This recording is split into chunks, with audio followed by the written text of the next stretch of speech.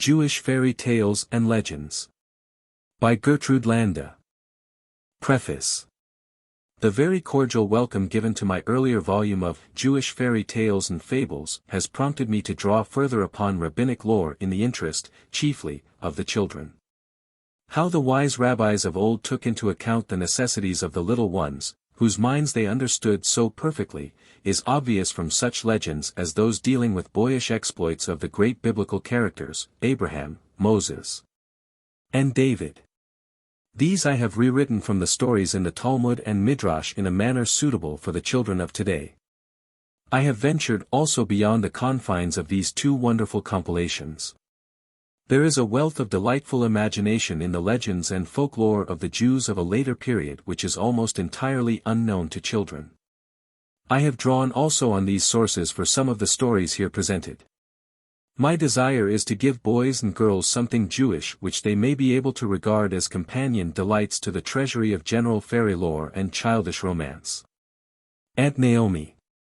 London, March, 1919. How do you find this book? Any thoughts about the book or the author? Any suggestion for improvement? Please take a moment to share your thoughts in a comment. If you like it, share it with your friends who might enjoy it as well.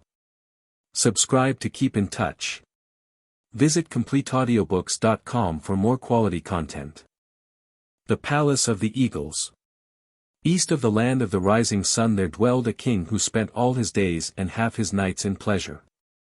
His kingdom was on the edge of the world, according to the knowledge of those times, and almost entirely surrounded by the sea.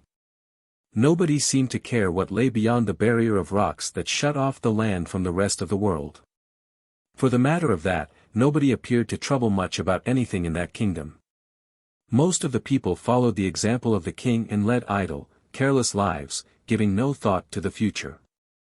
The king regarded the task of governing his subjects as a big nuisance. He did not care to be worried with proposals concerning the welfare of the masses, and documents brought to him by his advisers for signature were never read. For aught he knew they may have referred to the school regulations of the moon, instead of the laws of trading and such like public matters. "Don't bother me," was his usual remark. "You are my advisers and officers of state.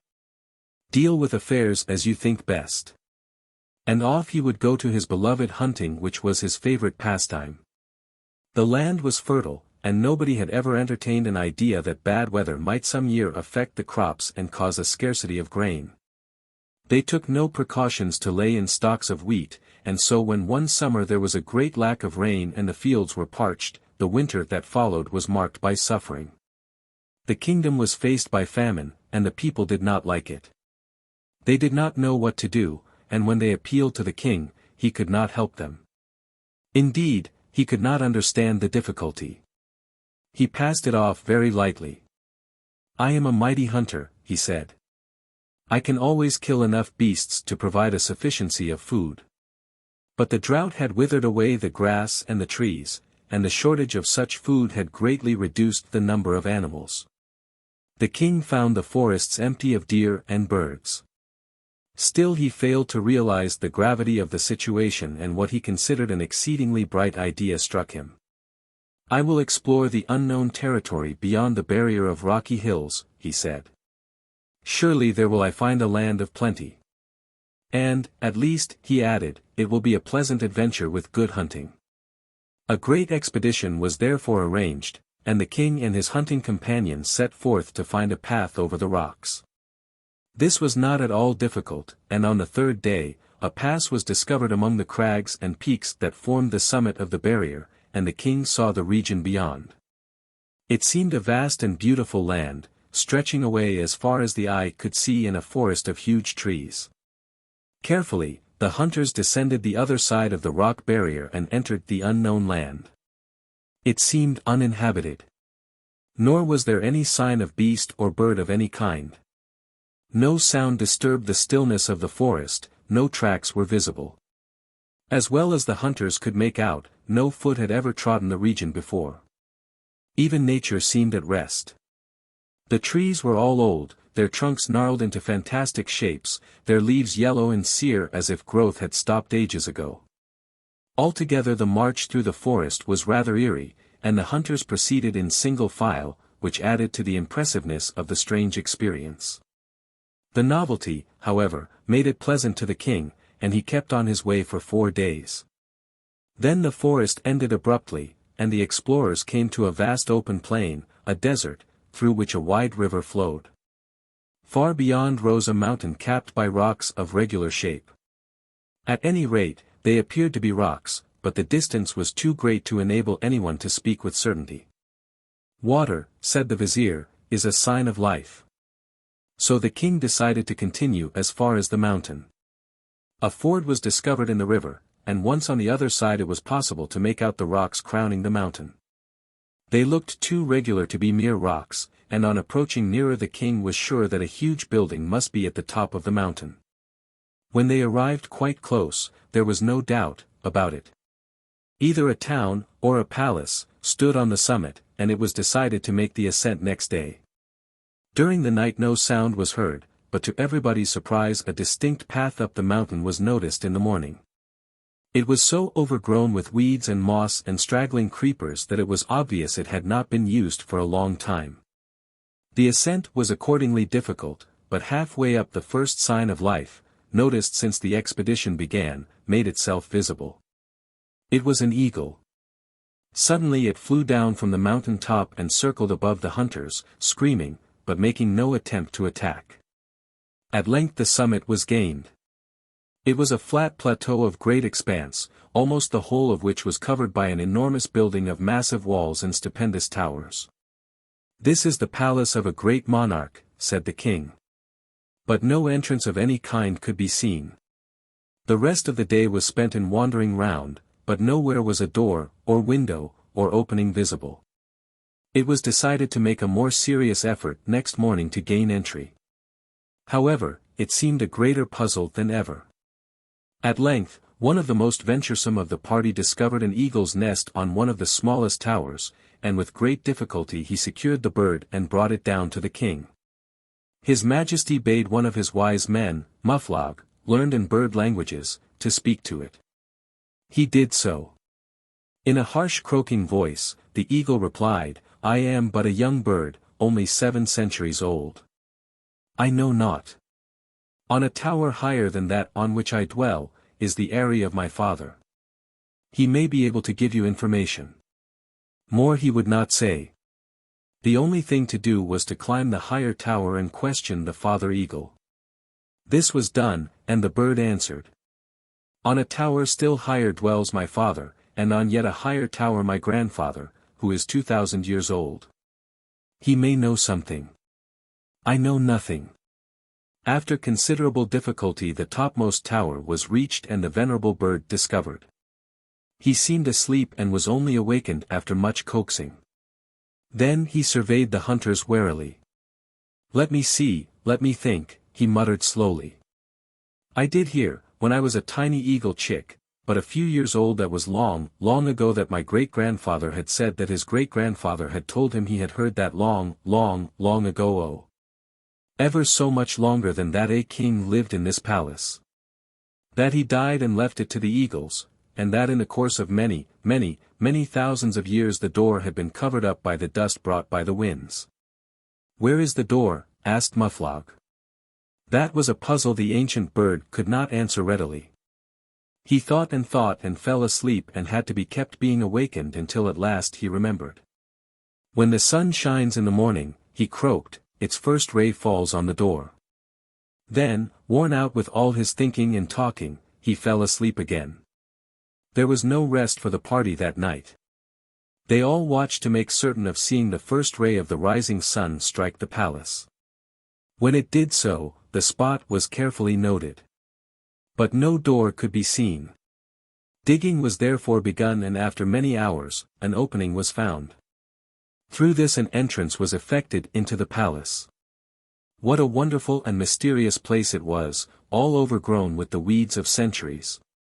Tangled masses of creepers lay everywhere over what were once trimly kept pathways, and almost completely hiding the lower buildings.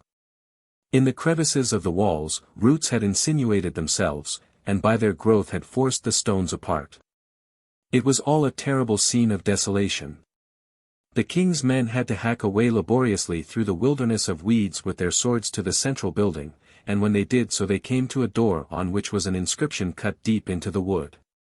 The language was unknown to all but Mufflog, who deciphered it as follows. We, the dwellers in this palace, lived for many years in comfort and luxury. Then hunger came. We had made no preparation. We had amassed jewels in abundance but not corn. We ground pearls and rubies to fine flour, but could make no bread. Wherefore we die, bequeathing this palace to the eagles who will devour our bodies and build their eyries on our towers. A dread silence fell on the whole party when Mufflog read these strange words, and the king turned pale. This warning from the dead past was making the adventure far from enjoyable. Some of the party suggested the immediate abandonment of the expedition and the prompt return home.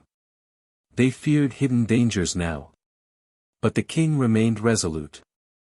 I must investigate this to the end, he said in a firm voice. Those who are seized by fear may return. I will go on, if needs be, alone. Encouraged by these words, the hunters decided to remain with the king. One of them began to batter at the door, but the king was anxious to preserve the inscription, and after more cutting away of weeds, the key was seen to be sticking in the keyhole. Unlocking the door, however, was no light task, for ages of rust had accumulated. When finally this was accomplished, the door creaked heavily on its hinges and a musty smell came from the dank corridor that was revealed. The explorers walked ankle-deep in dust through a maze of rooms until they came to a big central hall of statues. So artistically fashioned were they that they seemed lifelike in their attitudes, and for a moment all held their breath. This hall was dustless, and Mufflog pointed out that it was an airtight chamber. Evidently it had been specifically devised to preserve the statues. These must be the effigies of kings, said His Majesty, and on reading the inscriptions, Mufflog said that was so. At the far end of the hall, on a pedestal higher than the others, was a statue bigger than the rest. In addition to the name there was an inscription on the pedestal. Mufflog read it amid an awed stillness. I am the last of the kings, the last of men, and with my own hands have completed this work. I ruled over 1,000 cities, rode on 1,000 horses, and received the homage of 1,000 vassal princes, but when famine came I was powerless. Ye who may read this, take heed of the fate that has overwhelmed this land. Take but one word of counsel from the last of the mortals, prepare thy meal while the daylight lasts. The words broke off, the rest was undecipherable. Enough, cried the king, and his voice was not steady. This has indeed been good hunting. I have learned, in my folly and pursuit of pleasure, what I had failed to see for myself. Let us return and act upon the counsel of this king who has met the end that will surely be our own should we forget his warning. Looking out across the plain they had traversed, His Majesty seemed to see a vision of prosperous cities and smiling fertile fields. In imagination, he saw caravans laden with merchandise journeying across the intervening spaces. Then, as darker thoughts followed, a cloud appeared to settle over the whole land. The cities crumbled and disappeared, the eagles swooped down and took possession of that which man had failed to appreciate and hold. And after the eagles the dust of the ages settled slowly, piling itself up year by year until everything was covered and only the desert was visible. Scarcely a word was spoken as the king and his hunters made their way back to the land east of the rising sun. In all, they had been away 40 days when they recrossed the barrier of rocks. They were joyously welcomed.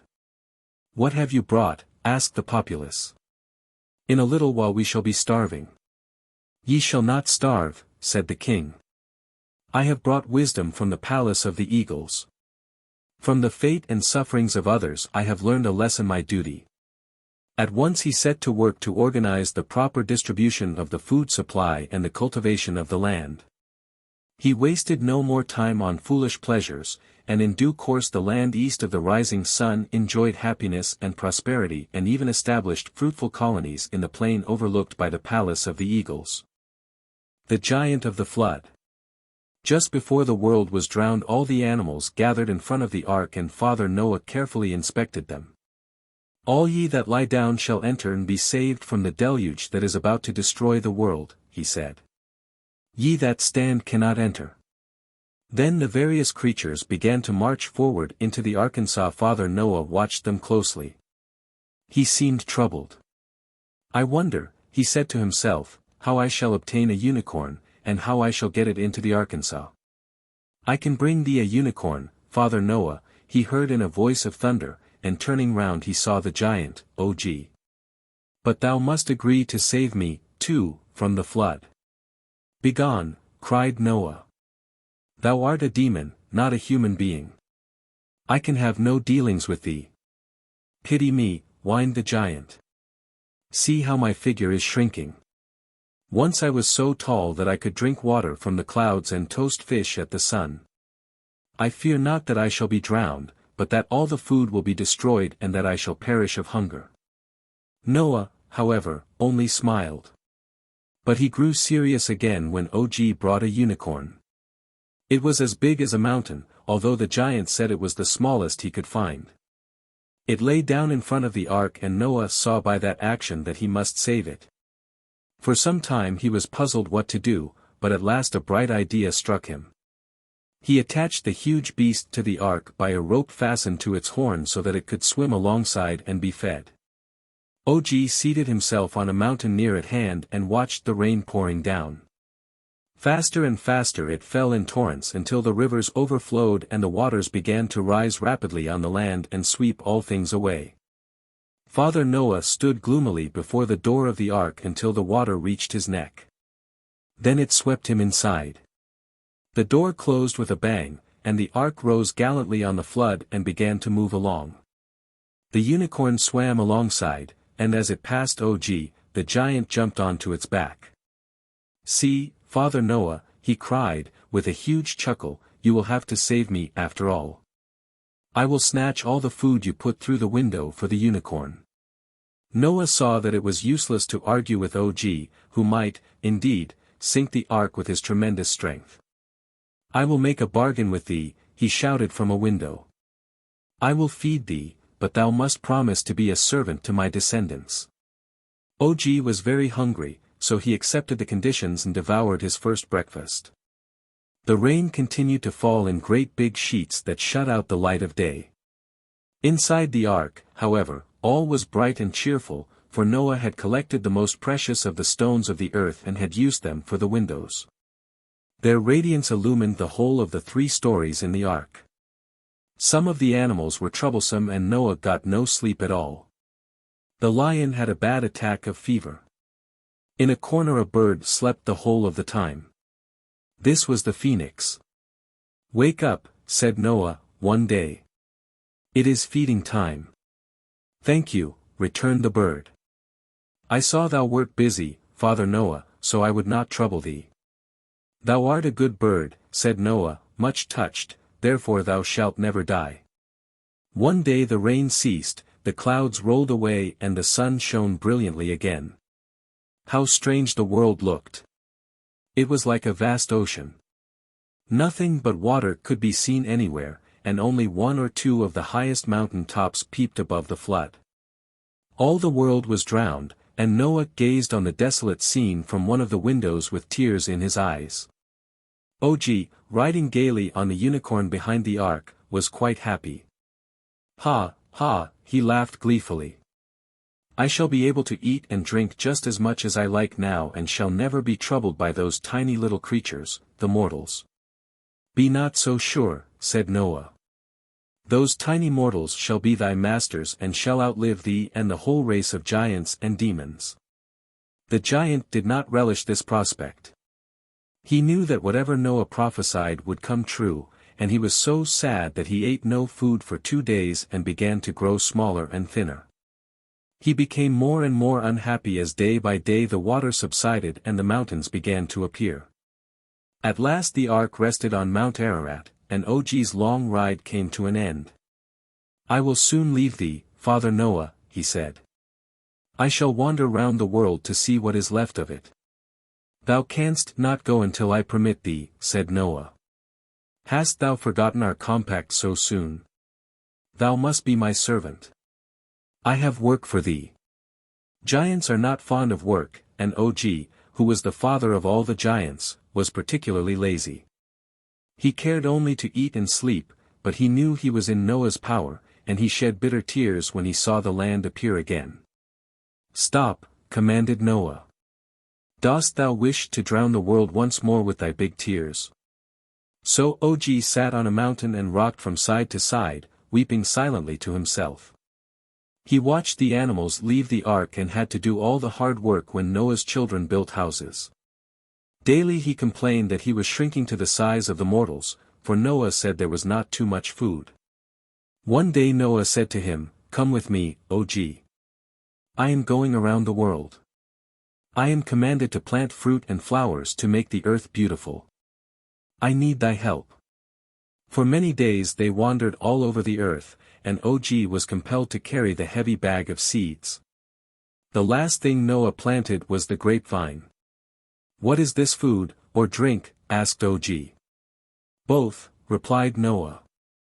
"It can be eaten, or its juice made into wine," and as he planted it, he blessed the grape. "Be thou," he said, "a plant pleasing to the eye, bear fruit that will be food for the hungry and a health-giving drink to the thirsty and sick." Og grunted. "I will offer up sacrifice to this wonderful fruit," he said. "May I not do so now that our labors are over?" Noah agreed, and the giant brought a sheep, a lion, a pig and a monkey. First, he slaughtered the sheep, then the lion. "When a man shall taste but a few drops of the wine," he said, "he shall be as harmless as a sheep. When he takes a little more he shall be as strong as a lion." Then Og began to dance around the plant, and he killed the pig and the monkey. Noah was very much surprised. "I am giving thy descendants 2 extra blessings," said Og, chuckling. He rolled over and over on the ground in great glee and then said, "When a man shall drink too much of the juice of the wine, then shall he become a beast like the pig, and if then he still continues to drink, he shall behave foolishly like a monkey. And that is why, unto this day, too much wine makes a man silly." Og himself often drank too much, and many years afterward, when he was a servant to the patriarch Abraham, the latter scolded him until he became so frightened that he dropped a tooth. Abraham made an ivory chair for himself from this tooth. Afterwards Og became king of Bashan, but he forgot his compact with Noah, and instead of helping the Israelites to obtain Canaan he opposed them. "I will kill them all with one blow," he declared. Exerting all his enormous strength he uprooted a mountain, and raising it high above his head he prepared to drop it on the camp of the Israelites and crush it. But a wonderful thing happened. The mountain was full of grasshoppers and ants who had bored millions of tiny holes in it. When King Og raised the great mass it crumbled in his hands and fell over his head and round his neck like a collar. He tried to pull it off, but his teeth became entangled in the mass. As he danced about in rage and pain, Moses, the leader of the Israelites, approached him. Moses was a tiny man compared with Og. He was only 10 ells high, and he carried with him a sword of the same length. With a mighty effort he jumped 10 ells into the air, and raising the sword, he managed to strike the giant on the ankle and wound him mortally. Thus, after many years, did the terrible giant of the flood perish for breaking his word to Father Noah. The Fairy Princess of Ergetz. In a great and beautiful city that stood by the sea, an old man lay dying. Mar Shaman was his name, and he was the richest man in the land. Propped up with pillows on a richly decorated bed in a luxurious chamber, he gazed, with tears in his eyes, through the open window at the setting sun. Like a ball of fire it sank lower and lower until it almost seemed to rest on the tranquil waters beyond the harbor. Suddenly, Mar Shaman roused himself. "Where is my son, Bar Shaman?" he asked in a feeble voice, and his hand crept tremblingly along the silken coverlet of the bed as if in search of something. "I am here, my father," replied his son who was standing by the side of his bed. His eyes were moist with tears, but his voice was steady. "My son," said the old man, slowly, and with some difficulty, "I am about to leave this world. My soul will take flight from this frail body when the sun has sunk behind the horizon. I have lived long and have amassed great wealth which will soon be thine. Use it well, as I have taught thee, for thou, my son, art a man of learning, as befits our noble Jewish faith. One thing I must ask thee to promise me. I will, my father, returned Bar Shaman, sobbing. Nay, weep not, my son, said the old man. My day is ended, my life has not been ill spent. I would spare thee the pain that was mine in my early days, when, as a merchant, I garnered my fortune. The sea out there that will soon swallow up the sun is calm now. But beware of it, my son, for it is treacherous. Promise me, nay, swear unto me that never wilt thou cross it to foreign lands. Bar Shaman placed his hands on those of his father. Solemnly I swear, he said, in a broken voice, to do thy wish, never to journey on the sea, but to remain here in this, my native land. 'Tis a vow before thee, my father. 'Tis an oath before heaven, said the old man. Guard it, keep it, and heaven will bless thee. Remember. See, the sun is sinking. Mar Shaman fell back upon his pillows and spoke no more. Bar Shaman stood gazing out of the window until the sun had disappeared, and then, silently sobbing, he left the chamber of death. The whole city wept when the sad news was made known, for Mar Shaman was a man of great charity, and almost all the inhabitants followed the remains to the grave. Then Bar Shaman, his son, took his father's place of honor in the city, and in him, too, the poor and needy found a friend whose purse was ever open and whose counsel was ever wisdom. Thus years passed away. One day there arrived in the harbor of the city a strange ship from a distant land. Its captain spoke a tongue unknown, and Bar Shaman, being a man of profound knowledge, was sent for. He alone in the city could understand the language of the captain. To his astonishment, he learned that the cargo of the vessel was for Mar Shaman, his father. I am the son of Mar Shaman, he said. My father is dead, and all his possessions he left to me. Then, verily, art thou the most fortunate mortal, and the richest, on earth, answered the captain. My good ship is filled with a vast store of jewels, precious stones and other treasures. And know you, O most favored son of Mar Shaman, this cargo is but a small portion of the wealth that is thine in a land across the sea. 'Tis strange, said Bar Shaman, in surprise, my father said not of this to me. I knew that in his younger days he had traded with distant lands, but nothing did he ever say of possessions there. And, moreover, he warned me never to leave this shore. The captain looked perplexed. I understand it not, he said. I am but performing my father's bidding. He was thy father's servant, and long years did he wait for Mar Shaman's return to claim his riches. On his deathbed he bade me vow that I would seek his master, or his son, and this have I done. He produced documents, and there could be no doubt that the vast wealth mentioned in them belonged now to Bar Shaman. Thou art now my master, said the captain, and must return with me to the land across the sea to claim thine inheritance. In another year it will be too late, for by the laws of the country it will be forfeit. I cannot return with thee, said Bar Shaman. I have a vow before heaven never to voyage on the sea. The captain laughed. In very truth, I understand thee not, as my father understood not thine, he replied. My father was wont to say that Mar Shaman was strange and peradventure not possessed of all his senses to neglect his store of wealth and treasure. With an angry gesture Bar Shaman stopped the captain, but he was sorely troubled.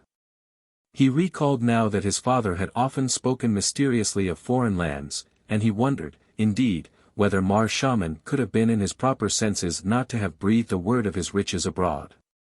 For days he discussed the matter with the captain, who at last persuaded him to make the journey. Fear not thy vow, said the captain. Thy worthy father must, of a truth, have been bereft of reason in failing to tell thee of his full estate, and an oath to a man of mind unsound is not binding. That is the law in our land. So it is here, returned Bar Shaman, and with this remark his last scruple vanished. He bade a tender farewell to his wife, his child, and his friends, and set sail on the strange ship to the land beyond the sea. For 3 days all went well, but on the 4th the ship was becalmed and the sails flapped lazily against the masts. The sailors had nothing to do but lie on deck and wait for a breeze, and Bar Shaman took advantage of the occasion to treat them to a feast.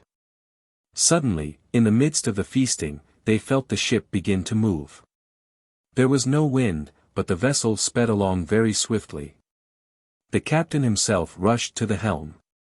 To his alarm he found the vessel beyond control. "The ship is bewitched," he exclaimed. "There is no wind, and no current, and yet we are being borne along as if driven before a storm. We shall be lost." Panic seized the sailors, and Bar Shaman was unable to pacify them. "Someone on board has brought us ill luck," said the boatswain, looking pointedly at Bar Shaman. "We shall have to heave him overboard." His comrades assented and rushed toward Bar Shaman. Just at that moment, however, the lookout in the bow cried excitedly, "Land ahead." The ship still refused to answer the helm and grounded on a sandbank. She shivered from stem to stern but did not break up. No rocks were visible, only a desolate tract of desert land was to be seen, with here and there a solitary tree. "We seem to have sustained no damage," said the captain, when he had recovered from his first astonishment, "but how we are going to get afloat again I do not know. This land is quite strange to me." He could not find it marked on any of his charts or maps, and the sailors stood looking gloomily at the mysterious shore. "Had we not better explore the land?" said Bar Shaman. "No, no," exclaimed the boatswain, excitedly. "See, no breakers strike on the shore. This is not a human land. This is a domain of demons. We are lost unless we cast overboard the one who has brought on us this ill luck." Said Bar Shaman, "I will land, and I will give 50 silver crowns to all who land with me." Not one of the sailors moved, however, even when he offered 50 golden crowns, and at last Bar Shaman said he would land alone, although the captain strongly urged him not to do so. Bar Shaman sprang lightly to the shore, and as he did so the ship shook violently. "What did I tell you?" shouted the boatswain. "Bar Shaman is the one who has brought us this misfortune. Now we shall refloat the ship." But it still remained firmly fixed on the sand. Bar Shaman walked towards a tree and climbed it. In a few moments he returned, holding a twig in his hand. "The land stretches away for miles just as you see it here," he called to the captain. "There is no sign of man or habitation." He prepared to board the vessel again, but the sailors would not allow him. The boatswain stood in the bow and threatened him with a sword. Bar Shaman raised the twig to ward off the blow and struck the ship, which shivered from stem to stern again. "Is not this proof that the vessel is bewitched?" cried the sailors, and when the captain sternly bade them remember that Bar Shaman was their master, they threatened him too. Bar Shaman, amused at the fears of the men, again struck the vessel with the twig. Once more it trembled. A third time he raised the twig. "If the ship is bewitched," he said, "something will happen after the third blow." Swish sounded the branch through the air, and the third blow fell on the vessel's bow. Something did happen. The ship almost leaped from the sand, and before Bar Shaman could realize what had happened it was speeding swiftly away. Come back," he screamed, and he could see the captain struggling with the helm. But the vessel refused to answer, and Bar Shaman saw it grow smaller and finally disappear. He was alone on an uninhabited desert land. What a wretched plight for the richest man in the world, he said to himself, and the next moment he realized that he was in danger indeed. A terrible roar made him look around. To his horror he saw a lion making toward him. As quick as a flash Bar Shaman ran to the tree and hastily scrambled into the branches. The lion dashed itself furiously against the trunk of the tree, but, for the present, Bar Shaman was safe. Night, however, was coming on, and the lion squatted at the foot of the tree, evidently intending to wait for him. All night the lion remained, roaring at intervals, and Bar Shaman clung to one of the upper branches afraid to sleep lest he should fall off and be devoured. When morning broke, a new danger threatened him. A huge eagle flew round the tree and darted at him with its cruel beak. Then the great bird settled on the thickest branch, and Bar Shaman moved stealthily forward with a knife which he drew from his belt. He crept behind the bird, but as he approached it spread its big wings, and Bar Shaman, to prevent himself being swept from the tree, dropped the knife and clutched at the bird's feathers. Immediately, to his dismay, the bird rose from the tree. Bar Shaman clung to its back with all his might. Higher and higher soared the eagle until the trees below looked like mere dots on the land. Swiftly flew the eagle over miles and miles of desert until Bar Shaman began to feel giddy. He was faint with hunger and feared that he would not be able to retain his hold. All day the bird flew without resting, across island and sea. No houses, no ships, no human beings could be seen. Toward night, however, Bar Shaman, to his great joy, beheld the lights of a city surrounded by trees, and as the eagle came near, he made a bold dive to the earth. Headlong he plunged downward. He seemed to be hours in falling. At last he struck a tree. The branches broke beneath the weight and force of his falling body, and he continued to plunge downward. The branches tore his clothes to shreds and bruised his body, but they broke his terrible fall, and when at last he reached the ground he was not much hurt. 2. Bar Shaman found himself on the outskirts of the city, and cautiously he crept forward. To his intense relief, he saw that the first building was a synagogue. The door, however, was locked. Weary, sore, and weak with long fasting, Bar Shaman sank down on the steps and sobbed like a child. Something touched him on the arm. He looked up. By the light of the moon he saw a boy standing before him. Such a queer boy he was, too. He had cloven feet, and his coat, if it was a coat, seemed to be made in the shape of wings. Ivri Onochi, said Bar Shaman, I am a Hebrew. So am I, said the boy. Follow me. He walked in front with a strange hobble, and when they reached a house at the back of the synagogue, he leaped from the ground, spreading his coat wings as he did so, to a window about 20 feet from the ground. The next moment a door opened, and Bar Shaman, to his surprise, saw that the boy had jumped straight through the window down to the door which he had unfastened from the inside. The boy motioned him to enter a room. He did so. An aged man, who he saw was a rabbi, rose to greet him. Peace be with you, said the rabbi, and pointed to a seat. He clapped his hand and immediately a table with food appeared before Bar Shaman. The latter was far too hungry to ask any questions just then, and the rabbi was silent, too, while he ate. When he had finished, the rabbi clapped his hands and the table vanished. Now tell me your story, said the rabbi. Bar Shaman did so. Alas! I am an unhappy man, he concluded. I have been punished for breaking my vow. Help me to return to my home. I will reward thee well, and will atone for my sin. Thy story is indeed sad, said the rabbi, gravely, but thou knowest not the full extent of thy unfortunate plight. Art thou aware what land it is into which thou hast been cast? No, said Bar Shaman, becoming afraid again. No then, said the rabbi, thou art not in a land of human beings.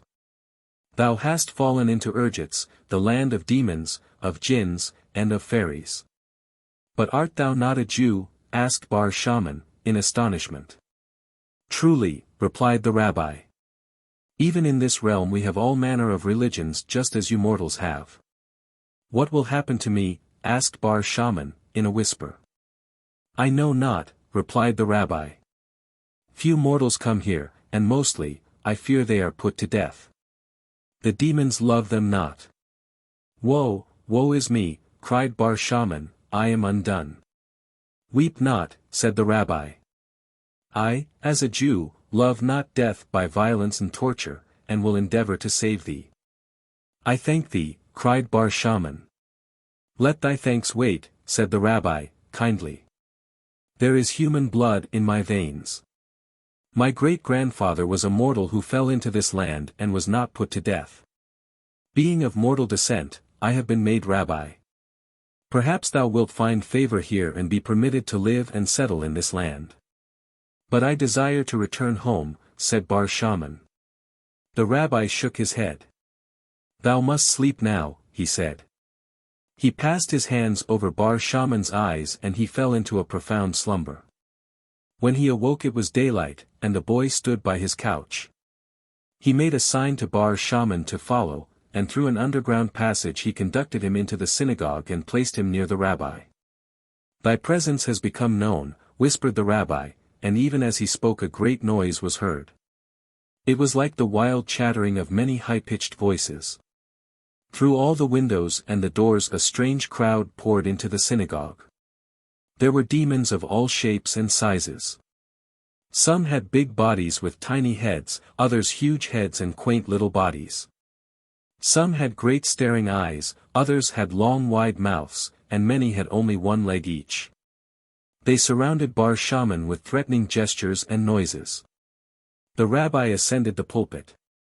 Silence, he commanded, and immediately the noise ceased. Ye who thirst for mortal blood, desecrate not this holy building wherein I am master. What ye have to say must wait until after the morning service. Silently and patiently they waited, sitting in all manner of queer places. Some of them perched on the backs of the seats, a few clung like great big flies to the pillars, others sat on the windowsills, and several of the tiniest hung from the rafters in the ceiling. As soon as the service was over, the clamor broke out anew. Give to us the perjurer, screamed the demons. He is not fit to live. With some difficulty, the rabbi stilled the tumult, and said, Listen unto me, ye demons and sprites of the land of Ergetz.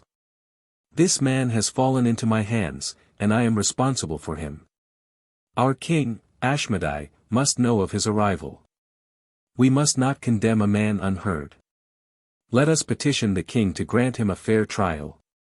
After some demur, the demons agreed to this proposal, and they trooped out of the synagogue in the same peculiar manner in which they came. Each was compelled to leave by the same door or window at which he entered. Bar Shaman was carried off to the palace of King Ashmedai, preceded and followed by a noisy crowd of demons and fairies. There seemed to be millions of them, all clattering and pointing at him. They hobbled and hopped over the ground, jumped into the air, sprang from housetop to housetop, made sudden appearances from holes in the ground and vanished through solid walls. The palace was a vast building of white marble that seemed as delicate as lace work. It stood in a magnificent square where many beautiful fountains spouted jets of crystal water. King Ashmedai came forth on the balcony, and at his appearance all the demons and fairies became silent and went down on their knees. What will ye with me? He cried, in a voice of thunder, and the rabbi approached and bowed before his majesty. A mortal, a Jew, has fallen into my hands, he said, and thy subjects crave for his blood. He is a perjurer, they say. Gracious Majesty, I would petition for a trial. What manner of mortal is he? Asked Ashmedai. Bar Shaman stepped forward. Jump up here so I may see thee, commanded the king. Jump, jump, cried the crowd. I cannot, said Bar Shaman, as he looked up at the balcony 30 feet above the ground. Try, said the rabbi. Bar Shaman did try, and found, the moment he lifted his feet from the ground, that he was standing on the balcony. Neatly done, said the king. I see thou art quick at learning. So my teachers always said, replied Bar Shaman. A proper answer, said the king. Thou art, then, a scholar. In my own land, returned Bar Shaman, men said I was great among the learned. So, said the king. And canst thou impart the wisdom of man and of the human world to others? I can, said Bar Shaman. We shall see, said the king. I have a son with a desire for such knowledge. If thou canst make him acquainted with thy store of learning, thy life shall be spared. The petition for a trial is granted. The king waved his scepter and 2 slaves seized Bar Shaman by the arms. He felt himself lifted from the balcony and carried swiftly through the air. Across the vast square the slaves flew with him, and when over the largest of the fountains they loosened their hold.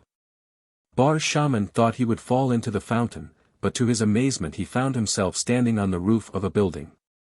By his side was the rabbi. "Where are we?" asked Bar Shaman. "I feel bewildered." "We are at the court of justice, 100 miles from the palace," replied the rabbi. A door appeared before them. They stepped through, and found themselves in a beautiful hall.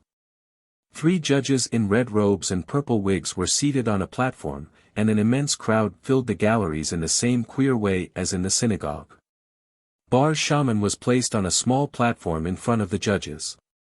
A tiny sprite, only about 6 inches high, stood on another small platform at his right hand and commenced to read from a scroll that seemed to have no ending. He read the whole account of Bar Shaman's life. Not one little event was missing. The charge against Bar Shaman, the mortal, the sprite concluded, is that he has violated the solemn oath sworn at his father's deathbed. Then the rabbi pleaded for him and declared that the oath was not binding because Bar Shaman's father had not informed him of his treasures abroad and could not therefore have been in his right senses. Further, he added, Bar Shaman was a scholar and the king desired him to teach his wisdom to the crown prince.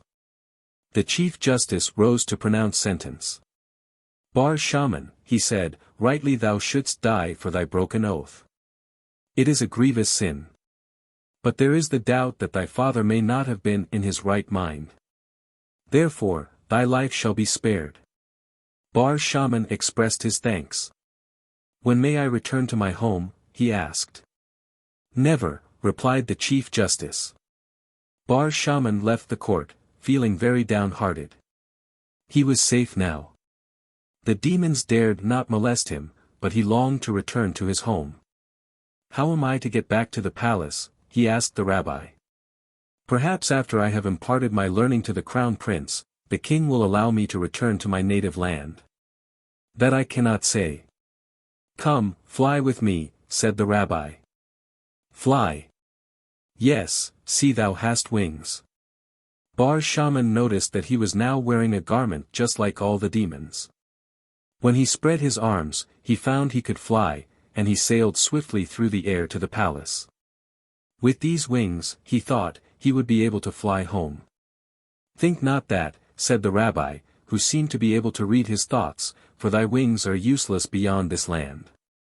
Bar Shaman found that it would be best for him to carry out his instructions for the present, and he set himself diligently to teach the crown prince. The prince was an apt pupil, and the two became great friends. King Ashmedai was delighted and made Bar Shaman one of his favorites. One day the king said to him, "I am about to leave the city for a while to undertake a campaign against a rebellious tribe of demons thousands of miles away. I must take the crown prince with me. I leave thee in charge of the palace." The king gave him a huge bunch of keys. "These," he said, "will admit into all but one of the 1,000 rooms in the palace. For that one there is no key, and thou must not enter it. Beware." For several days Bar Shaman amused himself by examining the hundreds of rooms in the vast palace until one day he came to the door for which he had no key. He forgot the king's warning and his promise to obey. "Open this door for me," he said to his attendants, but they replied that they could not. "You must," he said angrily, "burst it open." "We do not know how to burst open a door," they said. "We are not mortal. If we were permitted to enter the room we should just walk through the walls." Bar Shaman could not do this, so he put his shoulder to the door and it yielded quite easily. A strange sight met his gaze. A beautiful woman, the most beautiful he had ever seen, was seated on a throne of gold, surrounded by fairy attendants who vanished the moment he entered. "Who art thou?" asked Bar Shaman, in great astonishment. "The daughter of the king," replied the princess, "and thy future wife." "Indeed? How know you that?" he asked. "Thou hast broken thy promise to my father, the king, not to enter this room," she replied. "Therefore, thou must die, unless—" "Tell me quickly," interrupted Bar Shaman, turning pale, "how my life can be saved." "Thou must ask my father for my hand," replied the princess. Only by becoming my husband canst thou be saved. But I have a wife and child in my native land, said Bar Shaman, sorely troubled. Thou hast now forfeited thy hopes of return, said the princess, slowly. Once more hast thou broken a promise. It seems to come easy to thee now. Bar Shaman had no wish to die, and he waited, in fear and trembling for the king's return. Immediately he heard of King Ashmedai's approach. He hastened to meet him and flung himself on the ground at his majesty's feet. O king, he cried, I have seen thy daughter, the princess, and I desire to make her my wife. I cannot refuse, returned the king. Such is our law that he who first sees the princess must become her husband, or die. But, have a care, Bar Shaman. Thou must swear to love and be faithful ever. I swear, said Bar Shaman. The wedding took place with much ceremony. The princess was attended by 1,000 fairy bridesmaids, and the whole city was brilliantly decorated and illuminated until Bar Shaman was almost blinded by the dazzling spectacle. The rabbi performed the marriage ceremony, and Bar Shaman had to swear an oath by word of mouth and in writing that he loved the princess and would never desert her. He was given a beautiful palace full of jewels as a dowry, and the wedding festivities lasted 6 months. All the fairies and demons invited them in turn. They had to attend banquets and parties and dances in grottos and caves and in the depths of the fairy fountains in the square. Never before in Ergetz had there been such elaborate rejoicings. 3.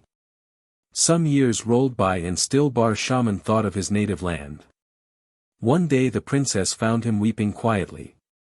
Why art thou sad, husband mine? She asked. Dost thou no longer love me, and am I not beautiful now? No, it is not that, he said, but for a long time he refused to say more. At last he confessed that he had an intense longing to see his home again. But thou art bound to me by an oath, said the princess. I know, replied Bar Shaman, and I shall not break it. Permit me to visit my home for a brief while, and I will return and prove myself more devoted to thee than ever. On these conditions, the princess agreed that he should take leave for a whole year. A big, black demon flew swiftly with him to his native city. No sooner had Bar Shaman placed his feet on the ground than he determined not to return to the land of Ergetz. Tell thy royal mistress, he said to the demon, that I shall never return to her. He tore his clothes to make himself look poor, but his wife was overjoyed to see him. She had mourned him as dead. He did not tell of his adventures, but merely said he had been shipwrecked and had worked his way back as a poor sailor. He was delighted to be among human beings again, to hear his own language and to see solid buildings that did not appear and disappear just when they pleased, and as the days passed he began to think his adventures in fairyland were but a dream. Meanwhile, the princess waited patiently until the year was ended. Then she sent the big, black demon to bring Bar Shaman back. Bar Shaman met the messenger one night when walking alone in his garden. I have come to take thee back, said the demon. Bar Shaman was startled. He had forgotten that the year was up. He felt that he was lost, but as the demon did not seize him by force, he saw that there was a possibility of escape. Return and tell thy mistress I refuse, he said. I will take thee by force, said the demon. Thou canst not, Bar Shaman said, for I am the son-in-law of the king. The demon was helpless and returned to Ergetz alone. King Ashmedai was very angry, but the princess counseled patience. I will devise means to bring my husband back, she said. I will send other messengers. Thus it was that Bar Shaman found a troop of beautiful fairies in the garden the next evening. They tried their utmost to induce him to return with them, but he would not listen. Every day different messengers came, big, ugly demons who threatened, pretty fairies who tried to coax him, and troublesome sprites and goblins who only annoyed him. Bar Shaman could not move without encountering messengers from the princess in all manner of queer places. Nobody else could see them, and often he was heard talking to invisible people. His friends began to regard him as strange in his behavior. King Ashmedai grew angrier every day, and he threatened to go for Bar Shaman himself. Nay, I will go, said the princess, "it will be impossible for my husband to resist me." She selected a large number of attendants, and the swift flight of the princess and her retinue through the air caused a violent storm to rage over the lands they crossed. Like a thick black cloud they swooped down on the land where Bar Shaman dwelt, and their weird cries seemed like the wild shrieking of a mighty hurricane. Down they swept in a tremendous storm such as the city had never known. Then, as quickly as it came, the storm ceased, and the people who had fled into their houses, ventured forth again. The little son of Bar Shaman went out into the garden, but quickly rushed back into the house. "Father, come forth and see," he cried. "The garden is full of strange creatures brought by the storm. All manner of creeping, crawling things have invaded the garden: lizards, toads, and myriads of insects. The trees, the shrubs, the paths are covered, and some shine in the twilight like tiny lanterns." Bar Shaman went out into the garden, but he did not see toads and lizards. What he beheld was a vast array of demons and goblins and sprites, and in a rose bush the princess, his wife, shining like a star, surrounded by her attendant fairies. She stretched forth her arms to him. "Husband mine," she pleaded, "I have come to implore thee to return to the land of Ergetz with me. Sadly have I missed thee, long have I waited for thy coming, and difficult has it been to appease my father's anger. Come, husband mine, return with me, a great welcome awaits thee." "I will not return," said Bar Shaman. Kill him," shrieked the demons, and they surrounded him, gesticulating fiercely. "Nay, harm him not," commanded the princess. "Think well, Bar Shaman, ere you answer again. The sun has set and night is upon us. Think well, until sunrise. Come to me, return, and all shall be well.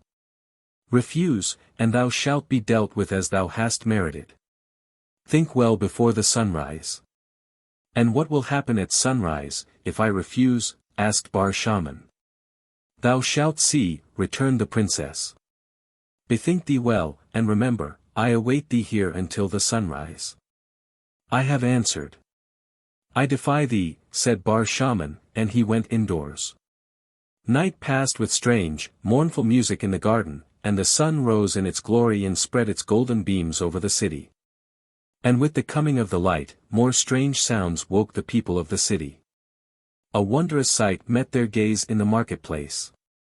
It was filled with hundreds upon hundreds of the queerest creatures they had ever seen, goblins and brownies, demons and fairies. Dainty little elves ran about the square to the delight of the children, and quaint sprites clambered up the lampposts and squatted on the gables of the council house. On the steps of that building was a glittering array of fairies and attendant genii, and in their midst stood the princess, a dazzling vision, radiant as the dawn. The mayor of the city knew not what to do. He put on his chain of office and made a long speech of welcome to the princess. "Thank you for your cordial welcome," said the princess, in reply, "and you the mayor. And ye the good people of this city of mortals, hearken unto me. I am the princess of the fairyland of Ergetz where my father, Ashmedai, rules as king. There is one among ye who is my husband." "Who is he?" the crowd asked in astonishment. "Bar Shaman is his name," replied the princess, "and to him am I bound by vows that may not be broken." "'Tis false," cried Bar Shaman from the crowd. "'Tis true." "Behold our son," answered the princess, and there stepped forward a dainty elfin boy whose face was the image of Bar Shaman. "I ask of you mortals of the city," the princess continued, "but one thing, justice, that same justice which we in the land of Ergetz did give unto Bar Shaman when, after breaking his oath unto his father, he set sail for a foreign land and was delivered into our hands. We spared his life, we granted his petition for a new trial. I but ask that ye should grant me the same petition. Hear me in your court of justice." "Thy request is but reasonable, princess," said the mayor. "It shall not be said that strangers here are refused justice. Bar Shaman, follow me." He led the way into the chamber of justice, and the magistrates of the city heard all that the princess and her witnesses, among whom was the Rabbi, and also all that Bar Shaman, had to say. "'Tis plain," said the mayor, delivering judgment, "that Her Royal Highness, the Princess of the Fairyland of Ergetz, has spoken that which is true. But Bar Shaman has in this city wife and child to whom he is bound by ties that may not be broken. Bar Shaman must divorce the princess and return unto her the dowry received by him on their marriage." "If such be your law, I am content," said the princess. "What sayest thou, Bar Shaman?" asked the mayor. "Oh, I'm content," he answered gruffly. "I agree to anything that will rid me of the demon princess." The princess flushed crimson with shame and rage at these cruel words. "These words I have not deserved," she exclaimed, proudly. "I have loved thee, and have been faithful unto thee, Bar Shaman. I accept the decree of your laws and shall return to the land of Ergetz a widow. I ask not for your pity. I ask but for that which is my right, one last kiss." "Very well," said Bar Shaman, still more gruffly, "anything to have done with thee." The princess stepped proudly forward to him and kissed him on the lips. Bar Shaman turned deadly pale and would have fallen had not his friends caught him. "Take thy punishment for all thy sins," cried the princess, haughtily, "for thy broken vows and thy false promises, thy perjury to thy God, to thy father, to my father and to me." As she spoke, Bar Shaman fell dead at her feet. At a sign from the princess, her retinue of fairies and demons flew out of the building up into the air with their royal mistress in their midst and vanished. The Higgledy-Piggledy Palace. Sarah, the wife of the patriarch Abraham, and the great mother of the Jewish people, was the most beautiful woman who ever lived. Everybody who saw her marveled at the dazzling radiance of her countenance. They stood spellbound before the glorious light that shone in her eyes and the wondrous clearness of her complexion. This greatly troubled Abraham when he fled from Canaan to Egypt. It was disconcerting to have crowds of travelers gazing at his wife as if she were something more than human. Besides, he feared that the Egyptians would seize Sarah for the king's harem. So, after much meditation, he concealed his wife in a big box. When he arrived at the Egyptian frontier, the customs officials asked him what it contained. "Barley," he replied. "You say that because the duty on barley is the lowest," they said. "The box must surely be packed with wheat." "I will pay the duty on wheat," said Abraham, who was most anxious they should not open the box. The officials were surprised, for, as a rule, people endeavor to avoid paying the duties. "If you are so ready to pay the higher tax," they said, "the box must contain something of greater value. Perhaps it contains spices." Abraham intimated his readiness to pay the duty on spices. "Oh, oh," laughed the officers. "Here is a strange person ready to pay heavy dues. He must be anxious to conceal something gold, perchance." "I will pay the duty on gold," said Abraham, quietly. The officers were now completely bewildered. "Our highest duty," said their chief, "is on precious stones, and since you decline to open the box, we must demand the tax on the costliest gems." "I will pay it," said Abraham, simply. The officers could not understand this at all, and after consulting among themselves, they decided that the box must be opened. "It may contain something highly dangerous," they argued. Abraham protested, but he was arrested by the guards and the box forced open. When Sarah was revealed, the officials stepped back in amazement and admiration. "Indeed, a rare jewel," said the chief. It was immediately decided to send Sarah to the king. When Pharaoh beheld her, he was enraptured. She was simply dressed in the garments of a peasant woman, with no adornment and no jewels, and yet the king thought he had never seen a woman so entrancingly beautiful. When he saw Abraham, however, his brow clouded. "Who is this man?" he demanded of Sarah. Fearing that he might be imprisoned, or even put to death if she acknowledged him as her husband, Sarah replied that he was her brother. Pharaoh felt relieved. He smiled on Abraham and greeted him pleasantly. "Thy sister is exceeding fair to gaze upon," he said, "and comely of form. She hath bewitched me by her matchless charm. She shall become the favorite of my harem. I will recompense thee well for thy loss of her." Thou shalt be loaded with gifts. Abraham was too wise to betray the anger that surged in his heart. Courage, my beloved, he whispered to Sarah. The good God will not forsake us. He made pretense of agreeing to Pharaoh's suggestion, and the chief steward of the king gave him an abundant store of gold and silver and jewels, also sheep and oxen and camels. Abraham was conducted to a beautiful palace, where many slaves attended him and bowed before him, for one on whom the monarch had showered favors was a great man in the land of Pharaoh. Left alone, Abraham began to pray most devoutly. Meanwhile, Sarah was led into a gorgeous apartment where the queen's own attendants were ordered to array her in the richest of the royal garments. Then she was brought before Pharaoh, who dismissed all the attendants. I desire to be alone with thee, said the king to Sarah. I have much to say to thee, and I long to feast my eyes on those features of beauty rare. But Sarah shrank from him. To her, he appeared ugly and loathsome. His smile was a vicious leer, and his voice sounded like a harsh croak. Fear not, he said, trying to speak tenderly and kindly. I will do thee no harm. Nay, I will load thee with honors. I will grant any request that thou makest. Then let me go hence, said Sarah, quickly. I desire naught but that thou shouldst permit me to depart with my brother. Thou jestest, said Pharaoh. That cannot be. I will make thee queen, he cried, passionately, and he made a move toward her. Stop, cried Sarah. If thou approachest one step nearer. Pharaoh interrupted with a laugh. To threaten a king was so funny that he could not refrain from a hoarse cackle. But Sarah had become suddenly silent. She was looking not at him, but behind him. Pharaoh turned, but observed nothing. He could not see what Sarah saw: a figure, a spirit, clutching a big stick. Come, said the king, be not foolish. I cannot be angry with a creature so fair as thou art. But it is not meet, nay, it is not wise to utter threats to one who wears a crown. Sarah made no reply. She was no longer afraid. She knew that her prayers, and those of Abraham, had been answered, and that no harm would befall her. Pharaoh mistook her silence and advanced toward her.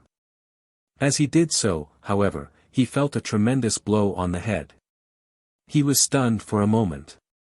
On recovering himself he looked all round the room, but could see nothing. Sarah continued to stand motionless. Strange, muttered Pharaoh. I thought someone had entered the room. Again he moved toward Sarah, and once more he received a staggering blow, this time on the shoulder. It was only by a great effort of will that he did not cry out in pain.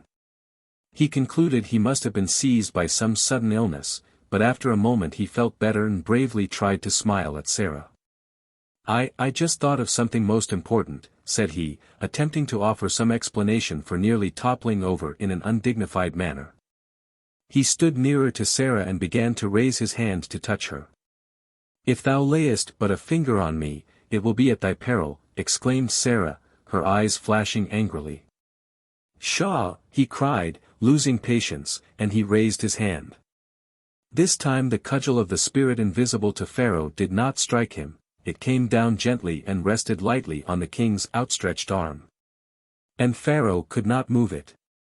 He grew pale and trembled. Art thou a witch? He gasped, at last.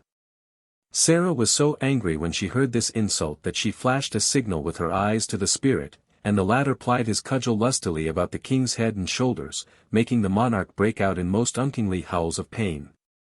Thy pardon, I crave, he managed to scream. I mean not what I said. I am ill, very ill. My body aches. My arm is paralyzed. The cudgeling ceased and Pharaoh was able to move his arm. He writhed in agony, for he was bruised all over. He rushed hastily away, saying he would return on the morrow. Sarah found herself locked in, but she was not again disturbed. Pharaoh, however, had further adventures. The spirit was in merry mood and had a night's entertainment at the king's expense. No sooner did the king lie down upon his bed than the spirit tilted it and sent him sprawling on the floor.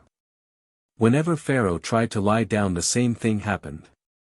He went from one room to another, but all efforts at rest were unavailing. Every bed rejected him and every chair and couch did the same, although when he commanded others to lie down they did so quite comfortably.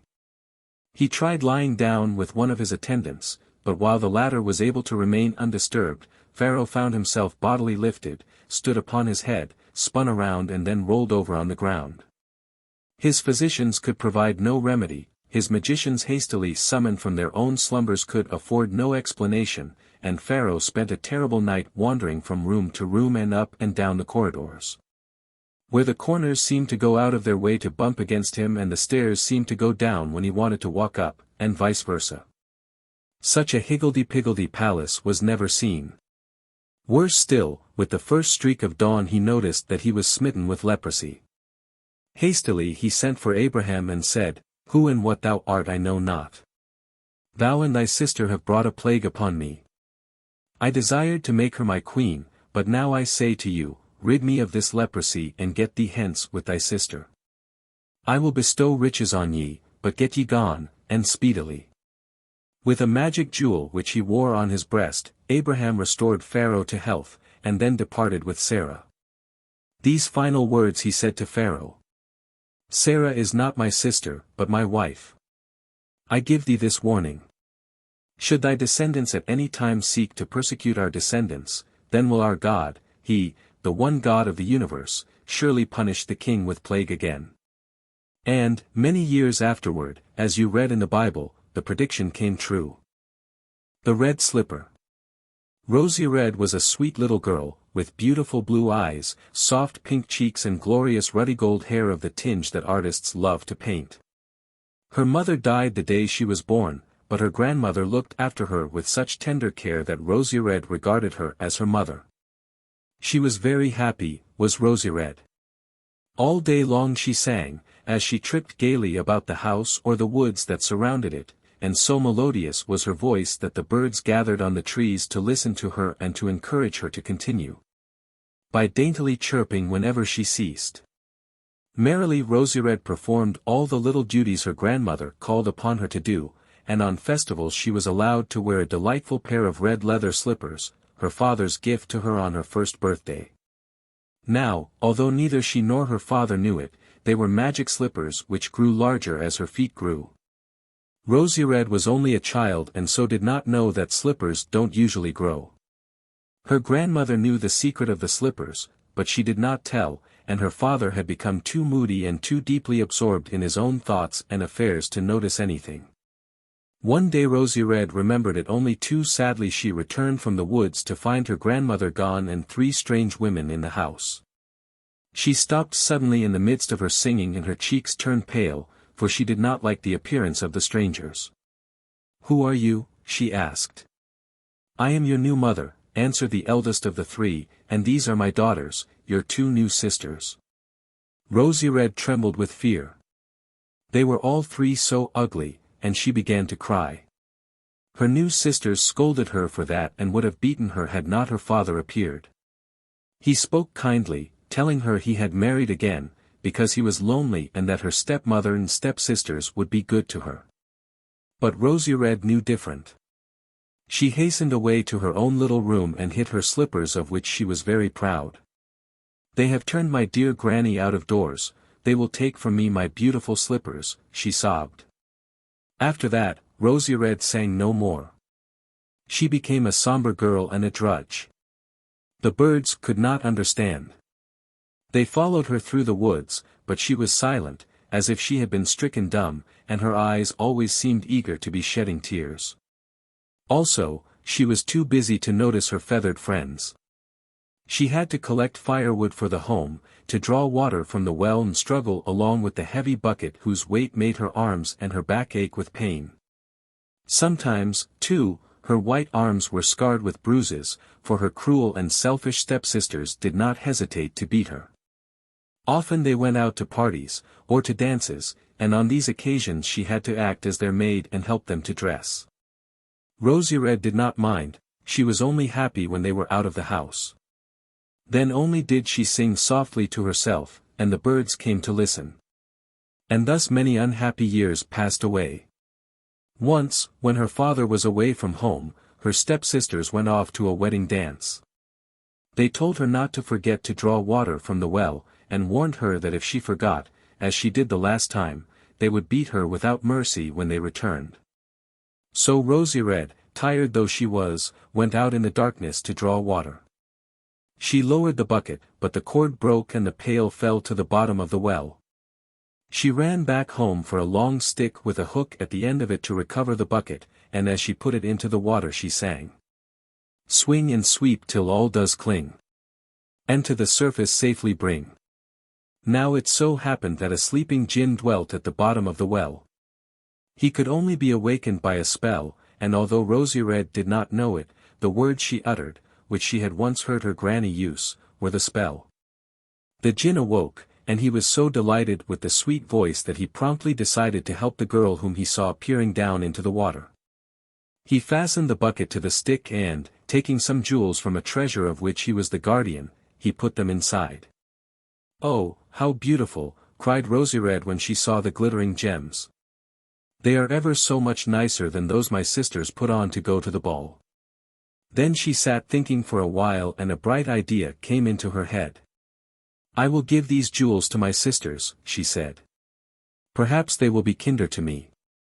She waited impatiently until the sisters returned from the dance and immediately told them. For a moment they were too dazed to speak when they saw the sparkling precious stones. Then they looked meaningly at one another and asked how she came by them. Rosie told them of the words she had sung. "Ah, we thought so," said the sisters, to her horror. "The jewels are ours. We hid them in the well for safety. You have stolen them." In vain Rosy Red protested. Her sisters would not listen. They beat her severely, told her to hurry off to bed, and then, snatching the bucket, they hurried off to the well. They lowered the bucket and sang the words that Rosy Red had sung. At least they thought they sang, but their voices were harsh. The sleeping Jinn awoke again, but he did not like the croaking sound the sisters made. "Ha, ha," he laughed. "I will teach you to disturb my sleep with hideous noises and shall punish such pranks played on me. Here are some more croakers," and he filled the bucket with slimy toads and frogs. The sisters were so enraged that they ran back home and dragged poor Rosy Red from her bed. "You cat, you thief," screamed one. "You cheat," exclaimed the other. "Off you go. Not another day can you remain in this house." Rosy Red was too much taken by surprise to say anything. It was an outrage to turn her out of her father's house while he was away on a journey, but the thought came to her that she could hardly be less happy living alone in the woods. She had only time to snatch her pretty red slippers, and as soon as she was out of sight of the house she put them on. It made her feel less miserable. The sun was now rising and when its rays shone on her she began to sing. With her old friends, the birds, twittering all about her, she felt quite happy. On and on she walked, much farther into the woods than ever before. When she grew tired there was always a pleasant shady nook where she could rest. When she became hungry, there were fruit trees in abundance, and when she was thirsty she always came to a spring of clear, fresh water. The magic slippers guided her. All day long she wandered, and when toward evening she noticed her slippers were muddy she took them off to clean. And then darkness fell. It began to rain and she grew frightened. She crouched under a tree until she noticed a light some short distance away. She got up and walked toward it. When quite close, she saw that the light came from a cave dwelling. An old woman came out to meet her. It was her grandmother, but so many years had passed that Rosy Red did not recognize her. Granny, however, at once knew her.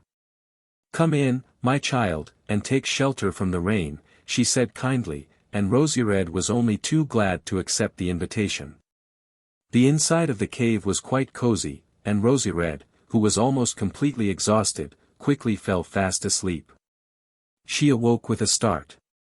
"My pretty red slippers," she cried. "Where are they?" She put her hand in the pocket of her tattered dress, but could only find one. I must have lost the other, she sobbed. I must go out and look for it. No, no, said Granny. You cannot do that. A storm is raging. Rosy Red peered out through the door of the cave and drew back in fear as she saw the lightning flash and heard the thunder rolling. She sobbed herself to sleep again, and this time was awakened by voices. She feared it might be her sisters who had discovered her hiding place and had come to drag her forcibly back home again. So she crept into a corner of the cave and listened intently. A man was speaking. Know you to whom this red slipper belongs? He was asking. I found it in the woods. Rosy Red was on the point of rushing out to regain her lost slipper when her granny's voice, very loud on purpose that she should hear, restrained her. No, no, I know not, she repeated again and again, and at length the man departed. Granny came back into the cave and said, I am sorry, Rosy Red, but for aught I knew, he might be a messenger from your cruel sisters, and, of course, I cannot let anyone take you back to them. Next day, the man called again, this time with several attendants. Again, Rosy Red concealed herself. I am a chieftain's son, and wealthy, said the man. I must find the wearer of this shoe. Only a graceful and beautiful girl can wear such a dainty slipper. Rosy Red did not know whether to be more frightened or pleased, when her granny told her the man was very handsome and of noble bearing. Day after day he came, each time with more retainers, and, finally, he arrived mounted on a richly caparisoned camel with 101 followers, all mounted as he was. The girl I seek is here, he said. Deny it no longer. My servants have scoured the woods and the whole neighborhood. One is prepared to swear he heard a young girl singing yesterday. Rosy Red saw that concealment was no longer possible. She liked the man's voice, and she stepped out bravely, wearing her one slipper. The stranger, bowing low before her, held out the other, and Rosy Red took it and put it on. It fitted perfectly. Many girls have tried to put on that shoe, said the young man. But all have failed. And I have sworn to make the wearer my bride. I am a chieftain's son, and thou shalt be a princess. So Rosy Red left the cave with her granny, and mounting a camel was led through the woods to her new home, where she knew naught but happiness, and the days of her sufferings were quite forgotten. And always she wore her magic red slippers. The Star Child. When Abraham was born, his father, Terah, who was one of the chief officers of King Nimrod, gave a banquet to a large number of his friends. He entertained them most sumptuously, and the merriest of the guests was the chief of the king's magicians. He was an old man, exceedingly fond of wine, and he drank deeply. The feast lasted throughout the night, and the grey dawn of early morning appeared in the sky before Terah's friends thought of rising from the table. Suddenly the old magician jumped to his feet. See, he cried, excitedly, pointing through the open door to the sky. See yon bright star in the east. It flashes across the heavens. The others looked, but said they could see nothing. Fools, shouted the old man, ye may not see, but I do. I, the wisest of the king's magicians and astrologers, tell you it is an omen. See how the brilliant star darts across the sky. It has swallowed a smaller star, and another, even a third, yet a fourth. It is an omen, I say, a portent that bodes ill. And, moreover, he added, growing still more excited, it is an omen connected with the birth of the little son of Terah. Nonsense, cried Terah. Talk not to me of nonsense, said the magician, sternly. I must hasten to inform the king. Hurriedly he left the house of Terah, followed by the other magicians, some of whom now said they also had seen a star swallow 4 others. They did not think it wise to contradict their chief, although he had drunk a great deal of wine and could not walk steadily. King Nimrod was awakened from his sleep, and his magicians appeared before him. O king, live for ever, said the chief, by way of salute. Grave indeed is the news that has led us to disturb thee in thy slumbers. This night a son has been born unto thy officer, Terah, and with the coming of the dawn a warning has appeared to us in the skies. I, the chief of thy magicians, did observe a brilliant star rise in the east and dart across the heavens and swallow 4 smaller stars. We observed it, too, said the other magicians. And what means this? Inquired the king. It means, said the chief magician, mysteriously, that this star child will destroy other children, that his descendants will conquer thine. Take warning. Purchase this child from thy officer, Turah, and slay it so that it may not grow up a danger to thee. Thy advice pleases me, said the cruel king. In vain Turah protested. King Nimrod would not disregard the warning of his magicians, but he consented to give Turah 3 days in which to deliver up the child. Sad at heart Turah returned home, and on the 2nd day told his wife the terrible news. We must not allow our little son, Abraham, to be slain, she said. If he is to become great he must live. I have a plan. King Nimrod will not be satisfied unless a child is slain. Therefore, take thou the child of a slave to him and tell him it is Abraham. He will not know the difference. And so that the trick shall not be discovered, take our child away and hide it for a time. Turah thought this an excellent idea, and he carried it out. The sick child of a slave, which was born only a few hours before Abraham, was taken to King Nimrod, who killed it with his own hands, and Turah's little boy was secretly carried by his nurse to a cave in a forest. There Abraham was carefully nurtured and brought up. From time to time Abraham was visited by his father and mother, and not until he was 10 years old did they think it safe to bring him from the cave in the forest to their home. Even then they deemed it best to be careful. Their elder son, Haran, was a maker of idols, and Abraham became his helper without Haran being told it was his brother. Abraham, the star child, was a strange little boy. He did not believe in the idols. I worship the sun by day and the moon and the stars by night, he said to Haran. There are times when you cannot see the sun by day, nor the moon and stars by night, said Haran, but you can always have your idol with you. This troubled little Abraham for a while, but one day he came running to his brother and said, I have made a discovery. I shall no longer worship the sun, nor the moon, nor the stars. There must be some mighty power behind them that orders them to shine, the sun by day and the moon and stars by night.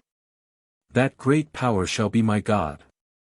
Abraham asked all sorts of queer questions of his father. Who made the sun and the moon and the stars? He asked. I know not, replied Turah. I have asked all your idols, your gods. And they answer not, said Abraham. They cannot speak, said Turah. Then why do you pray to them and worship them? Persisted the boy. Turah did not answer. Abraham asked his mother, but she could only tell him that the gods who created everything were with them in the house. But Haran made those silly things of wood and clay, said Abraham, and at last they refused to answer his awkward questions. Mostly he stood at the door of the house, gazing at the sky as if trying to read the secrets behind the sun and stars. Thou shouldst have been placed with an astrologer, said Haran to him one day. Thou art a child of the stars. Turah heard this and was angry with Haran, for he feared that the secret of the child's birth might be betrayed. I know not why my father keeps thee here, said Haran afterward to Abraham. Thou art becoming lazy. I have worked enough this day and will go out to the woods to watch the hunting. Stay thou here. Perchance a purchaser may come. Be heedful and obtain good payment for the idols. Not long after Haran left, an old man entered the shop and said he wished to buy an idol. I dropped my idol on the ground yesterday and it broke, he said. I must have a stronger one. Certainly thou must have a God so strong that naught can break it, answered Abraham. Tell me, how old art thou? Full 60 years, boy, replied the man. And yet thou hast not reached years of wisdom, said Abraham. See how easy it is to break thy gods, and he took a stick and smashed one of the idols with a single blow. The old man fled from the shop horrified. Next, a woman entered. I am too poor to have an idol of my own, she said. Therefore, I have brought a little food as an offering to one of the many gods here. Offer it to any idol that pleases thee, said Abraham, with a laugh. The woman placed it before the smallest idol. This idol is small and surly, said the boy.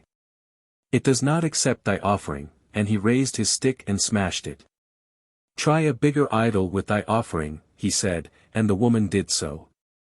Thou also hast no manners, said Abraham, addressing the god, eat, or I shall smash thee to pieces. The idol, of course, did not eat, and so Abraham broke it, and the woman rushed out into the street in great alarm. Abraham tried all the idols in turn with the food, and as each was unable to eat, he broke them all except the largest. Before this idol, which was as tall as a man, he paused. Then, laughing loudly, he placed the stick which he had used in the idol's hand. By this time, a crowd, attracted by the cries of the old man and the woman, had gathered at the door. What hast thou done? They demanded, angrily. Nothing, answered Abraham. See, the largest idol holds in its hand a big stick. It seems to me that he has been angry and has killed all the others. Ask him why he did this. The people stood bewildered until Terah and Haran returned. What is the meaning of this? They asked, pointing to the broken idols. Oh!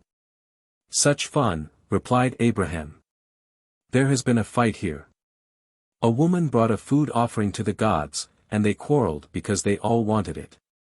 So the big fellow here got angry, and, taking up the stick which you see he still holds, he beat the others and smashed them to bits. Absurd, cried Haran. The idols cannot do these things. Ask the big fellow to strike me if I have told lies, returned Abraham. Cease your nonsense, commanded his father. What funny gods yours are, said Abraham, musingly, standing before the big idol. Do you think he will hit me if I smack his face? Before anybody could stop him, he smacked the idol's face and then knocked off its head with the stick. Some of the people ran off to the palace, and soon came an order from King Nimrod that the idol breaker should be brought before him. Abraham, Haran and Terah were seized by the guards and marched off to the palace. Which of you broke the idols? Asked the king, angrily. I did, because they were rude and would not accept the offering, said Abraham. How can they be gods if they have no sense? Not altogether a foolish remark, said Nimrod, smiling. If idols please thee not, then worship fire which has the power to consume. Fire itself can be quenched by water, replied Abraham. Then worship water, returned Nimrod. But water is absorbed by the clouds, said the boy. And clouds are blown by the wind, said Nimrod. Man can withstand the force of the wind, said Abraham. So he will talk all day long, this child of the stars, exclaimed Haran. Child of the stars, said the chief magician. Now I understand.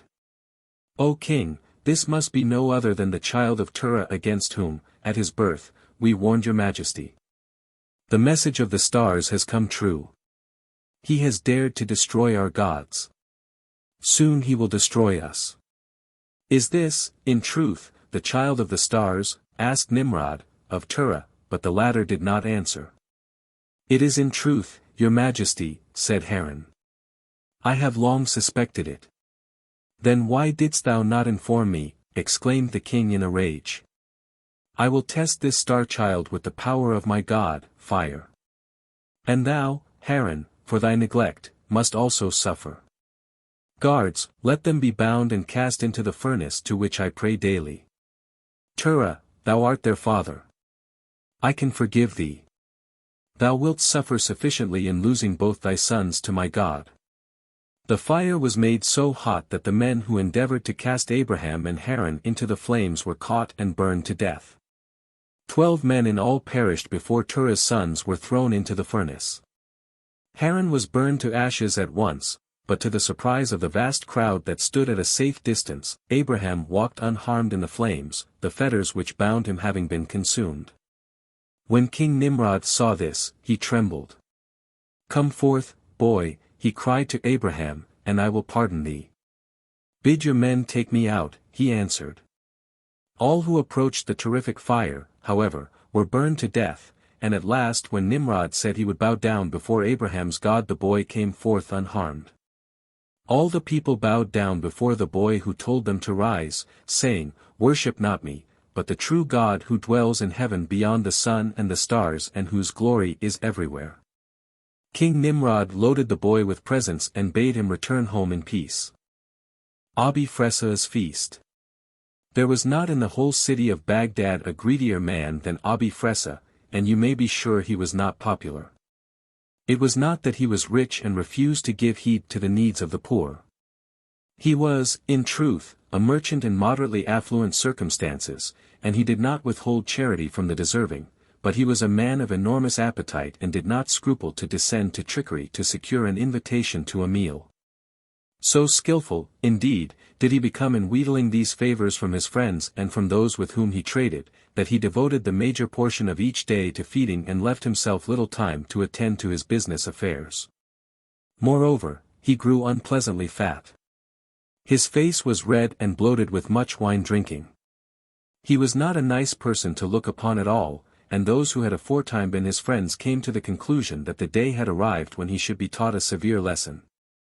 And so it came to pass that when Fressah was standing in the bazaar at the hour of the midday meal and eagerly scanning the crowd to discover some acquaintance whom he could induce to ask him to dinner, he saw Ben Maslia, one of the wealthiest and most generous of men in Baghdad.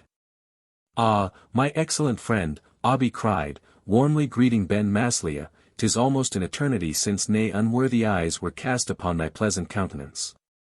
Peace be on thee and thine unto the end of days." "Also to thee," returned Ben Maslia. "And whence comest thou? And whither goest thou, O most hospitable friend?"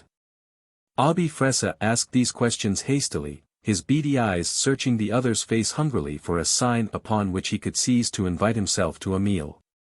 "It is the hour of the midday meal. Goest thou, perchance, to thy pious home?" "Thither go I," said Ben Maslia. "My path lies in the same direction," said Fressah. "It will be pleasant to walk together. Come," and he grasped Ben Maslia by the arm. "It is kind of thee, friend Fressah," rejoined the other, "but I have built me a new abode on the other side of the city." Fressah's face fell for a moment, but he was clever enough to take advantage of the news. "A new dwelling erected by the wealthy Ben Maslia," he said, winningly, "must be a building of magnificence, worth seeing." "Indeed it is as thou sayest," cried the other enthusiastically, and forthwith he launched into a lavish description of his residence. Fressah grew impatient when Ben Maslia began to describe each room in detail. His hunger increased when, in glowing words, his friend painted the gorgeous dining room. And his mouth watered at the information that the cellars were stocked with 1,000 bottles of wine. "Blessings on thee in thy wine cellar and thy house," murmured Fressah, when he could get in a word. "I have no business of consequence to transact this afternoon. I could not pay thee a better compliment than to spend it examining thy treasures." "Of a certainty thou couldst not," assented the other, to his great glee. "Then let us proceed," said Fressah. So they set out, Ben Maslia still continuing his glowing account of his wonderful house. "It must be as spacious as a palace," put in Fressah. "Thou speakest truth," agreed Ben Maslia. "I will illustrate to thee the vast expanse of my new residence." He stopped in his walk, measured 100 paces in the street, and intimated that this represented the width of the central courtyard. Fressah was overwhelmed with surprise, but he was growing momentarily hungrier, and it was with difficulty he could restrain his impatience.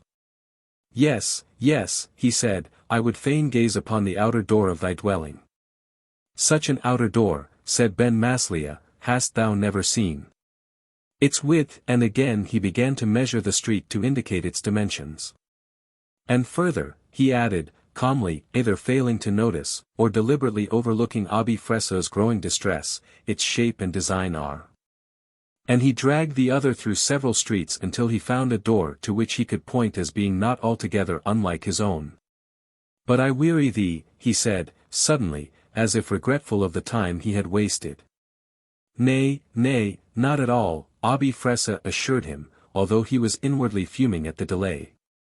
Thy descriptions delight me immeasurably. Thou hast not yet unfolded to me the wonders of thy dining room. Thereupon Ben Maslia took up the tale of the dining room and its furniture, and he dragged his companion half a mile out of their path to show him the furniture emporium where he had purchased the tables and the couches. Then he retraced his steps to point out a building from which he had borrowed certain ideas of decoration. Abi Fressah's fat body was unused to such exertion. He perspired freely, his legs tottered beneath him, and his tongue was parched.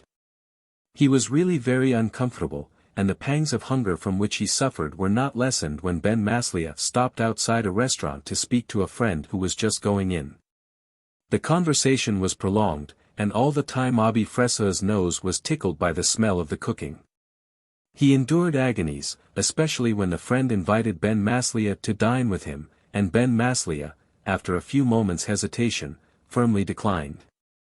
I must apologize to thee for this delay, said Ben Maslia, when at length he left his friend, but the matter was urgent. I will make up to thee by the magnificence of the feast. Abi Fressah thanked him cordially for his consideration, but his pain was intense when Ben Maslia insisted on giving him fullest particulars of all the dishes he would enjoy. Yes, yes, Abi kept saying, but Ben Maslia stayed his interruptions. Thy dwelling is far from the center of the city, Abi Fressah managed to say at last.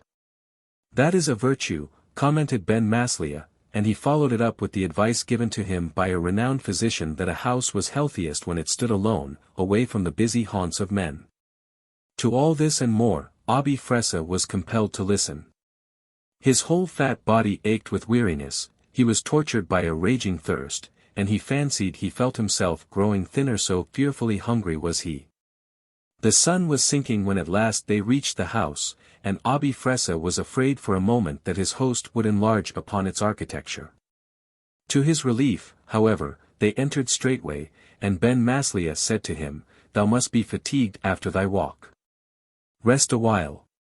Abi Fressah was truly grateful, and taking off his shoes he stretched himself on a comfortable couch. He dozed for a while, but was awakened by the noise of clattering dishes and the smell of savory cooking. He almost forgot his unpleasant afternoon in the prospect of the coming feast, but Ben Maslia came not. Abi Fressah soon felt angry. He could not restrain himself from banging a big brass gong to summon a servant. But although he banged several times, no servant answered the call. Abi Fressah nearly shed tears in his despair. Suddenly Ben Maslia appeared before him. I thought I would give thee ample rest, he said suavely. Come, we must perform our ablutions. Abi Fressah would have preferred to have dispensed with this ceremony, but he could not offend his host by declining to conform to the custom of the period. Ben Maslia led the way to the bath chamber, and there they spent quite an hour. Then, thoroughly refreshed, the host said, Now I will show thee the wonders and beauties of my domain. Abi Fressah was almost stupefied with hunger, but he had to permit himself to be led through each room and to hear again the praises that had already been poured into his ears all the afternoon. Only the smell of the cooking fortified his spirit and enabled him to undergo the ordeal. He seemed to wake up from a stupor when his host opened a door and exclaimed, This is the feasting chamber. A scene of splendor burst upon the eyes of Abi Fressah. He rubbed his hands in glee and was ready to forget and forgive the discomforts of the past few hours. The dining room presented a magnificent appearance, with its gorgeous hangings, its many lamps, and its marble floor. But these things Abi Fressah scarcely noted. His gaze was promptly directed on the table. It was spread with the most sumptuous repast that ever he had seen. There were dishes upon dishes of tasty sweetmeats, huge platters of luscious fruits, many bottles of wine, and covered bowls from which arose the most appetizing aroma. Abi Fressah's mouth began to twitch and his eyes glowed. He moved forward to a seat. Good friend, said his host, let me first introduce to your notice my staff of servants. He clapped his hands, and immediately, in quite startling fashion, a dozen servants stepped from behind the hangings which had hidden them and bowed before their master. With a dozen attendants to wait upon him, Abi Fressah saw that he was going to enjoy a meal worthy of the occasion. He looked upon the slaves with satisfaction. "Note, my worthy Abi Fressah," said Ben Maslia, "that this is no ordinary retinue of servants. Each one comes from a different part of the known world. Rosh, the big man there, head of them all, is the only native of Baghdad. He has an interesting history. He has been in my service since his birth. His father was likewise in the service of my sainted father, and his grandfather. But let that suffice. I would not imprison thy appetite longer. Shani, that is the second servant, the big black Nubian there, bring hither the first dish." Shani took up one of the dishes from the table and placed himself by the side of his master. "Stands he not well?" asked Ben Maslia, in admiring tones. "He is a descendant of kings. In ancient days his ancestors sat on a throne and ruled over a huge territory beyond the deserts of Africa. I obtained him during my journey in that country. And on that occasion I discovered this beautiful rug in a shop in Cairo." Saying which, Ben Maslia rose from his seat and fingered lovingly one of the hangings of the room. Abi Fressah did not rise. He was trying to keep his temper. The dish which Shani held so tantalizingly under his very nose made him mad with hunger and desire. But Ben Maslia took no heed. He began to dilate upon the virtues of another piece of tapestry. "This," he said, "I bought in the famous bazaar of Damascus. It is hundreds of years old. And in that city, too, I became possessed of my third servant, childish there, a true-born son of the Holy Land and the keeper of my camels. Our meeting was an adventure." Abi Fressah was not listening. This was beyond endurance. He felt that soon he would collapse in a faint on the floor. And still Ben Maslia droned on. There was a servant from China and also a cunningly wrought vase from that land. A brown page boy in a red turban from India, from which land his host had also brought the lamp standing in the center of the table and some of the flowers which adorned the room. "You would not guess," he was saying, "that many of these blooms are not natural. They are artificial but mixed so skillfully with the real that even experts would be deluded." By this time Abi Fressah was beyond the power of speech. 2 or 3 times, he tried to speak but could not. He was really too weak. Never in his life before had he been so hungry, so tortured. It was some time, however, before Ben Maslia noticed his plight. "Art thou ill?" he exclaimed. "That grieves me. But, fortunately, I have in the house an experienced apothecary who can apply leeches and relieve thee of foul blood." "No, no," pleaded the unhappy Abi Fressah, finding his tongue at this dismal prospect. "Perchance a glass of rare cordial will revive thee," said Ben Maslia, taking one of the bottles from the table. Abi Fressah managed to gasp the word "yes," and Rosh held a goblet into which Ben Maslia poured a rich, red fluid. "Drink this," he said kindly, holding the cup to his guest's lip. "At last," thought Abi Fressah, as he opened his mouth. The next moment he sprang from his stool with astonishing agility, spluttering and cursing. The liquid was bitter in the extreme, the taste it left in his mouth most horrid. "Now I know I have been hoodwinked," he screamed in rage, and he dashed toward the outer door. "Stay, stay, what ails thee?" cried Ben Maslia. "Stop, stop," echoed the servants, as Abi Fressah commenced to run. The cry was taken up in the street by those who saw a fat man panting along in the darkness, pursued by a number of servants. "Stop, thief!" was the cry of one man in his excitement. The town guards heard, and without any ado they seized Abi Fressah and hauled him off to the jail. In vain he begged for mercy and struggled for freedom. "If thou wilt not behave, we shall use force," the guards said, and they beat him with staves. At the jail, Abi Fressah was flung into a cell, and there, on a bed of straw on the ground, he spent a horrible, sleepless night. He ached in every bone in his body, he was bruised all over, and his hunger was such that he felt he had never eaten in his life. His reflections were sad, as you may well imagine, and they led him to a vow that never again would he seek the hospitality of his friends.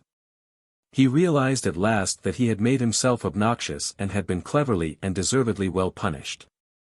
Even yet his sufferings were not at an end, for next morning, when he was released and sent for his physician, the latter prescribed a diet of gruel and barley water for a whole week. The Beggar King. Proud King Hagag sat on his throne in state, and the high priest, standing by his side, read from the holy book, as was his daily custom. He read these words, "For riches are not forever, and doth the crown endure to every generation?" "Cease," cried the king. "Who wrote those words?" "They are the words of the holy book," answered the high priest. "Give me the book," commanded the king.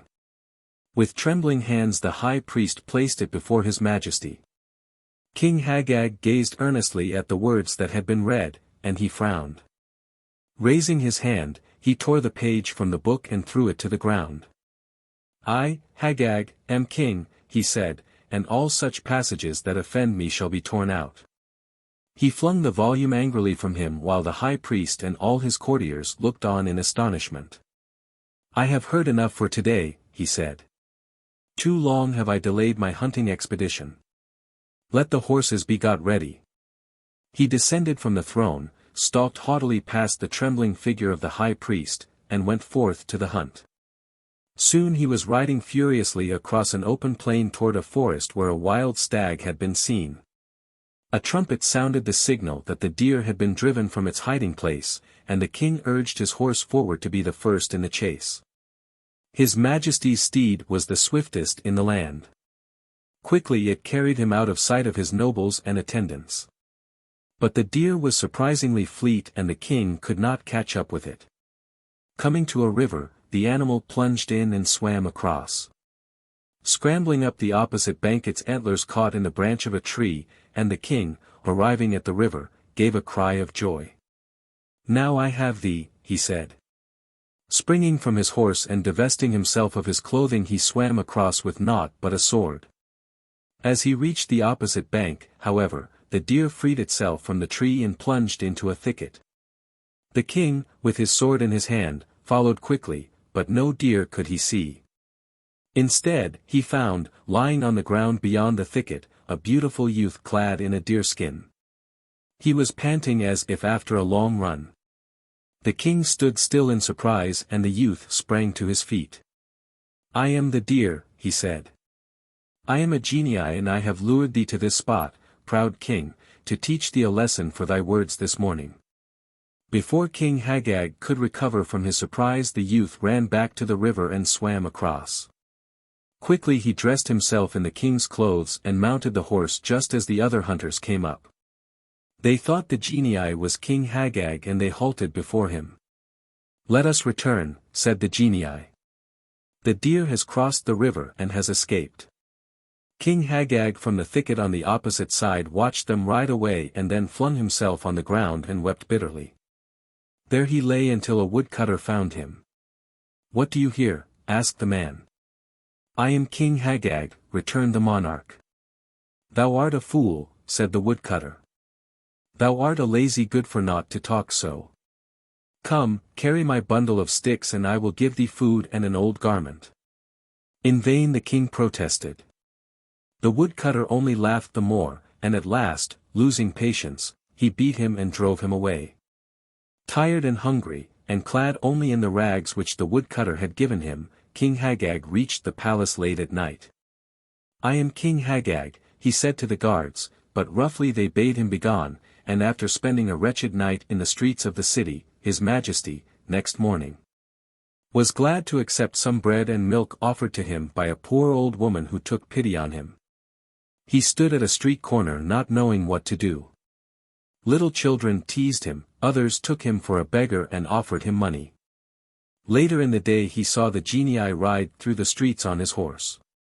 All the people bowed down before him and cried, "Long live the king!" "Woe is me," cried Hagag, in his wretchedness. "I am punished for my sin in scoffing at the words of the holy book." He saw that it would be useless for him to go to the palace again, and he went into the fields and tried to earn his bread as a laborer. He was not used to work, however, and but for the kindness of the very poorest he would have died of starvation. He wandered miserably from place to place until he fell in with some blind beggars who had been deserted by their guide. Joyfully he accepted their offer to take the guide's place. Months rolled by, and one morning the royal heralds went forth and announced that good King Hagag would give a feast a week from that day to all the beggars in the land. From far and near came beggars in hundreds, to partake of the king's bounty, and Hagag stood among them, with his blind companions, in the courtyard of the palace waiting for his majesty to appear. He knew the place well, and he hung his head and wept. "His majesty will speak to each one of you who are his guests today," cried a herald, and one by one they passed into the palace and stood before the throne. When it came to Hagag's turn, he trembled so much that he had to be supported by the guards. The genii on the throne and Hagag looked long at each other. "Art thou, too, a beggar?" said the genii. "Nay, gracious majesty," answered Hagag with bent head. "I have sinned grievously and have been punished. I am but the servant of a troop of blind beggars to whom I act as guide." The genii king signed to his courtiers that he desired to be left alone with Hagag. Then he said, "Hagag, I know thee. I see that thou hast repented. It is well. Now canst thou resume thy rightful place." "Gracious majesty," said Hagag, "I have learned humility and wisdom. The throne is not for me. The blind beggars need me. Let me remain in their service." "It cannot be," said the genii. "I see that thou art truly penitent. Thy lesson is learned and my task is done. I will see that the blind beggars lack not." With his own hands he placed the royal robes on Hagag and himself donned those of the beggar. When the courtiers returned they saw no difference. King Hagag sat on the throne again, and nowhere in the whole world was there a monarch who ruled more wisely or showed more kindness and sympathy to all his subjects. The Quarrel of the Cat and Dog. In the childhood of the world, when Adam named all the animals and ruled over them, the dog and the cat were the greatest good friends. They were inseparable chums in their recreations, faithful partners in their transactions, and devoted comrades in all their adventures, their pleasures and their sorrows. They lived together, shared each other's food and confided their secrets to none but themselves. It seemed that no possible difference would ever arise to cause trouble between them. Then winter came. It was a new experience to them to feel the cold wind cutting through their skins and making them shiver. The dismal prospect of the leafless trees and the hard cold ground weighed heavily upon their hearts, and, worse still, there was less food. The scarcity grew serious, and hunger plunged them into unhappiness and despair. Doggy became melancholy, while Pussy grew peevish, then petulant, and finally developed a horrid temper. "We can't go on like this," moaned the cat. "I think we had better dissolve partnership. We can't find enough to share when we are together, but separately we ought each to discover sufficient forage in our hunting." "I think I can help you, because I am the stronger," said the dog. Pussy did not contradict, but she thought the dog a bit of a fool and too good-natured. She knew herself to be sly and intended to rely on that quality for her future sustenance.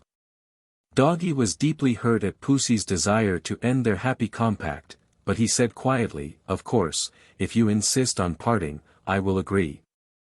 "It is agreed then," purred Pussy. "Where will you go?" asked Doggy. "To the house of Adam," promptly replied the cat, who had evidently made up her mind. "There are mice there. Adam will be grateful if I clear them away. I shall have food to eat." "Very well," assented the dog.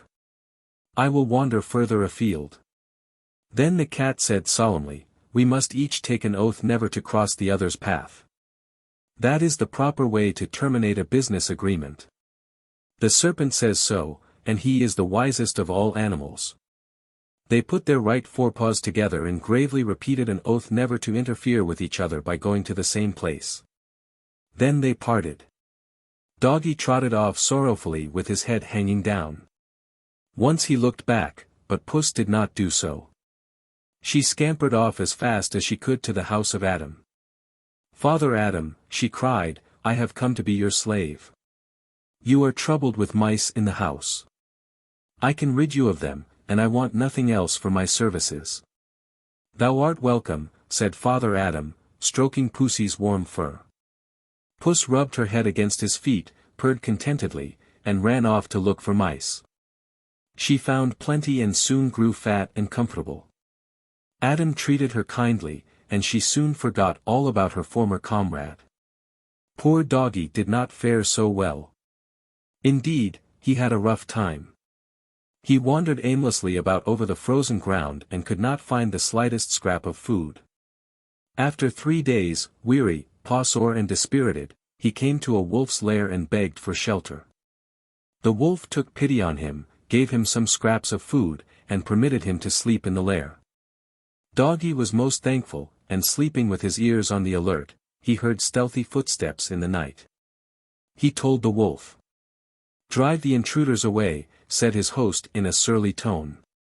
Doggy went out obediently to do so. But the marauders were wild animals and they nearly killed him. He was lucky to escape with his life. After bathing his wounds at a pool in the early morning he wandered all day long, but again could find nothing. Toward night, when he could scarcely drag his famished and wounded body along, he saw a monkey in a tree. "Kind monkey," he pleaded, "give me shelter for the night. I am exhausted and starving."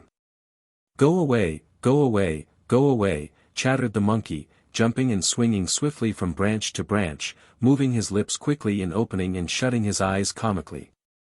Doggy hesitated, and, to frighten him away, the monkey pulled coconuts from the tree and pelted him.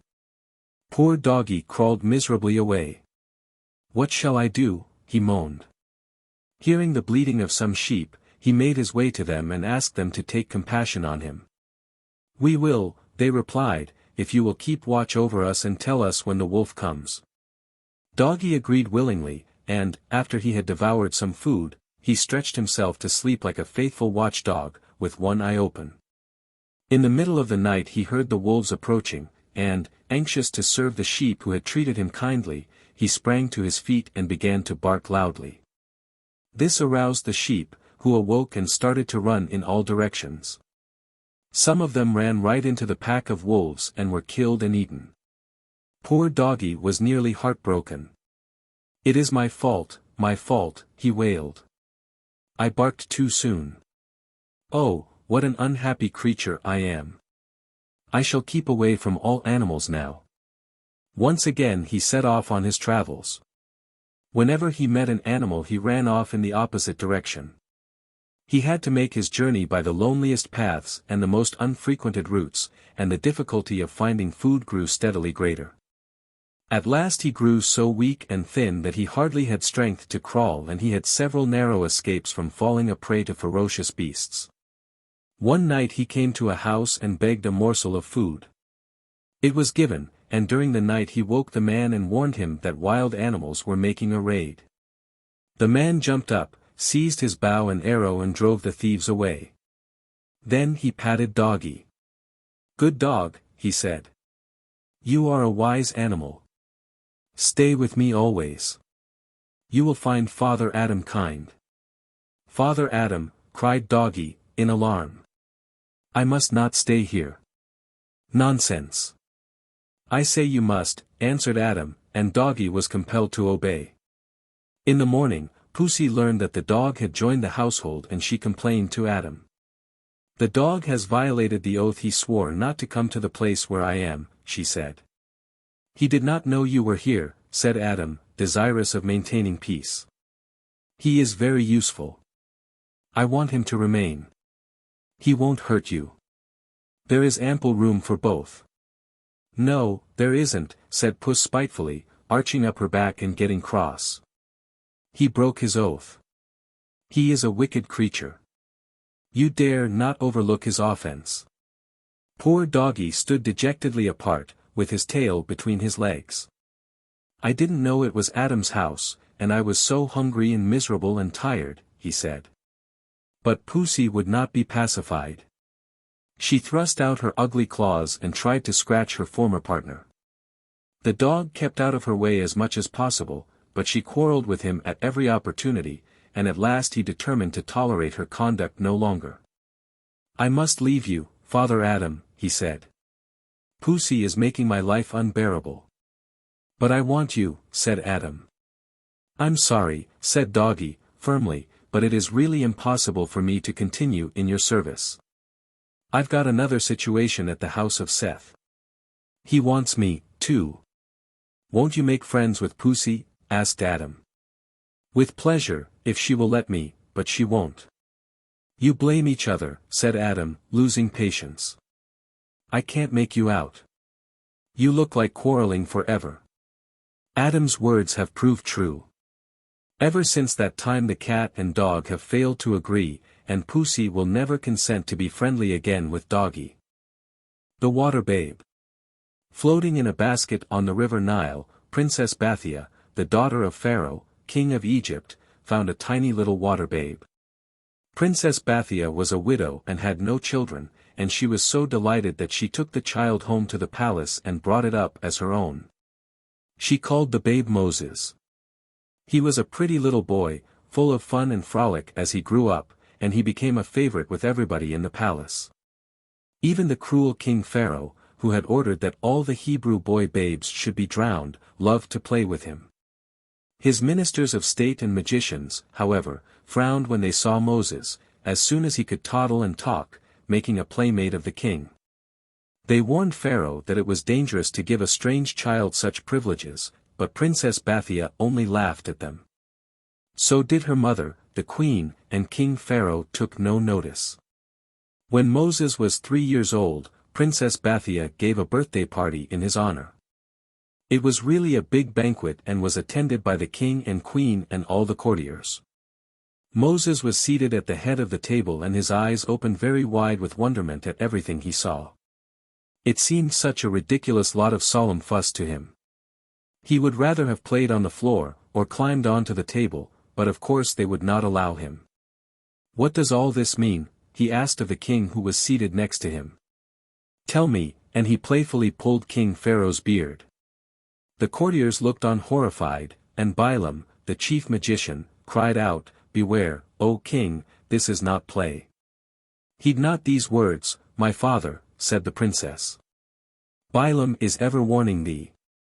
If thou wert to take notice of all that he says, thou wouldst not have a moment's peace. Take our little babe on thy knee and play with him." To please the princess, King Pharaoh did so, and Moses amused himself by playing with the glittering jewels on his majesty's robes. Then he looked up and stared hard at the king's head.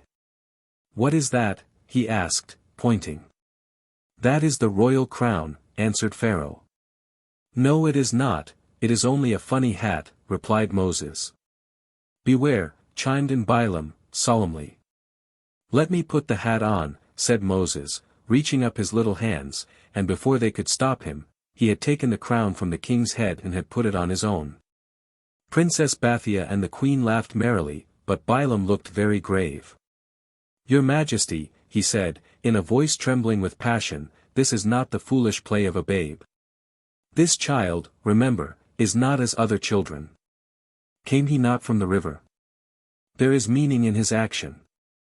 Already does he seek to rob thee of thy royal crown. 'Tis a portent of evil." Pharaoh thoughtfully stroked his beard. "What saith Ruel?" he asked, turning to his second chief magician. "I say the child is but a babe and that this action means nothing," answered Ruel. The queen and the princess agreed with Ruel, who was their favorite, but Balaam would not allow the matter to pass lightly. "I, Balaam, am chief of thy counselors," he said, "and deeply learned in the mysteries of signs and portents. There is a meaning in all things. Remember, O king, this child is of the Hebrews, and escaped thy decree. This play of his hath a meaning.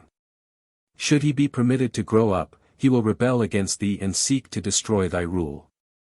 Let him be judged, O king." "Thy words are wise," said Pharaoh, who was himself annoyed with Moses, and he ordered 3 judges to try the child for his offense. Moses thought it was a new game and he clapped his hands gleefully when they took him to the court of justice and stood him in front of the judges. He heard Ruel plead on his behalf, but he did not understand it. I say he is but a babe and does things without meaning, Reuel exclaimed. Put him to the test, and see if he knows the difference between fire and gold. Place before him a dish of fire and a dish of jewels and gold. If he grasps the jewels, it will prove that he is no ordinary child. If he places his hand to the fire, then shall we be assured he is merely a foolish babe. So be it, said Balaam, and if he grasps the jewels let his punishment be instant death.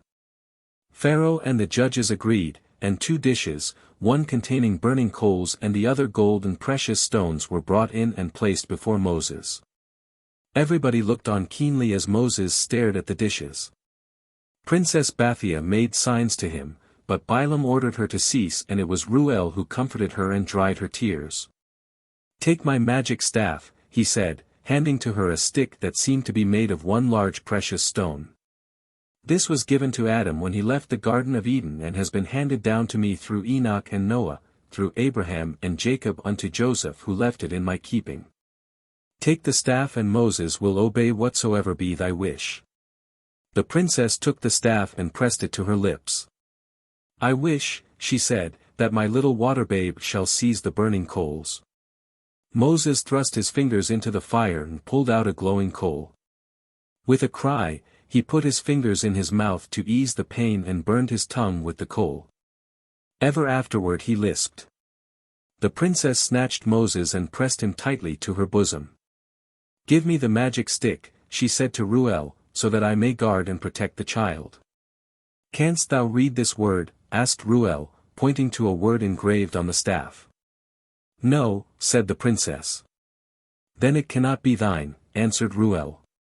Whosoever reads this name can understand all things, even the thoughts of animals and birds. Fear not for Moses. In years to come this staff shall be his. And so it came to pass. Years afterward, when Moses was a man and fled from Egypt, he married a daughter of Reuel who became a Hebrew and took the name of Jethro. Reuel planted the staff in his garden and Moses saw it. He read the magic word, and touching the staff it came out of the ground into his hands. With this staff Moses performed the wonderful things in Egypt when he delivered the children of Israel from bondage, as is related in the Bible. Sinbad of the Talmud. Rabba, Rabba, silly, silly Rabba, have you caught another whale today? With this strange cry a number of children followed an elderly man through the streets of a town in the east. Their parents looked on in amusement and some of them called after the man as the little ones did. Rabba, however, took no notice, but walked straight on with a faraway look in his eyes, as if his thoughts were elsewhere. Presently, on turning the corner of a street, he nearly ran into an Arab coming in the opposite direction. As soon as the children saw the Arab they turned and fled. Ali Rabba is coming, they cried to one another in warning, and as fast as their legs would carry them they made off to their homes. The Arab shook his fist threateningly after the children. Then he turned to the man whom they had followed. It is a shame, he said, hotly, that the impudent ragamuffins of the town should be allowed to cast words of disrespect in the public streets at my sainted master, Rabbi Bar Chana. The man of profound learning and the famous traveler. Be gentle, good Ali, interrupted Rabbi. Remember they are little more than babes and have not full understanding. And how can they be respectful when their parents, who should have wisdom and faith, accept not our stories of the many adventures we have had? Yesterday, I told them of the day when our ship had been surrounded by 5,000 whales, each a mile long, and they jeered and cried, impossible. Impossible, echoed Ali, in a rage. Was I not there with thee, my master? Did I not count every single whale myself? Who dares to doubt my word? Have I not, for years, been thy faithful guide on thy marvelous journeys? Bah! What know these town fools, whose lives are no wider than the narrow streets in which they dwell, of the wonders of the vast world beyond the seas? Fools, ignorant fools, every one of them, my good master. Why stay you here with them and brook their insults and their sneers? Let us journey forth again this very day. A good ship waits in the harbor. Ali's voice grew louder as his rage became stronger and a crowd was collecting. Rabbi hurried him away and together they made for the harbor. There they were soon engaged in earnest conversation with the captain of a vessel that had come from a distant land. "I shall be glad to have two such famous travelers on my ship," said the captain. "I have heard of your adventures, and in my country, 'tis said that only those meet with wonders who dare to seek them and believe in them. I, too, would see the wonders of the world, and gladly will I give you passage on my ship." Next day Rabbi and Ali stood on the deck of the vessel as the sail was hoisted, and it moved slowly from the harbor to the accompaniment of cheering and some laughter from a crowd on shore. "Silly Rabbi and Ali Rabbi, don't forget to bring back the moon," they cried. "Find out where it goes when it is not here." Soon the land was out of sight, and scudding before favorable breezes the ship made good progress. In 10 days it had reached a sea in which no vessel had ever sailed before. Ali said he could tell this because the fishes behaved queerly. They poked their heads out of the water to gaze at the ship and then darted swiftly out of sight again. It was quite plain that they had never before seen a ship, and they evidently mistook it for some strange sea monster. Every day the fishes grew larger, but no land was sighted until another 5 days had passed. Then a desert island appeared straight ahead, and the captain steered toward it. A few blades of grass grew here and there, and Rabbi determined to land and explore the island. Accompanied by his faithful Ali, he entered a small boat and was rowed to the shore.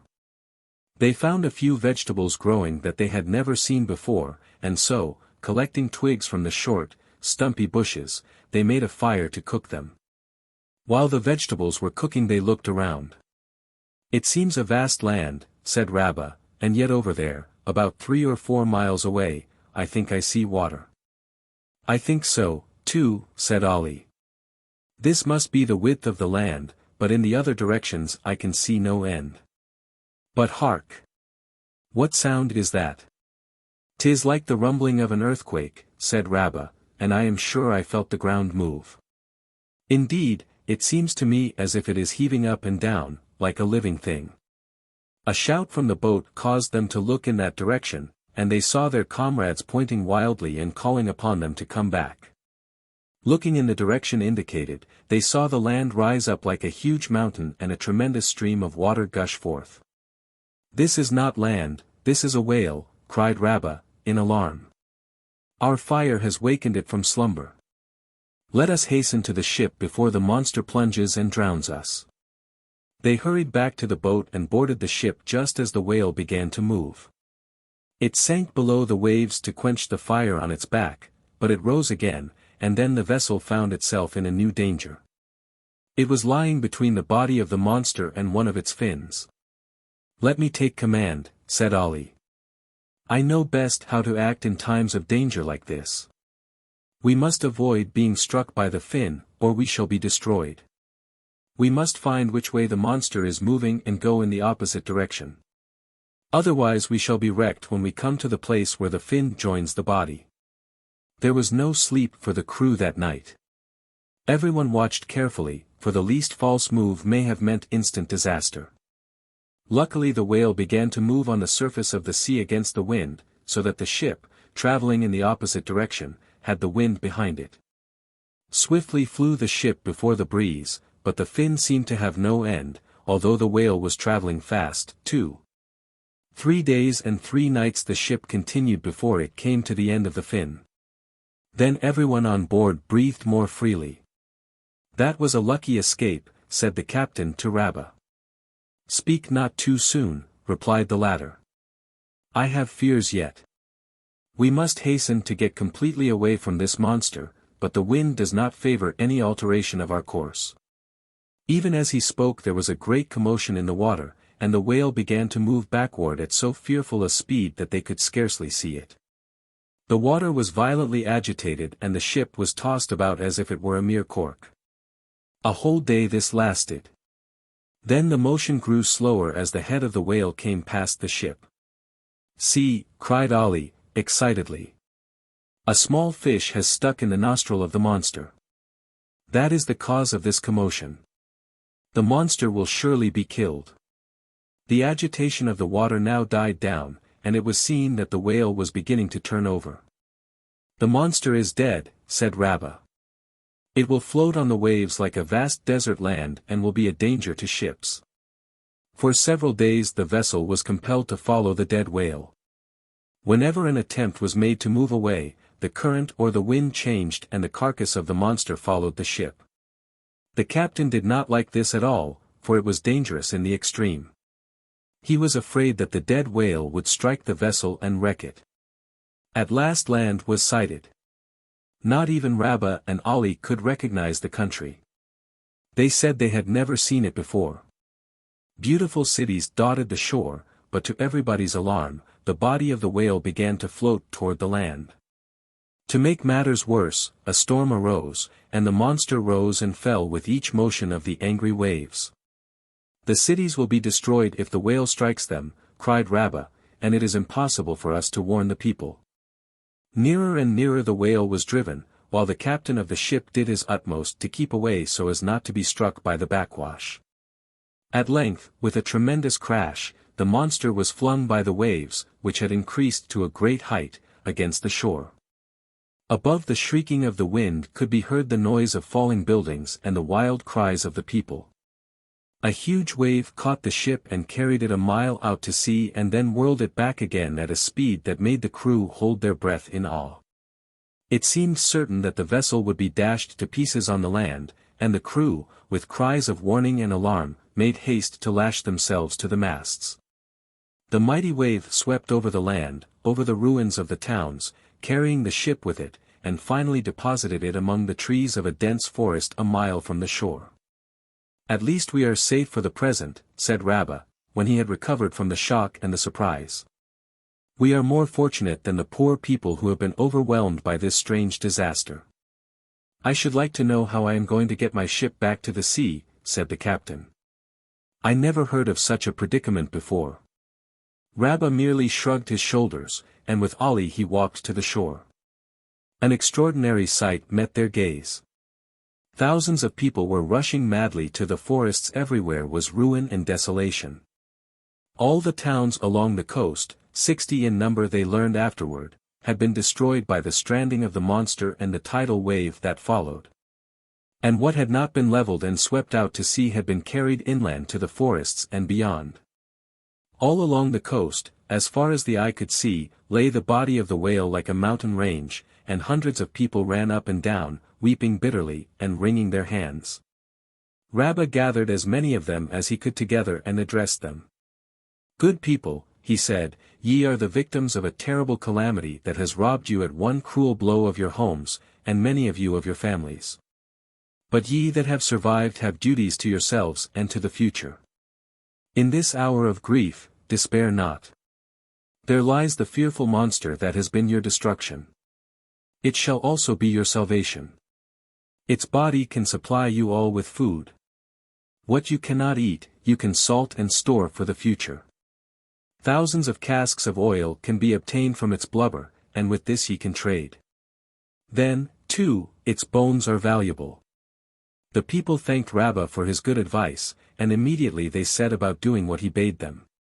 They told him this was a bewitched land, the country of Kishef, abounding with terrible monsters both on land and in the sea, and ruled over by a malignant jinn, named Hormuz, who gave them no peace. They asked Rabbi to try and kill this sprite who said that only a stranger to the land could do him harm, and so Rabbi and his faithful all, mounted on horses, set forth on their adventures. "I think I know this country," said Ali. "I believe I landed once on the other shore. We cannot be far from the wilderness in which the Israelites wandered." For several days they journeyed through forests and across plains and nothing happened. At last they came to a broad, high wall which barred their progress. They could find no opening through which to pass, and while they were wondering what to do, a strange figure suddenly appeared on the wall. One of his legs was longer than the other, and his arms were also of different length. His ears and eyes were also unequal, and he hopped and bounded along the wall at amazing speed. "My name is Hormuz," he cried. "Who are ye?" "Strangers," called Rabbi, and as soon as he heard the word, the sprite darted swiftly off along the top of the wall. But although the horses ran at topmost speed, they could not overtake him, and he quickly disappeared. Where he was lost to sight, however, there was a hole in the wall, and through this Rabbi and Ali just managed to take their horses. A vast wilderness lay before them. Ali picked up 2 clods of earth and smelt them. "As I thought," he said, "this is the wilderness of the Israelites. Come, I will show thee strange sights." Before nightfall, they came to a place where the bodies of a large number of men lay strewn on the ground. "These men must have been giants," said Rabbi, as Ali, with his spear uplifted, rode under the raised knee of one of the bodies. "These must be the bodies of the Ephraimites who left Egypt before the rest of the children of Israel and were slain." He cut off a portion of a garment that still covered one of the bodies, but when he tried to move he could not. He seemed to be rooted to the spot. Nor could his horse move. "Oh, oh," cried Ali, "my horse has lost its power to move. Thou must have taken something from the dead. Return it, good master, or we shall be held fast here until we perish." Rabbi returned the piece of garment, and they were able to move again. They hurried from the place and came to a chasm in the ground from which smoke was rising. "This is the pit in which Korah and his children were swallowed," said Ali. "That must have been a wonderful sight," said Rabbi. "I have heard that the pit became like a funnel and that the air all about eddied and sucked in everything that belonged to Korah. Even the things that people had borrowed from him, such as dishes, rolled along the ground from a distance and into the pit. Come, let us hasten away." They continued their journey for many days, but could not see the demon again. One day the desert ended and they came to the sea. They encamped for the night, and when morning broke Rabbi was surprised to find that the basket, in which they kept their provisions, had disappeared. "I think I can explain," said Ali. "No thieves have been here, but this is the end of the world, the edge of the earth. Here, once in every 24 hours, the sky and the earth in their revolution, scrape together. The sky must have caught up your basket and carried it away. It will be returned at the same hour tomorrow morning." Rabbi awoke next morning before the sunrise and saw his basket floating down to earth on a cloud. Both he and all were overjoyed when they recovered it, for they were very hungry. While they were eating, the sky grew dark, and looking up they saw what appeared to be a great cloud above their heads. Out of the sea a mighty tree seemed suddenly to have grown. They moved cautiously forward to investigate. "Take heed," cried a voice of thunder. "I am a bird standing in the water. It is so deep, with such swift currents, that 7 years ago an axe fell in and has not yet reached the bottom." Rabbi and Ali crouched on the ground in great fear, until at last Rabbi called, "Mighty bird, we seek your help. We are anxious to find the wicked jinn, Hormuz, and slay him so that people shall be free." "Follow me," answered the bird, and like a spreading cloud it flew along the coast. Rabbi and Ali followed on their horses. "Look," cried Ali, suddenly, pointing out to sea. A huge snake and dragon were fighting, and at last the sea serpent, which was almost as big as the whale that had destroyed the towns, swallowed the dragon. No sooner had it done so, however, than the giant bird swooped down and gobbled up the snake. That was a good fat worm for breakfast, called the bird. "Now I shall rest." It flew toward a gigantic tree which now appeared. So tall was it that its upper branches were lost in the clouds. The bird perched on a branch of the tree. "Proceed along the coast until you come to 2 bridges," said the bird. "There you will find Hormuz. Give him 2 cups of wine to drink, then you can slay him. But be sure you take the diamond from his cap. I, the Ziz, give you this warning." Rabbi thanked the bird for its information, and with Ali continued on his journey. After 3 days they came to a river crossed by 2 bridges, and with 1 foot on each stood Hormuz. As soon as he saw them he began to run, but Rabbi called after him, "We bring thee an offering of good wine," and he promptly returned. Rabbi filled the 2 cups which he had from a leathern bottle, and Hormuz took a cup in each hand, smacking his lips as he did so. "See," he said, and he tossed the wine into the air, and the wine from the right-hand cup fell into the left-hand cup and that from the left-hand cup into the right and not a drop was spilt. Then he swallowed them both at one gulp. Almost immediately he fell down in a stupor, and Rabbi stabbed him again and again with his spear. Yet, when he seemed quite dead, he jumped up again. "The diamond!" cried Rabbi, excitedly, and Ali snatched it from the cap of Hormuz. Then the demon fell dead. "We can return now," said Rabbi, and they set out at once, taking the body with them. They halted only to take food, and the first time they did so a funny thing happened. Ali had killed an animal and Rabbi had caught some fish, and, while these were cooking, Rabbi took the jinn's diamond from his pocket and examined it. At once the fish and the animal came to life again, jumped out of the cooking pot and made off. "This is a magic diamond," said Rabbi, "that has the power to bring dead things to life. We must keep it covered when we wish to eat." They did so, and after long journeying they came in sight of the Great Wall and at last reached the place from which they had started. They had been away 12 months in all, and the people were heartily glad to see them, especially when they heard that Hormuz had been killed and saw his body. They had worked hard on the carcass of the huge whale and were rebuilding the 60 towns and villages that had been destroyed, with the bones of the monster, using the skin as coverings for their tents. With the help of the magic diamond, Rabbi called the Ziz, and it took the ship which had been carried into the forest in its beak and flew with it to the sea. Gathering their old comrades, Rabbi and Ali set sail for home. All the inhabitants stood on shore and cheered as long as the ship was in sight. They were sorry that Rabbi was gone, but they felt certain now that Hormuz was dead, that never more would they be troubled by monsters which brought them such terrible disasters. The Outcast Prince. There lived a king who had an only son, on whom he doted. No one, not even his oldest tutor, was permitted to utter a word of correction to the prince whenever he did anything wrong, and so he grew up completely spoiled. He had many faults, but the worst features of his character were that he was proud, arrogant and cruel. Naturally, too, he was selfish and disobedient. When he was called to his lessons, he refused, saying, "I am a prince.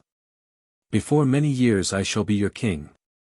I have no need to learn what common people must know.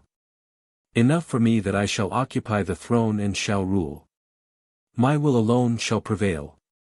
Says not the law of the land, the king can do no wrong." Handsome and haughty, even as a youth, he made the king's subjects fear him by his imperious manner. His appearance in the streets was the signal for everyone to run into his house, bar the doors, and peer nervously through the casements. He was a reckless rider, and woe betide the unfortunate persons who happened to be in his way. Sparing neither man, woman, nor child, he callously rode over them, or lashed out vindicatively with the long whip he always carried, laughing when anyone screamed with pain. So outrageous did his public conduct become that the people determined to suffer in silence no longer. They denounced the prince in public, they petitioned the king himself to restrain his son, and his majesty could not disregard the complaints. At first he was merely annoyed, then he was indignant, but when he saw that the people were thoroughly aroused and threatened revolt, he deemed it wise to inquire into the charges against his son. A commission of 3 judges was appointed to investigate. They made fullest inquiry and finally laid a document before the king summarizing what they did not hesitate to declare the infamous actions of His Royal Highness, the Crown Prince. The king's sense of justice and righteousness at once overcame his foolish pride. "My people stand justified in their attitude which at first I thought only disrespectful to my royal person," he said. "I owe them an apology and recompense. I shall atone. And my son shall atone, too. He shall not escape punishment." He summoned his son to appear before him, and the prince entered the royal justice chamber with the air of a braggart, smiling contemptuously at the learned judges who were seated to right and left of his majesty, and defiantly cracking his whip. "Knowest thou why thou hast been bidden to stand before the judges of the land?" asked the king. "I know not and I care not," was the haughty answer. "The foolish chatter of the mob interests me not." The king frowned. He had not seen the prince behave in this fashion before. In the presence of his father, he had always been respectful. "Thou hast disgraced thy honored name and thy mother's sacred memory, foolish prince," exclaimed the monarch angrily. "Thou hast humiliated thyself and me before the people." Still the prince tried to laugh off the matter as a joke, but he quickly discovered that the king was in no mood for trifling. Standing grave and erect, his majesty pronounced sentence in a loud and firm voice. "Know all men," he said, while all the judges, counselors, officers of state and representatives of the people stood awed to silence, that it having been proved on indisputable evidence that the prince, my son, hath grievously transgressed against the righteous laws of this land and against the people, my subjects, on whom he hath heaped insult, I have taken counsel with my advisers, the ministers of state. And it is my royal will and pleasure to pronounce sentence. Wherefore, I declare that my son, the prince, shall be cast forth into the world, penniless, and shall not return until he shall have learned how to count 5. And be it further known that none may minister unto his wants should he crave assistance by declaring he is my son, the prince." The prince stood astounded. What did the mysterious sentence mean?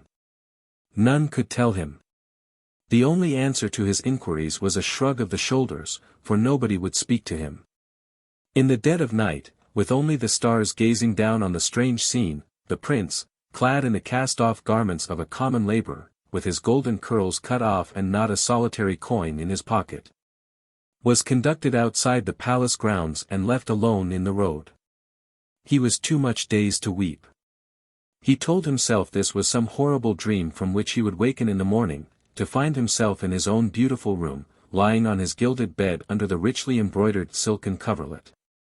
When dawn broke, however, he found himself hungry, tired, and his body painfully stiff, under a hedge. He knew now it was no dream but a reality. He was alone and friendless, with no means of earning his food. He understood then what hardships the poor were compelled to undergo, and he began to realize how he had made them suffer, and how, in turn, he was now to pay a heavy price for his brutal treatment of the people.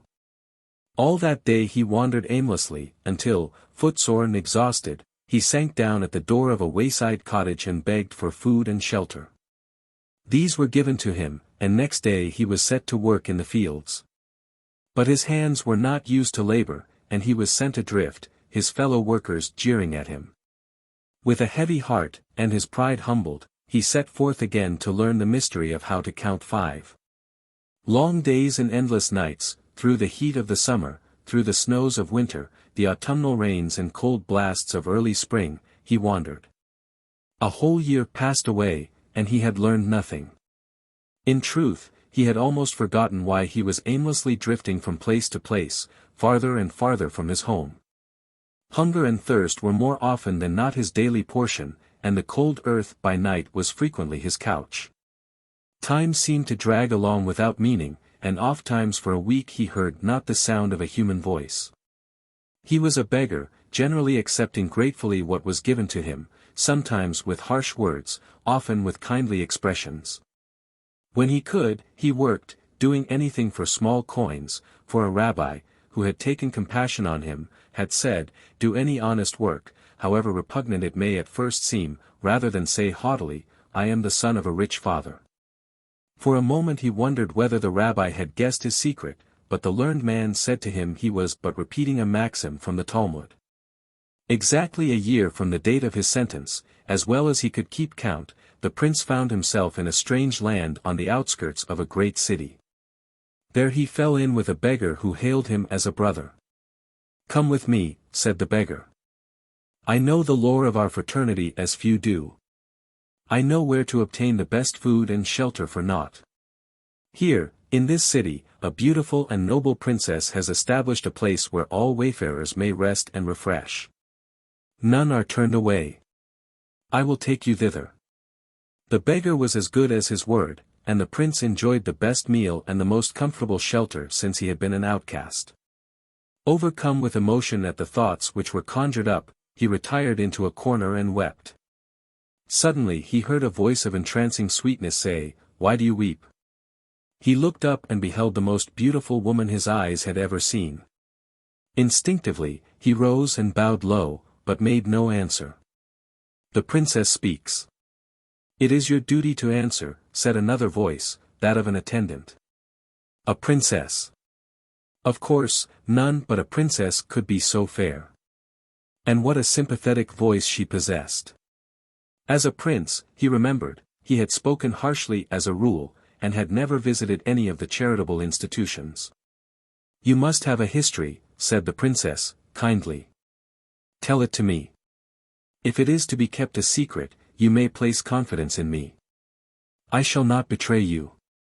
The prince was on the point of telling her everything, but he hesitated and said, Alas! I am an unhappy, wandering beggar, as you see, O most gracious princess. But pity me not. I am not worthy of your kind thoughts. A year ago I dwelt in a beautiful house. I was the only son of a rich merchant, and my father lavished all his love and wealth on me. But I was wicked. I was unkind to people, and I was cast forth and ordered not to return until I had learned to count 5. I have not yet learned. I am doomed to a wretched life. That is the whole of my history. Strange, murmured the princess. I will help thee if I can. Next day she came again to the shelter, and with her was the rabbi who had given the prince good counsel. The rabbi made no sign that he had seen the stranger before. This sage of the Jews is a wise man and will teach thee, said the princess, and, at her bidding, the prince repeated what he had said the previous night. It is a simple lesson, said the rabbi, so absurdly simple, unfortunately, that proud people overlook it. Tell me, my son, he added. Hast thou experienced hunger? That I have, returned the prince, sadly. Then canst thou count 1. Dost thou know what it is to feel cold? I do. 2 canst thou count? Tell me, further, dost thou know what kindness of heart is? That have I received from the poorest and also from the gracious princess. Thou hast proceeded far in thy lesson, said the rabbi. Thou canst now count 3. Hast thou ever felt gratitude? Indeed I have, often during this past year, and now most particularly. For it is now the toll of thy count, said the rabbi. Tell me, my son, hast thou learned the greatest lesson of all? Dost thou feel humble in spirit? With tears in his eyes, the prince answered, I do, most sincerely. Then hast thou truly learned to count 5. Return to thy father. He must be a wise and just man to impose on thee this lesson. He will assuredly forgive thee. Go, with my blessing, and the rabbi raised his hands above the young man's head and uttered a benediction. Take also my good wishes, said the princess, and she offered him her hand to kiss. Gracious princess, he said, it is not meet that a beggar in rags should speak what is in his heart. But I shall return, and if thou deemest me worthy, perchance thou wilt grant a request that I shall make. Perchance, replied the princess, with a laugh. The prince made haste to return to his father's palace and related all his adventures. The old man listened quietly, then he clasped his son in his arms, forgave him, and proudly proclaimed him prince before all the people again. He was a changed man, and never more guilty of a cruel action. Before many months had passed, he returned to the city where he had seen the princess, with a long retinue of attendants, all bearing presents. Gracious princess, he said, when he had been granted an audience. I said I would return. Indeed. I know thee not. The prince told her of their former meeting and she seemed highly pleased.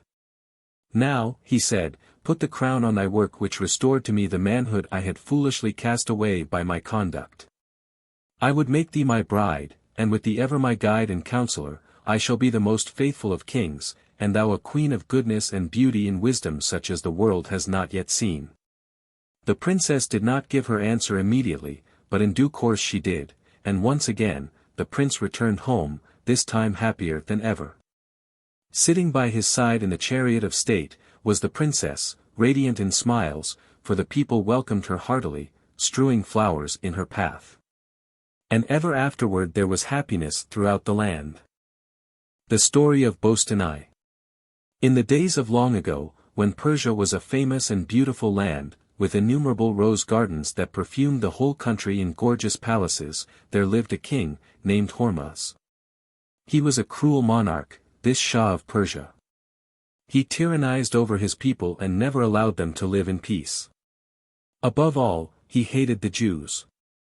These descendants of Abraham, he said to his Grand Vizier, never know when they are beaten. How many times it has been reported to me that they have been wiped out of existence, or driven from the land, I know not. Yet nothing, it seems, can crush their spirit. Tell me, why is this? It is because they have a firm faith in their future, answered the vizier. What mean you by those words? Demanded the king, angrily. I speak only of what I have heard from their wise men, the vizier replied, hastily. They hold the belief that they will be restored as a united people to their own land. Under their own king, interrupted Hormuz. Under a descendant of the royal house of David, the vizier answered, solemnly. The king stamped his foot with rage. How dare they think of any other Shah but me, he exclaimed, for his one idea of ruling over people was that he had every right to be cruel to them. Then he said suddenly, think you that if there were no more people who could trace their ancestry to this David, their faith would be shattered? Peradventure, it may be so. It shall be so, cried the king. There shall be no remnants of this house of David. He summoned his executioners, and when they were lined up before him, he surveyed the evil-looking band with a cunning gleam in his eye. Unto you, he said, in a rasping voice, I hand over all the descendants of the house of David to be found among the Jews in the whole of the realm of Persia. Slay them instantly. See to it that not a single one man, woman, or child is left alive. Woe betide you, and you my counselors, this with a meaning glance at the Grand Vizier, if my commands are not carried out to the letter. To your duties. Ye are dismissed from the presence. Waving them away, he indulged his fancy in thoughts of the coming executions, chuckling the while. From day to day he received reports that his commands were being carried out. The land was filled with weeping, for the cruel butchery was worse than war. None could defend themselves. Mere suspicion was enough for the executioners. They wasted no time with doubts, but slew all who were said to belong to the house of David. The Shah looked over the list each night and chuckled. At last he was informed that all had been slaughtered. 'Tis well, he said, rubbing his hands, gleefully, I shall sleep in peace tonight. He slept in a bower in a rose garden, and nowhere in the world are the roses so magnificent and so sweet-scented as in Persia. I shall have pleasant dreams, he muttered, but instead he had a nightmare that frightened him terribly. He dreamed that he was walking in his rose garden, but instead of deriving pleasure from the beautiful trees, he was only angered. Are there no white, or yellow, or pink roses? He asked, but received no answer. All red, deep red, he muttered, in his troubled manner. Tell me, he demanded fiercely, stopping before a tree heavily laden with flowers, why are you so red today? And the roses spoke and replied, because of the innocent blood that has been shed. It is royal blood that has drenched the ground, and none but crimson roses shall bloom this year in Persia. Bah! Screamed the enraged Shah and, drawing his scimitar, he began hacking right and left among the flowers. The beautiful blooms fell to the ground in great showers until the garden was so littered with the red petals that it seemed flooded with a pool of blood. At last only one tree remained, and as the Shah raised his sword to cut it down, an old man stepped from behind it and confronted the king. Who art thou, and whence camest thou? The monarch asked fiercely. No answer did the old man make. Gazing sternly into the eyes of the Shah, he raised his hand suddenly and unexpectedly, and struck the king such a violent blow that he fell sprawling to the ground. He lay half-stunned among the red petals, looking up at the old man. Art thou not satisfied with the destruction thou hast wrought? The old man asked. Must thou take the life of the last rose tree? The old man stooped to pick up the scimitar which had fallen from the king's grasp. No, screamed Hormuz, fearing that he was to be slain. He scrambled to his knees and with clasped hands pleaded to the old man. Take not my life, he begged. Spare me, and I shall spare the last tree and cherish it tenderly. So be it, said the old man, holding the sword above his head. It dropped to the ground, and looking up, Hormuz saw that the stranger had vanished. The Shah awoke. His body trembled with fear, his head was racked by a burning pain. He looked round shudderingly to see if the angry old man still stood above him with the threatening sword. Then he sent for his wizards. Expound to me my horrid dream, he said. Their interpretations, however, did not please him. Ye are fools, he cried. Make search and find me a man of wisdom who understands these mysteries. Seek a sage among the Jews. The royal servants hastened to do the king's bidding. Full well they knew that when Hormuz was in a rage, lives were quickly forfeit. They seized the aged rabbi of the city and brought him before the Shah. Canst thou interpret dreams? Asked the king, abruptly, dispensing with the usual ceremonies. I can explain the meaning of certain things, returned the rabbi. Then fail not to unravel the mystery of my dream, said Hormuz, and he related it. The secret I must know, he concluded, or. But he stopped. He was afraid to add the usual threat of death that morning. 'Tis a simple dream, said the rabbi, slowly. The things of which men and even kings are but men dream in their sleep are connected with the deeds performed by day. Thy garden represents the house of David which thou hast sought to destroy. The old man was King David himself, and thou hast promised to cherish and nurture his one remaining descendant. The Shah listened in silence. Then, with a flash in his eye he said, but all the descendants of this King David were slain. All but one, said the rabbi. There is a boy babe, born on the day the execution ceased. Where is he? Asked Hormuz. Your vow. The rabbi began, nervously, for he did not wish to hand over this child to death. My promise shall be faithfully carried out, interrupted the monarch. The boy is in my house, said the rabbi. His mother, who escaped the massacre, died when he was born. Bring him hither, commanded Hormuz. Fear not. From his finger he drew a ring and handed it to the learned man. This is my bond, he said. The possession of this ensures thy safety. The child was brought to the palace, and the Shah looked at him with intent gaze.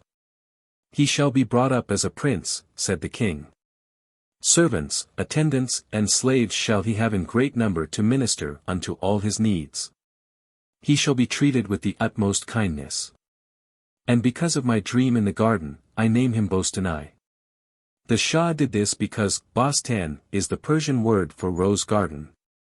He touched the child with his jeweled scepter and all present bowed low before the babe and showed him the respect and devotion due to a prince. Hormuz, however, was too cruel to be quite satisfied. He feared to harm the boy, but he wanted some proof that Bostanai was really a descendant of King David. The child grew up into a handsome, clever youth, and Hormuz, partly out of fear, but partly because he had really grown to love the boy, kept him constantly by his side. One day, while sitting in the bower in the garden, he watched the boy among the roses. The day was hot and a drowsiness came over the king. He had not slept in that bower since the night of his fateful dream, and he was not happy about doing so now. But he did not lack courage, and he called the boy to him. Bostanai, he said, stand guard by the door, and move not while I sleep.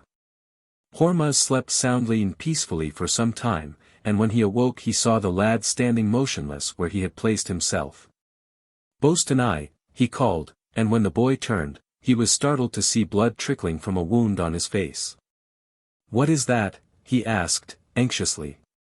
The sting of a wasp, Bostanai replied. Is it not painful? For answer, the boy only smiled. How did it happen? Asked the king. The wasp stung me while I stood guard. But couldst thou not brush it away? No, replied the boy, proudly. King David was my ancestor, and in the presence of a king I must stand motionless until bidden to make any movement.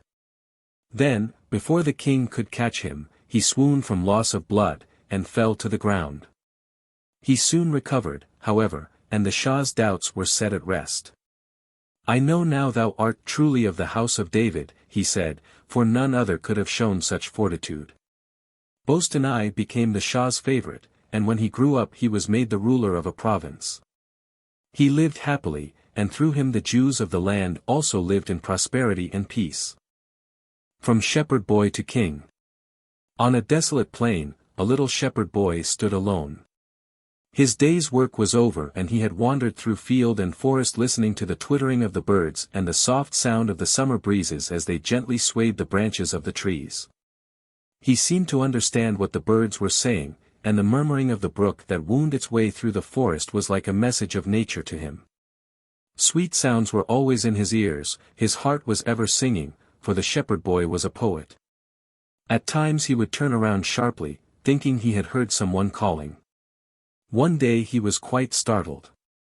"David, David," he thought he heard a voice calling, "Thou shalt be king of Israel."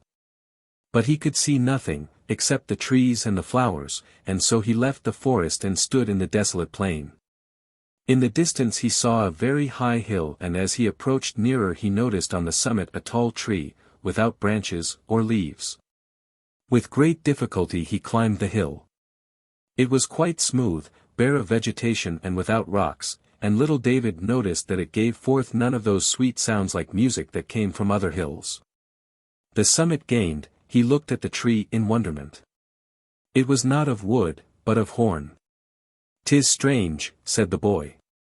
"This must be a magic mountain. No tree, or flower, or shrub, can grow in this barren earth." He tried to dig a clod of earth out of the ground, but could not do so, even with his knife, for the ground was as hard as if covered with tough hide. David was greatly puzzled, but, being a boy of courage, he did not begin to run down the mountain. "I wonder what will happen if I stay here," he said, and he seated himself at the foot of the mysterious horn that grew at the summit and looked about him. Then he noticed a most peculiar thing.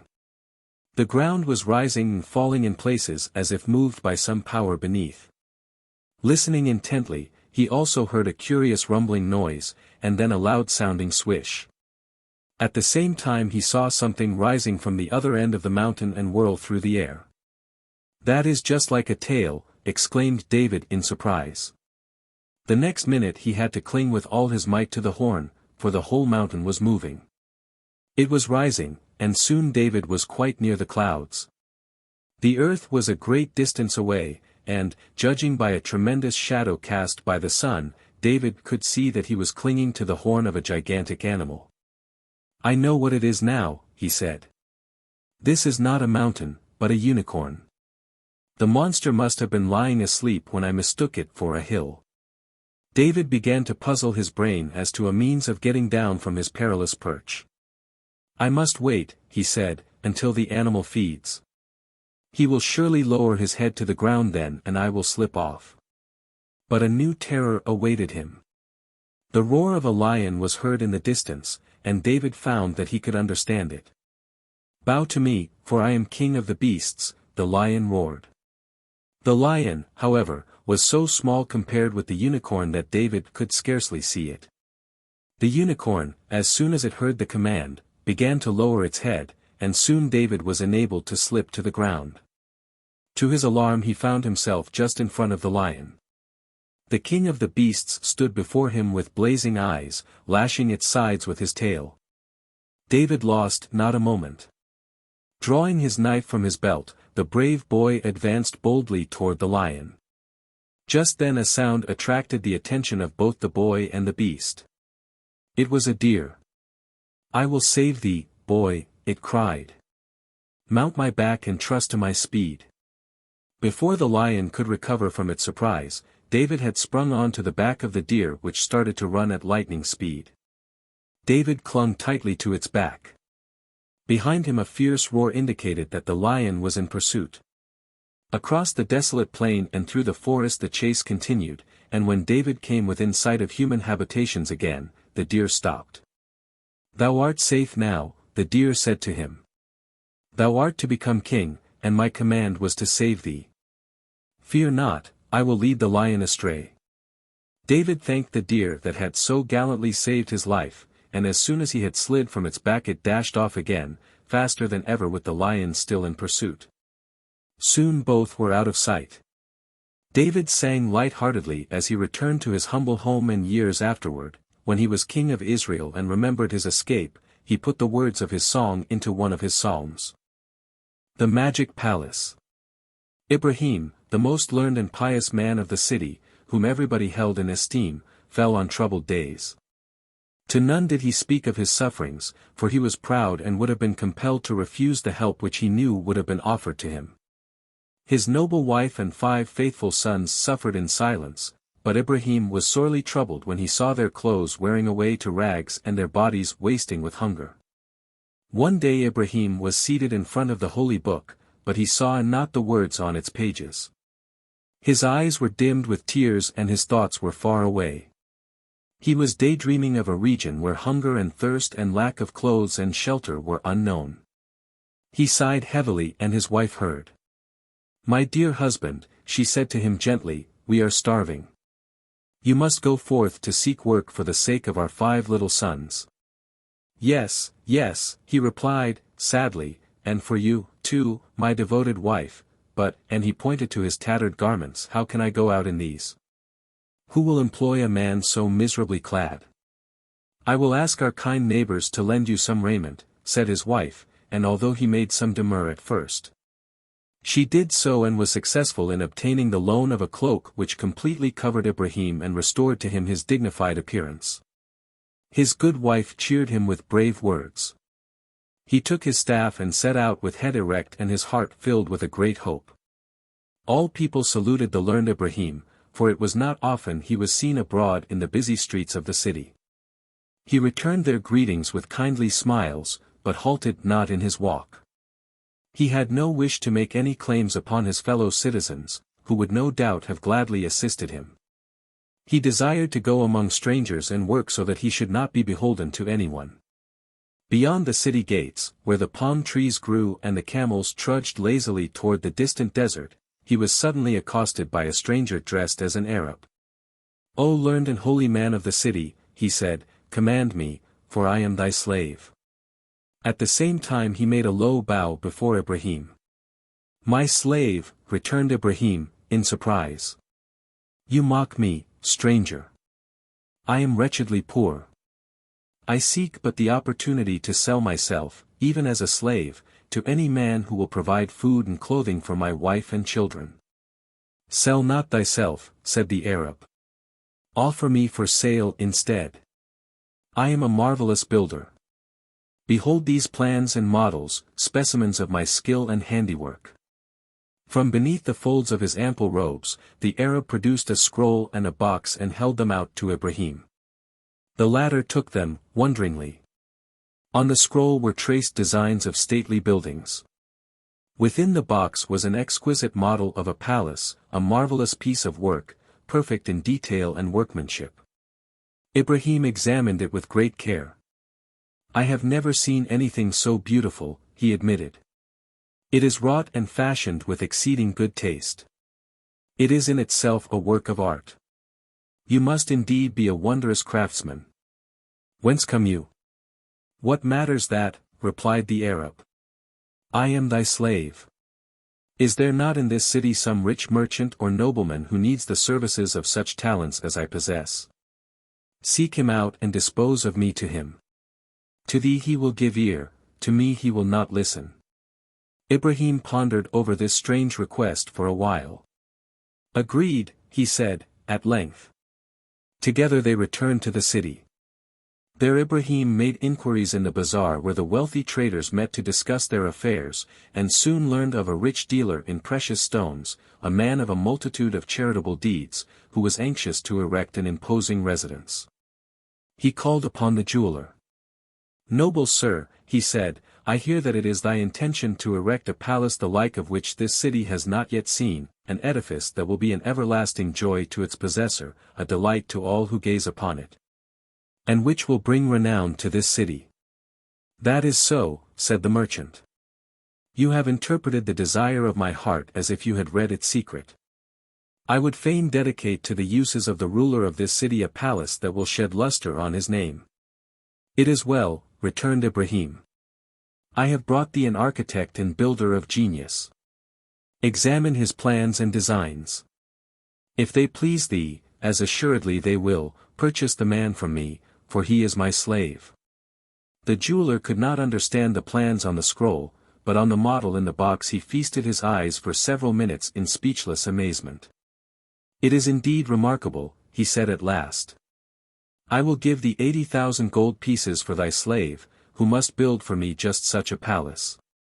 Ibrahim immediately informed the Arab, who at once consented to perform the task, and then the pious man hastened home to his wife and children with the good news and the money, which made him rich for the rest of his days. To the Arab the jeweler said, Thou wilt regain thy liberty if thou wilt succeed in thy undertaking. Begin at once. I will forthwith engage the workmen. I need no workmen, was the Arab's singular reply. Take me to the land whereon I must build, and tomorrow thy palace shall be complete. Tomorrow. Even as I say, answered the Arab. The sun was setting in golden glory when they reached the ground, and pointing to the sky the Arab said, Tomorrow, when the great orb of light rises above the distant hills, its rays will strike the minarets and domes and towers of thy palace. Noble sir. Leave me now. I must pray. In perfect bewilderment, the merchant left the stranger. From a distance he watched the man devoutly praying. He had made up his mind to watch all the night. But when the moon rose, deep sleep overcame him and he dreamed. He dreamed that he saw myriads of men swarming about strange machines and scaffolding which grew higher and higher, hiding a vast structure. Ibrahim dreamed, too, but in his vision one figure, that of the Arab, stood out above all other things. Ibrahim scanned the features of the stranger closely, he followed, as it were, the man's every movement. He noticed how all the workmen and particularly the supervisors did the stranger great honor, showing him the deference due to one of the highest position. And with grave and dignified mien, the Arab responded kindly. From the heavens a bright light shone upon the scene, the radiance being softest wherever the Arab stood. In his dream, it so appeared to Ibrahim, he rose from his bed, went out into the night, and approached the palace magically rising from the waste ground beyond the city. Nearer and nearer his footsteps took him, until he stood beside the Arab again. One of the chief workmen approached and addressed the stranger by name. Then it was Ibrahim understood and he awoke. The sun was streaming in through the lattice of his bedroom. He sprang from his bed and looked out upon a magnificent spectacle. Beyond the city the sun's rays were reflected by a dazzling array of gilded cupolas and glittering spires, the towers of the palace of marble that he had seen builded in his dream. Instantly he went out and made haste to the palace to assure himself that his dream was really over.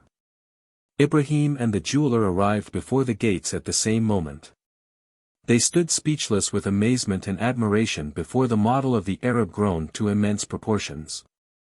Almost at the same moment, the gates, ornamented with beaten gold, opened from within and the Arab stood before them.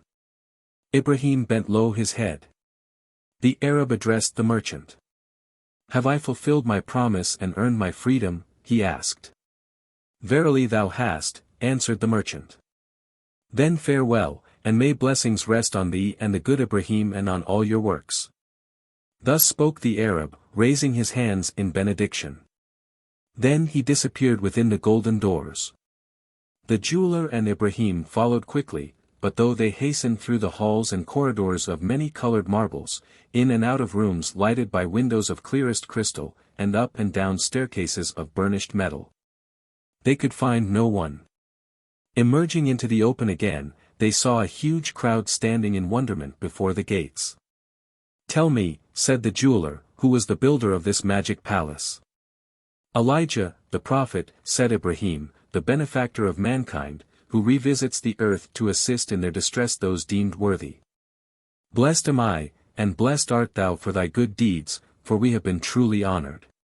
To show his gratitude, the merchant gave a banquet in his palace to all the people in the city and scattered gold and silver pieces among the crowds that thronged the streets. The sleep of 100 years. It was at the time of the destruction of the first temple. The cruel war had laid Jerusalem desolate, and terrible was the suffering of the people.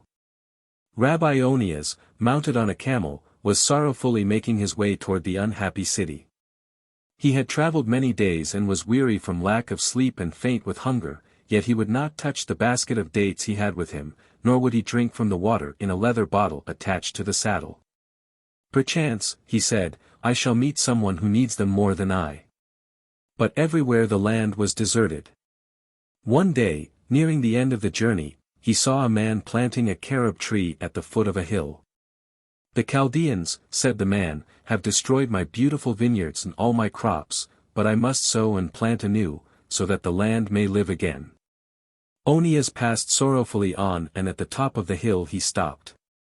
Before him lay Jerusalem, not the once beautiful city with its hundreds of domes and minarets that caught the first rays of the sun each morning, but a vast heap of ruins and charred buildings. Onias threw himself on the ground and wept bitterly. No human being could he see, and the sun was setting over what looked like a city of the dead. Woe, woe, he cried. Zion, my beautiful Zion, is no more. Can it ever rise again? Not in 100 years can its glory be renewed. The sun sank lower as he continued to gaze upon the ruined city, and darkness gathered over the scene. Utterly exhausted, Onias, laying his head upon his camel on the ground, fell into a deep sleep. The silver moon shone serenely through the night and paled with the dawn, and the sun cast its bright rays on the sleeping rabbi. Darkness spread its mantle of night once more, and again the sun rose, and still Onias slept. Days passed into weeks, the weeks merged into months, and the months rolled on until years went by, but Rabbi Onias did not waken. Seeds, blown by the winds and brought by the birds, dropped around him, took root and grew into shrubs, and soon a thick hedge surrounded him and screened him from all who passed. A date that had fallen from his basket, took root also, and in time there rose a beautiful palm tree which cast a shade over the sleeping figure. And thus 100 years rolled by. Suddenly, Onias moved, stretched himself and yawned. He was awake again. He looked around confused. Strange, he muttered. Did I not fall asleep on a hill overlooking Jerusalem last night? How comes it now that I am hemmed in by a thicket and am lying in the shade of this noble date palm? With great difficulty he rose to his feet. Oh, how my bones do ache, he cried. I must have overslept myself. And where is my camel? Puzzled, he put his hand to his beard. Then he gave a cry of anguish. What is this? My beard is snow white and so long that it almost reaches to the ground. He sank down again, but the mound on which he sat was but a heap of rubbish and collapsed under his weight. Beneath it were bones. Hastily clearing away the rubbish, he saw the skeleton of a camel. This surely must be my camel, he said. Can I have slept so long? The saddlebags have rotted, too. But what is this? And he picked up the basket of dates and the water bottle. The dates and the water were quite fresh. This must be some miracle, he said. This must be a sign for me to continue my journey. But, alas, that Jerusalem should be destroyed. He looked around and was more puzzled than ever. When he had fallen asleep the hill had been bare of vegetation. Now it was covered with carob trees. I think I remember a man planting a carob tree yesterday, he said. But was it yesterday? He turned in the other direction and gave a cry of astonishment. The sun was shining on a noble city of glittering pinnacles and minarets, and around it were smiling fields and vineyards. Jerusalem still lives, he exclaimed. Of a truth I have been dreaming that it was destroyed. Praise be to God that it was but a dream. With all speed he made his way across the plain to the city. People looked at him strangely and pointed him out to one another, and the children ran after him and called him names he did not understand. But he took no notice. Near the outskirts of the city he paused.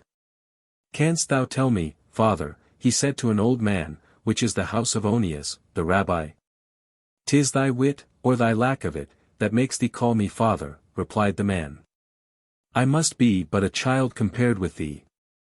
Others gathered around and stared hard at Onias. "Didst thou speak of Rabbi Onias?" asked one. "I know of one who says that was the name of his grandfather. I will bring him." He hastened away and soon returned with an aged man of about 80. "Who art thou?" Onias asked. "Onias is my name," was the reply. "I am called so in honor of my sainted grandfather, Rabbi Onias, who disappeared mysteriously 100 years ago, after the destruction of the first temple." "100 years," murmured Onias. "Can I have slept so long?" "By thy appearance, it would seem so," replied the other Onias. "The temple has been rebuilt since then." "Then it was not a dream," said the old man. They led him gently indoors, but everything was strange to him. The customs, the manners, the habits of the people, their dress, their talk, was all different, and every time he spoke they laughed. "Thou seemest like a creature from another world," they said. "Thou speakest only of the things that have long passed away." One day he called his grandson. "Lead me," he said, "to the place of my long sleep. Perchance I will sleep again. I am not of this world, my child. I am alone, a stranger here, and would fain leave ye." Taking the dates and a bottle of water which still remained fresh, he made his way to where he had slept for 100 years, and there his prayer for peace was answered. He slept again, but not in this world will he awaken. King for 3 days. Godfrey de Bouillon was a famous warrior, a daring general and bold leader of men, who gained victories in several countries. And so, in the year 1095, when the First Crusade came to be arranged, he was entrusted with the command of one of the armies and led it across Europe in the historic march to the Holy Land. Like many a great soldier of his period, Godfrey was a cruel man, and, above all, he hated the Jews. "In this, our holy war," he said to his men, "we shall slay all the children of Israel wherever we shall fall in with them. I shall not rest content until I have exterminated the Jews." True to his inhuman oath, Godfrey and his soldiers massacred large numbers of Jews. They did this without pity or mercy, saying, "We are performing a sacred duty, for we have the blessings of the priests on our enterprise." Godfrey felt sure he would be victorious, but he also wanted to obtain the blessing of a rabbi. It was a curious desire, but in those days such things were not considered at all strange, and so Godfrey de Bouillon sent for the learned Rabbi Solomon ben Isaac, better known by his world-famed name of Rashi. Rashi, one of the wisest sages of the Jews, came to Godfrey, and the two men stood facing each other. "Thou halt heard of my undertaking to capture Jerusalem," said Godfrey, haughtily. "I demand thy blessing on my venture." "Blessings are not in the gift of man, they are bestowed by heaven on worthy objects," answered Rashi. "Trifle not with words," retorted the warrior, "or they may cost thee dear. A holy man can invoke a blessing." But Rashi was not afraid. He was becoming an old man then, but he was as brave as the swaggering soldier, and he faced Godfrey unflinchingly. "I can make no claim on the God of Israel on behalf of one who has sworn to destroy all the descendants of his chosen people," he said.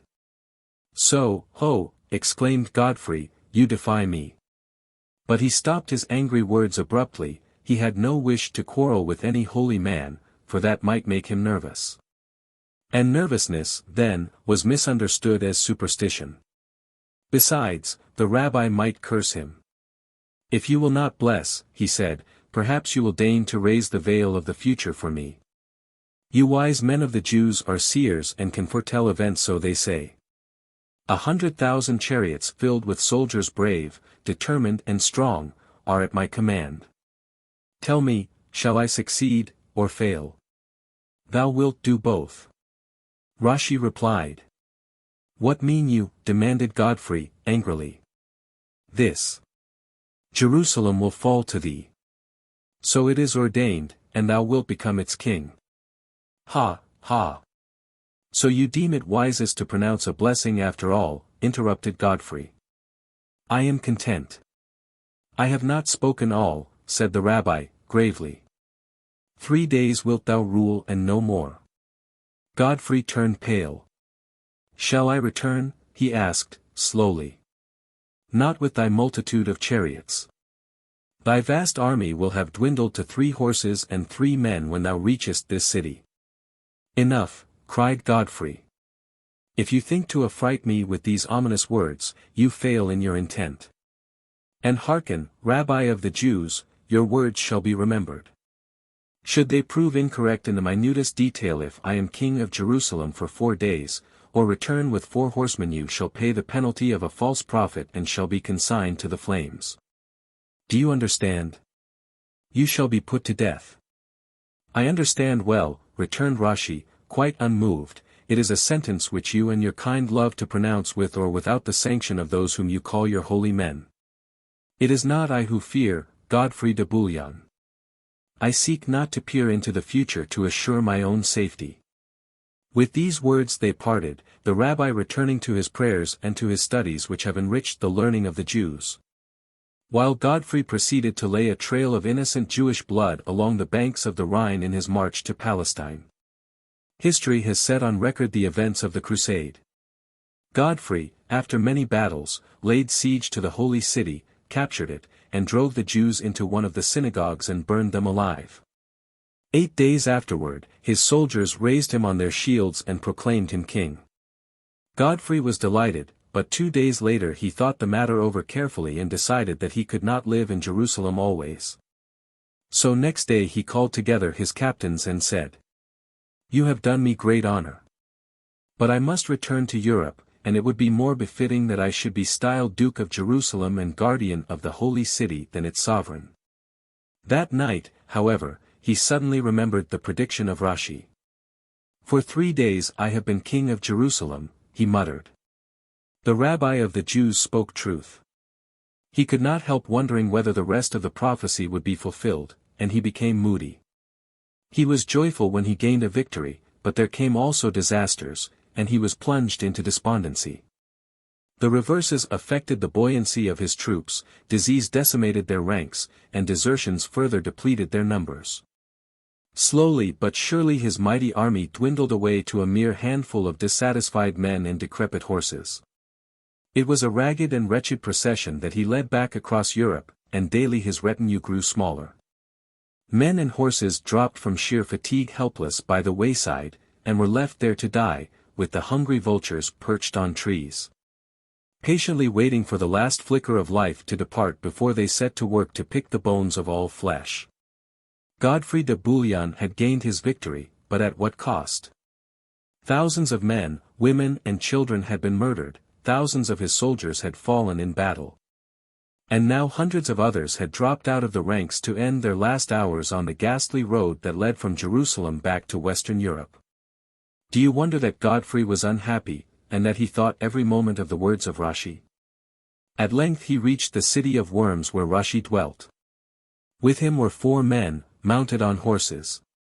It is well, he said, with as much cheerfulness as he could muster, as he surveyed the remnants of his once proud army. The rabbi has failed. Godfrey bade his men fall into line behind him, and he proudly rode through the gate of the city. As he did so, he heard a cry of alarm. He turned hastily and saw a huge stone falling from the city's gate. It dropped on the soldier riding just behind him, killing both man and horse. You have spoken truth. Would that I had taken heed of your words, he said to the rabbi. I am a broken man. You will assuredly achieve great fame in Israel. And so it has come to pass. Should you, by chance, ever visit the city of Brussels, the capital of Belgium, fail not to look upon the statue of Godfrey de Bouillon, with his sword proudly raised. It stands in the Place Royale but a few minutes' walk from the synagogue. Should you ever be in the ancient city of worms that stands on the Rhine, do as other visitors, Jews and Gentiles, enter the synagogue that was built many centuries ago. And you will see the room where Rashi studied and the stone seat on which he sat.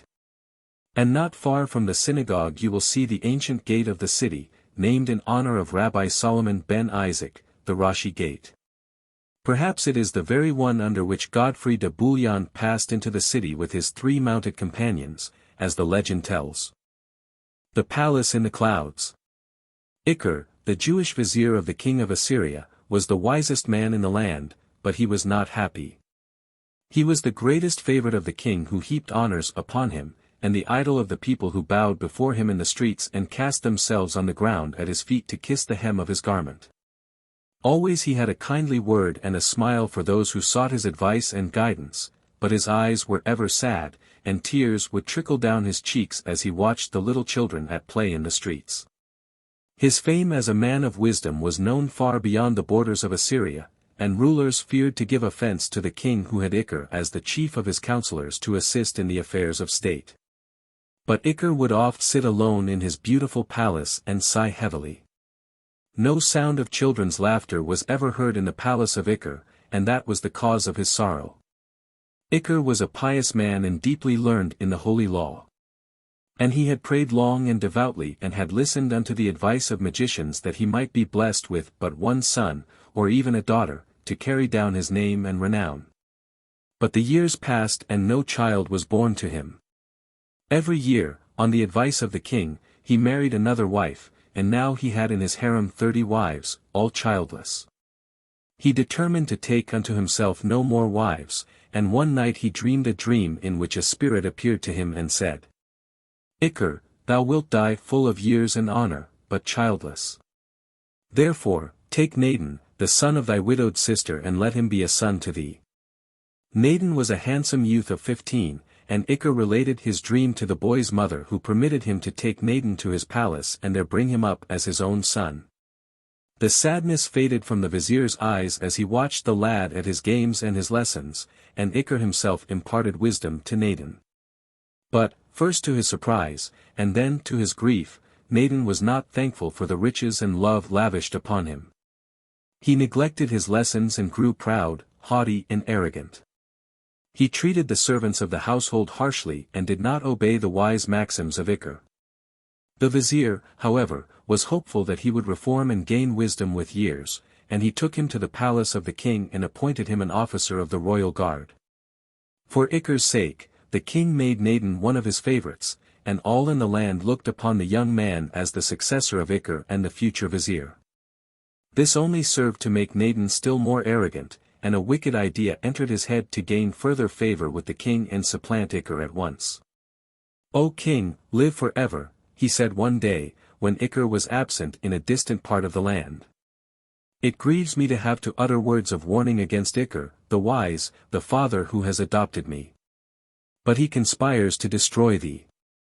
The king laughed at this suggestion, but he became serious when Nadin promised to give him proof in 3 days.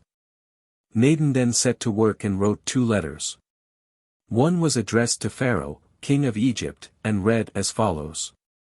"Pharaoh, son of the sun and mighty ruler on earth, live forever. Thou wouldst reign over Assyria. Give ear then to my words, and on the 10th day of the next month come with thy troops to the Eagle Plain beyond the city, and I, Ikar, the grand vizier, will deliver thine enemy, the king of Assyria, into thy hands." To this letter he forged Ikar's name, then he took it to the king. "I have found this," he said, "and have brought it to thee. It shows thee that Ikar would deliver this country to thine enemy." The king was very angry and would have sent for Ikar at once, but Nadin counseled patience. "Wait until the 10th of next month, the day of the annual review, and thou wilt see what will surprise thee still more," he said. Then he wrote the second letter. This was to Ikar and was forged with the king's name and sealed with the king's seal which he obtained. It bade Ikar on the 10th of the next month to assemble the troops on the Eagle Plain to show how numerous they were to the foreign envoys and to pretend to attack the king, so as to demonstrate how well they were drilled. The vizier returned the day before the review, and while the king stood with Nadin and the foreign envoys, Ikar and the troops, acting on their instructions, made a pretense of attacking his majesty. "Do you not see," said Nadin. "The king of Egypt not being here, Ikar threatens thee," and he immediately gave orders to the royal trumpeters to sound, "Halt." Ikar was brought before the king and confronted with the letter to Pharaoh. Explain this, if thou canst, exclaimed the king, angrily. I have trusted thee and loaded thee with riches and honors, and thou wouldst betray me. Is not this thy signature, and is not thy seal appended?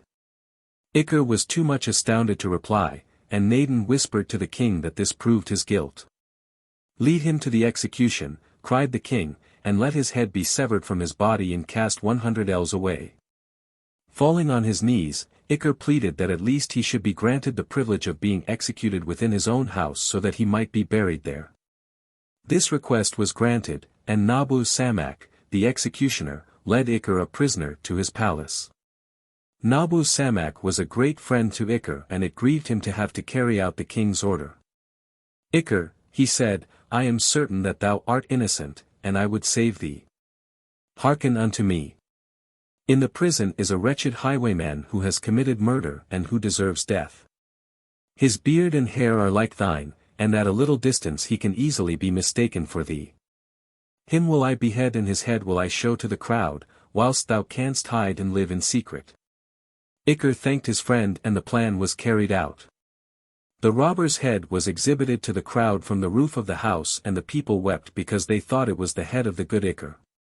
Meanwhile, the vizier descended into a cellar deep beneath his palace and was there fed, while his adopted son, Naden, was appointed chief of the king's counselors in his stead. Now, when Pharaoh, king of Egypt, heard that Iker, the wise, had been executed, he determined to make war upon Assyria. Therefore, he dispatched a letter to the king, asking him to send an architect to design and build a palace in the clouds. If this thou doest, he wrote, Pharaoh, son of the sun, will pay thee tribute, if thou failest, thou must pay me tribute. The king of Assyria was perplexed when he received this letter which had to be answered in 3 months. Naden could not advise him what to do, and he bitterly regretted that Iker, the man of wisdom, was no longer by his side to advise him. I would give 1/4 of my kingdom to bring Iker to life again, he exclaimed. Hearing these words, Nabu Samak, the executioner, fell on his knees and confessed that Iker was alive. Bring him hither at once, cried the king. Iker could scarcely credit the truth when his friend came to him in the cellar with the news, and the people wept tears of joy and pity when the old vizier was led through the streets. He presented a most extraordinary spectacle. For 12 months he had been immured in the cellar and his beard had grown down to the ground, his hair descended below his shoulders and his finger-nails were several inches long. The king wept, too, when he saw his old vizier. Iker, he said, for months have I felt that thou wert innocent, and I have missed thy wise counsels. Help me in my difficulty and thou shalt be pardoned. Your Majesty, said Iker, I desire nothing more than to serve thee. I am innocent. Time will prove me guiltless. When he saw Pharaoh's demand, he smiled.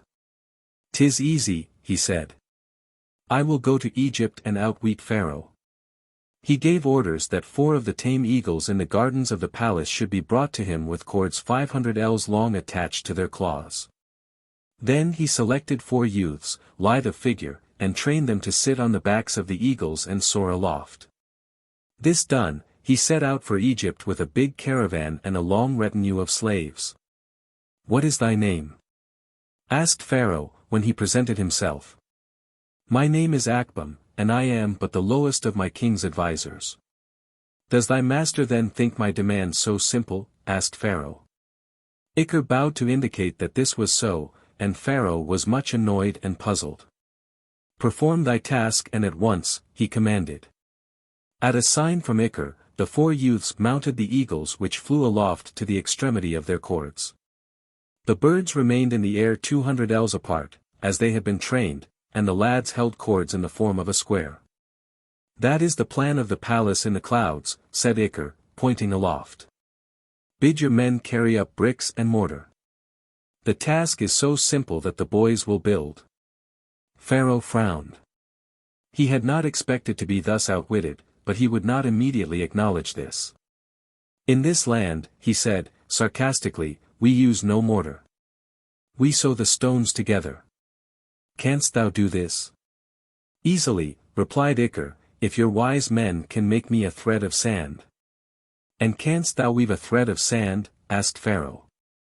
"I can," responded Iker. Noting the direction of the sun, he bored a tiny hole in the wall, and a thin sunbeam gleamed through. Then, taking a few grains of sand, he blew them through the hole, and in the sunbeam they seemed like a thread. "Take it, quickly," he cried, but of course nobody could do this. Pharaoh looked long and earnestly at Iker. "Truly, thou art a man of wisdom," he said. "If he were not dead I should say thou wert Iker, the wise."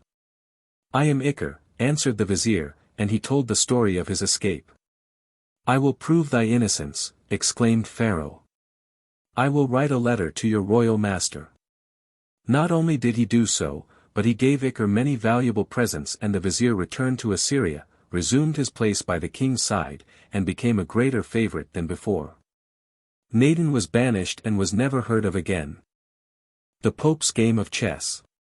Nearly 1,000 years ago in the town of Mayence, on the bank of the Rhine, there dwelt a pious Jew of the name of Simon ben Isaac.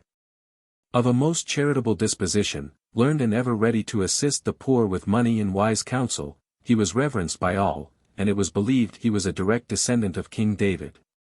Everybody was proud to do him honor. Simon ben Isaac had one little son, a bright boy of the name of Elkanan, who he intended should be trained as a rabbi. Little Elkanan was very diligent in his studies and gave early promise of developing into an exceptionally clever student. Even the servants in the household loved him for his keen intelligence. One of them, indeed, was unduly interested in him. She was the Sabbath fire woman who only came into the house on the Sabbath day to attend to the fires, because, as you know, the Jewish servants could not perform this duty. The Sabbath fire woman was a devoted Catholic, and she spoke of Elkanan to a priest. The latter was considerably impressed. "What a pity," he remarked, "that so talented a boy should be a Jew. If he were a Christian, now," he added, winningly, "he could enter the Holy Church and become famous." The Sabbath fire woman knew exactly what the priest meant. "Do you think he could rise to be a bishop?" she asked. "He might rise even higher to be the Pope himself," replied the priest. "It would be a great thing to give a bishop to the church, would it not?" said the woman. "It is a great thing to give anyone to the Church of Rome," the priest assured her. Then they spoke in whispers. The woman appeared a little troubled, but the priest promised her that all would be well, that she would be rewarded, and that nobody would dare to accuse her of doing anything wrong. Convinced that she was performing a righteous action, she agreed to do what the priest suggested. Accordingly, the following Friday night, when the household of Simon ben Isaac was wrapped in slumber, she crept stealthily and silently into the boy's bedroom.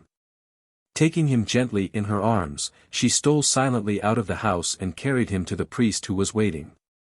Elkanan was well wrapped up in blankets, and so cautiously did the woman move that he did not waken. The priest said not a word. He just nodded to the woman, and then placed Elkanan in a carriage which he had in waiting. Elkanan slept peacefully, totally unaware of his adventure, and when he opened his eyes he thought he must be dreaming. He was not in his own room, but a much smaller one which seemed to be jolting and moving, like a carriage, and opposite to him was a priest. "Where am I?" he asked in alarm. "Lie still, Andreas," was the reply. "But my name is not Andreas," he answered. "That is not a Jewish name. I am Elkanan, the son of Simon." To his amazement, however, the priest looked at him pityingly and shook his head. "You have had a nasty accident," he said, "and it has affected your head. You must not speak." Not another word would he say in response to all the boy's eager queries. He simply ignored Elkanan, who puzzled his head over the matter until he really began to feel ill and to wonder whether he was Elkanan after all. Tired out, he fell asleep again, and next time he awoke he was lying on a bed in a bare room. A bell was tolling, and he heard a chanting chorus. By his side stood a priest. Elkanan looked at the priest like one dazed. Before he could utter a word, the priest said, "Rise, Andreas, and follow me." The boy had no alternative but to obey. To his horror he was taken into a chapel and made to kneel. The priest sprinkled water on him. He did not understand what the service meant, and when it was over he began to cry for his father and mother. For days nobody took the slightest notice of his continual questionings until a priest, with a harsh, cruel face, spoke to him severely one day. "I perceive, Andreas," he said, "thou hast a stubborn spirit. It shall be curbed. Thy father and mother are dead, all the world is dead to thee, thou hast strange notions in thy head. We shall rid thee of them." Elkanan cried so much on hearing these terrible words that he made himself seriously ill. How long he was kept in bed he knew not, but when he recovered, he found himself a prisoner in a monastery. All the priests called him Andreas, they were kind to him, and in time he began to doubt himself whether he was Elkanan, the son of Simon, the pious Jew of Mayence. To put an end to the unrest in his mind, he devoted himself earnestly to his lessons. His tutors never had so brilliant a pupil, nor so intelligent a companion. He was a remarkable chess player. "Where did you learn?" they asked him. "My father, Simon ben Isaac, of Mayence, taught me," he replied, with a sob in his voice.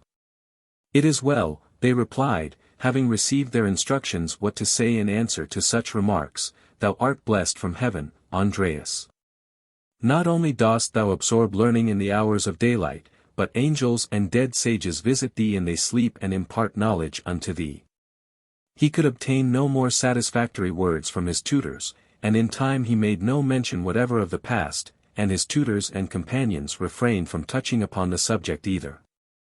Once or twice he formed the idea of endeavoring to escape, but he soon discovered the project impossible. He was never allowed to be alone for a moment. He was virtually a prisoner, although all men began to do him honor because of his amazing knowledge and learning. In due time, he became a priest and a tutor and was even called to Rome and was created a cardinal. He wore a red cap and cloak, people kneeled to him and sought his blessing, and all spoke of him as the wisest, kindliest and most scholarly man in the church. He had not spoken of his boyhood for years, but he never ceased to think of those happy days. And although he tried hard, he could not believe that it was all a dream. Whenever he played a game of chess, which was his one pastime, he seemed to see himself in his old room at Mayence, and he sighed. His fellow priests wondered why he did this, and he laughingly told them it was because he had no idea how to lose a game. Then a great event happened. The Pope died and Andreas was elected his successor. He was placed on a throne, a crown was put upon his head, and he was called Holy Father. The power of life and death over millions of people in many countries was vested in him. Kings, princes and nobles visited him in his great palace to do him homage, and his fame spread far and wide. But he himself grew more thoughtful and silent and sought only to exercise his great powers for the people's good. This, however, did not altogether please some of his counselors. "The church needs money," they told him. "We must squeeze it out of the Jews." But Andreas steadfastly refused to countenance any persecutions. Many edicts were placed before him for his signature, giving permission to bishops in certain districts to threaten the Jews unless they paid huge sums of money in tribute, but Andreas declined to assent to any one of them. One day a document was submitted to him from the Archbishop of the Rhine district, craving permission to drive the Jews from the city of Mayence. The Pope's face hardened when he read the iniquitous letter. He gave instant orders that the archbishop should be summoned to Rome, and to the utter amazement of his cardinals he also commanded them to bring before him 3 leading Jews from Mayence, to state their case. "It shall not be said," he declared, "that the Pope issued a decree of punishment without giving the people condemned an opportunity of defending themselves." When the news reached Mayence there was great wailing and sorrow among the Jews, for, alas! Bitter experience had taught them to expect no mercy from Rome. Delegates were selected, and when they arrived at the Vatican they were asked for their names. These were given and communicated to the Pope. The delegates of the Jews of the city of Mayence, announced a secretary, humbly crave audience of your holiness. Their names, demanded the Pope. Simon ben Isaac, Abraham ben Moses, and Issachar, the priest. Let them enter, said the Pope, in a quiet, firm voice. He had heard but one name. His plan had proved successful, for he had counted upon Simon being one of the chosen delegates. The three men entered the audience chamber and stood expectant before the Pope. His Holiness appeared to be lost in deep thought. Suddenly he aroused himself from his reverie and looked keenly at the aged leader of the party. "Simon of Mayence, stand forth," he said, "and give voice to thy plea. We give thee attention." The old man approached a few paces nearer, and in simple, but eloquent language, pleaded that the Jews should be permitted to remain unmolested in Mayence, in which city their community had been long established. "Thy prayer," said the Pope, when he had finished, "shall have full consideration, and my answer shall be made known to thee without delay. Now tell me, Simon of Mayence, something of thyself and thy co-delegates. Who are ye in the city?" Simon gave the information. "Have ye come hither alone?" asked the Pope. "Or have ye been escorted by members of your families, your sons?" The Pope's voice was scarcely steady, but none noticed. "I have no son," said Simon, with a weary sigh. "Hast thou never been blessed with offspring?" Simon looked sharply at the Pope before answering. Then, with bowed head and broken voice, he said, "God blessed me with one son, but he was stolen from me in childhood. That has been the sorrow of my life." The old man's voice was choked with sobs. "I have heard," said the Pope, after a while, "that thou art famed as a chess player. I, too, am credited with some skill in the game. I would fain pit it against thine. Hearken. If thou prove the victor in the game, then shall thy appeal prevail." "I consent," said the old man, proudly. "It is many years since I have sustained defeat." It was arranged that the game should be played that evening. Naturally, the strange contest aroused the keenest interest.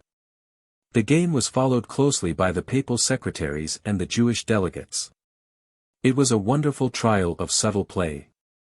The two players seemed about evenly matched. First one and then the other made a daring move which appeared to place his opponent in difficulties, but each time disaster was ingeniously evaded. A draw seemed the likeliest result until, suddenly, the Pope made a brilliant move which startled the onlookers. It was considered impossible now for Simon to avoid defeat. No one was more astounded at the Pope's move than the old Jew. He rose tremblingly from his chair, gazed with piercing eyes into the face of the Pope and said huskily, "Where didst thou learn that move?" "I taught it to but one other." "Who?" demanded the Pope, eagerly. "I will tell thee alone," said Simon. The Pope made a sign, and the others left the room in great surprise. Then Simon exclaimed excitedly, "Unless thou art the devil himself, thou canst only be my long-lost son, Elchanan." "Father!" cried the Pope, and the old man clasped him in his arms. When the others re-entered the room, the Pope said quietly, "We have decided to call the game a draw, and in thankfulness for the rare pleasure of a game of chess with so skilled a player as Simon of Mayence. I grant the prayer of the delegates of that city. It is my will that the Jews shall live in peace." Shortly afterward, a new pope was elected. Various rumors gained currency. One was that Andreas had thrown himself into the flames, another that he had mysteriously disappeared. And at the same time a stranger arrived in Mayence and was welcomed by Simon joyfully as his son, Elchanan. The slave's fortune. Ahmed was the only child of the wealthiest merchant in Damascus. His father devoted his days to doing everything possible to anticipate his wishes. The boy returned his father's love with interest, and the two lived together in the utmost happiness. They were seldom apart, the father curtailing his business journeys so that he could hastily return to Damascus, and finally restricting his affairs to those which he could perform in his own home. For safety's sake, Ahmed, whenever he was out of his father's sight, was attended by a big Negro slave, Pedro, an imposing-looking person, richly attired as befitted his station and duties. Pedro was a faithful servant, and he and Ahmed were the firmest friends. When Ahmed grew up to be a youth, his father decided to send him to Jerusalem to be educated. He did so reluctantly, knowing, however, that it was the wisest course to adopt. Gently he broke the news to Ahmed, for he knew the latter would dislike to leave home. Ahmed was truly sorry to have to be parted from his father, but he kept back his tears and said bravely, "It is thy wish, father, therefore I question it not. I know that thou desirest only my welfare." "Well spoken, my son," said his father. "May I take Pedro with me?" asked Ahmed. "Nay, that would not be seemly," answered his father, gently. "It would make thee appear anxious to display thy wealth. Such ostentation will induce people to regard thee and thy father as foolish persons, possessed of more wealth than is good for the exercise of wisdom.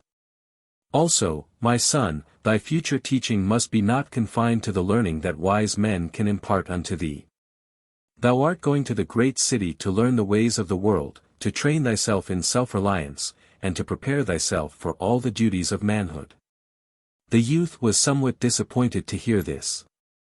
It was the first occasion, as far as his memory served him, that his father had failed to grant his wish, but he was nevertheless flattered by the prospect of quickly becoming a man, and he answered, "I bow to thy wisdom, my father." He left for Jerusalem, after bidding the merchant an affectionate farewell, and in the holy city he applied himself diligently to his studies. He delighted his teachers with his cheerful attention to his lessons, and discovered a new source of happiness in learning things for himself from observation. Also, it was a pleasant sensation to conduct his own affairs, and in the great city, with its busy narrow thoroughfares and its wonderful buildings, he daily grew less homesick. Regularly he received letters by messengers from his father, and dutifully he returned, by the same means, long epistles, setting out all the big and little things that made up his life. A year passed, and one day the usual message that Ahmed expected came to him in a strange handwriting.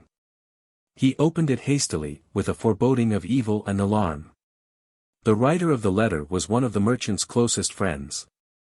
He said, "O worthy son of a most worthy father, greeting to thee, and may God give thee strength to hear the terrible and sad tidings which it is my sorrowful duty to convey unto thee. Know then that it hath pleased God in his wisdom to call from this earth thy saintly father, to sit with the righteous ones in heaven. Here in the city of Damascus there is great weeping, for thy honored father was the most upright of men, a friend to all in distress, a man whose bounteous charity to the poor and unfortunate was unsurpassed. But our grief, deep and heartfelt as it is, cannot be compared to thine. We have all lost a wise counselor, a trusty friend, a guide in all things. But thou hast lost more. Thou hast lost a father. Thou art his only son, and on thee his duties will now devolve. Know then thy profound grief we share with thee. We tender to thee our sincere sympathy, and eagerly do we await thy coming. Thou hast a noble position to occupy and a tradition to continue. We, thy father's friends and thine, O Ahmed, will assist thee." The young man was dumbfounded when he gathered the purport of the letter. For some moments he spoke not, but sat on the ground, weeping silently. Then, remembering his father's admonitions, he promptly took up the task of settling his affairs in Jerusalem prior to his departure for Damascus. "I will take with me," he said, "the good Rabbi who has been my religious instructor, for I am not fully prepared to undertake all the duties that will fall to my lot and need some strengthening counsel." On arrival at Damascus he was greeted by a large concourse of people who expressed their sympathy with him and spoke in terms of highest praise of his father's benevolence. After the funeral, Ahmed called the leading townspeople together to hear his father's will read, for he was certain that many gifts to charities would be announced. Such was the case, and there were subdued murmurs of applause when the amounts were read forth. Then suddenly the friend who had written to the young man and was reading the will, paused. "I fear there must be a mistake," he said, in a whisper to Ahmed. "Go on," urged the assembled people, and the man read in a strange voice. "And now, having as I hope, faithfully performed my duty to the poor, I bequeath the rest of my possessions unto my devoted Negro slave, Pedro." "Pedro!" cried the astonished crowd.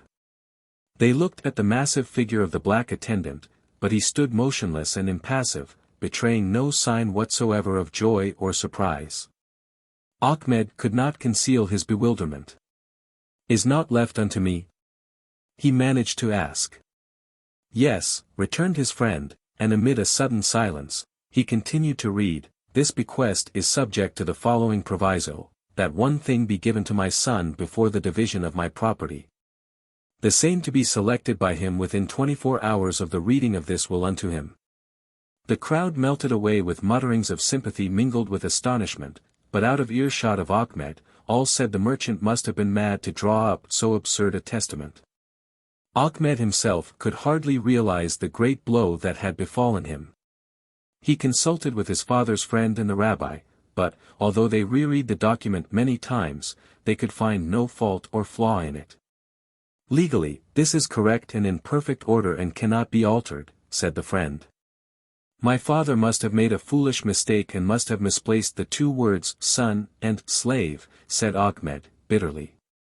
That does not so appear, said the rabbi, thy father was a scholar and wise man. Speak not hastily, and above all act not rashly without thought.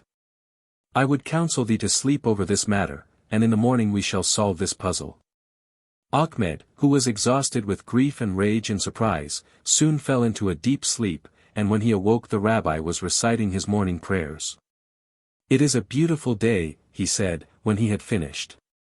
The sun shines on thy happiness, Ahmed. Ahmed was too depressed to make any comment, nor was he completely satisfied when the rabbi assured him all would be well. I have pondered deeply and long over thy father's words, he said. I sat up through the night until the dawn, and I have been impelled to the conclusion that thy father was truly a wise man. Ahmed interrupted with a gesture of disapproval.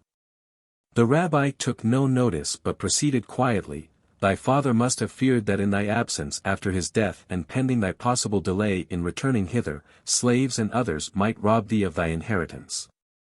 Pedro, I have discovered, knew of the terms of the will. By informing him and making his strange will, thy father, O fortunate Ahmed, made sure of thy inheritance unto thee. I understand not, muttered Ahmed. It is perfectly clear, said the rabbi. As soon as thou art ready, thou shalt make thy choice of one thing. Do as I bid thee, and thou shalt see thy father's wisdom. Ahmed had no option but to agree. He could find no solution himself, and wretched though he felt, reason told him that his father loved him and that the rabbi was renowned for shrewdness. The townspeople gathered early to hear Ahmed make his choice of one thing and one only from his father's possessions. Ahmed looked less troubled than they expected, the rabbi wore his most benign expression, and Pedro stationed himself in his usual place at the door, statuesque, obedient, and expressionless as ever. Ahmed held up his hand to obtain silence. Acting under the terms of my father's will, he said, solemnly, at this moment when all, before division, belongs to his estate, I choose but one of my father's possessions, Pedro, the black slave.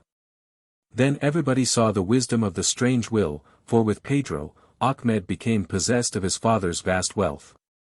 To Pedro, who still stood motionless, Ahmed said, and thou, my good friend, shalt have thy freedom and possessions sufficient to keep thee in comfort for the rest of thy days. I desire naught but to serve thee, Pedro answered, I wish to remain the faithful attendant of one who will follow nobly in the footsteps of thy father. So everybody was satisfied. The Paradise in the Sea. Hiram, king of Tyre, was a foolish old man. He lived so long and grew to such a venerable age that he absurdly imagined he would never die. The idea gained strength daily in his mind and thus he mused. David, king of the Jews, I knew, and afterward his son, the wise King Solomon. But wise as he was, Solomon had to appeal to me for assistance in building his wondrous temple, and it was only with the aid of the skilled workmen I sent to him that he successfully accomplished the erection of that structure. David, the sweet singer in Israel, who, as a mere boy slew the giant Goliath, has passed away. I still live. It must be that I shall never die. Men die. Gods live forever. I must be a god, and why not? He put that question to the chief of his counselors, who, however, was much too wise to answer it. Now the counselors of the king had never yet failed to answer his queries, and so Hiram felt sure he had at last puzzled them by a question beyond the power of mortal man to answer. That was another proof, he told himself, that he was different from other men and kings, that, in short, he was a god. I must be, he muttered to himself, and he repeated this to himself so regularly that he came to the conclusion it was true.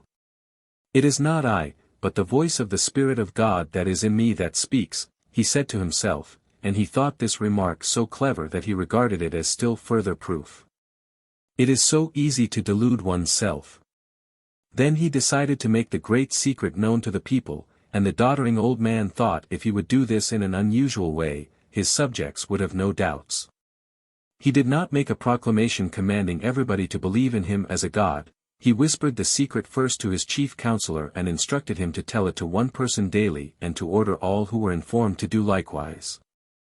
In this way the news soon spread to the remotest corners of the country, for if you work out a little sum you will discover that if you take the figure 1 and double it thus, 2, 4, 8, 16, and so on, it will run into millions.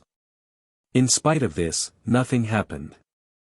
Hiram, now quite idiotic, commanded the people to worship him. Some obeyed, fearing that if they refused they would be punished, or even put to death. Others declared there was no evidence that the king was a god. This came to the knowledge of Hiram and troubled him sorely. What proof do the unbelievers require? He asked of his counselors. They hesitated to reply, but presently the vizier, a shrewd old man with a long beard, said quietly, I have heard people say a god must have a heaven from which to hurl lightning and thunderbolts, and a paradise in which to dwell.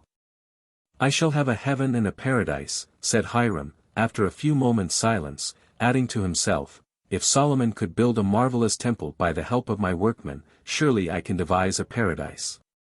He spent so much thought over this that it seemed to become easier each day. Besides, it would be so nice to live in a paradise all to himself. At first he decided to build a great big palace of gold, with windows of precious stones.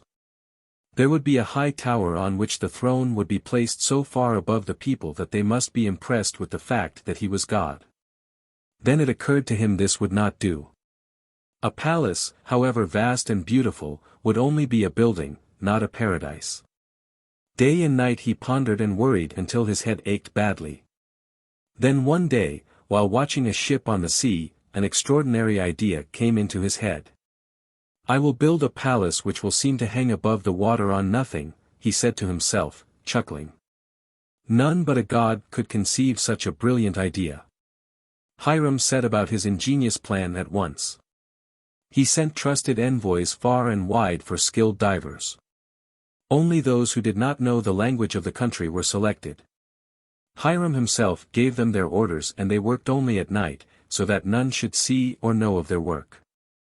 Their task was to fasten 4 huge pillars to the bottom of the sea. Their work completed, the divers were well paid and sent away. Next, a different gang of workmen was brought from a strange land. They constructed a platform on the pillars in the sea. Then a third lot of artisans began to erect a wonderful edifice on the platform. They, too, only worked at night, but the building could no longer be concealed. It was showing itself above the sea. The people were therefore told, by royal proclamation, in these words. I, Hiram of Tyre, the king, and of all the people. God omnipotent. Hereby make known to you that it has become my pleasure to reveal unto you my paradise, which hitherto I have concealed in the clouds. Ye who are worthy shall behold it. Today. Of all the clever things he had done, Hiram believed the composition of that proclamation the cleverest. Those who do not see, will think themselves unworthy, he said, and will tremble in fear of my wrath. They will see a little more each day and will think themselves growing worthy. And they will believe, they must, when they see it all.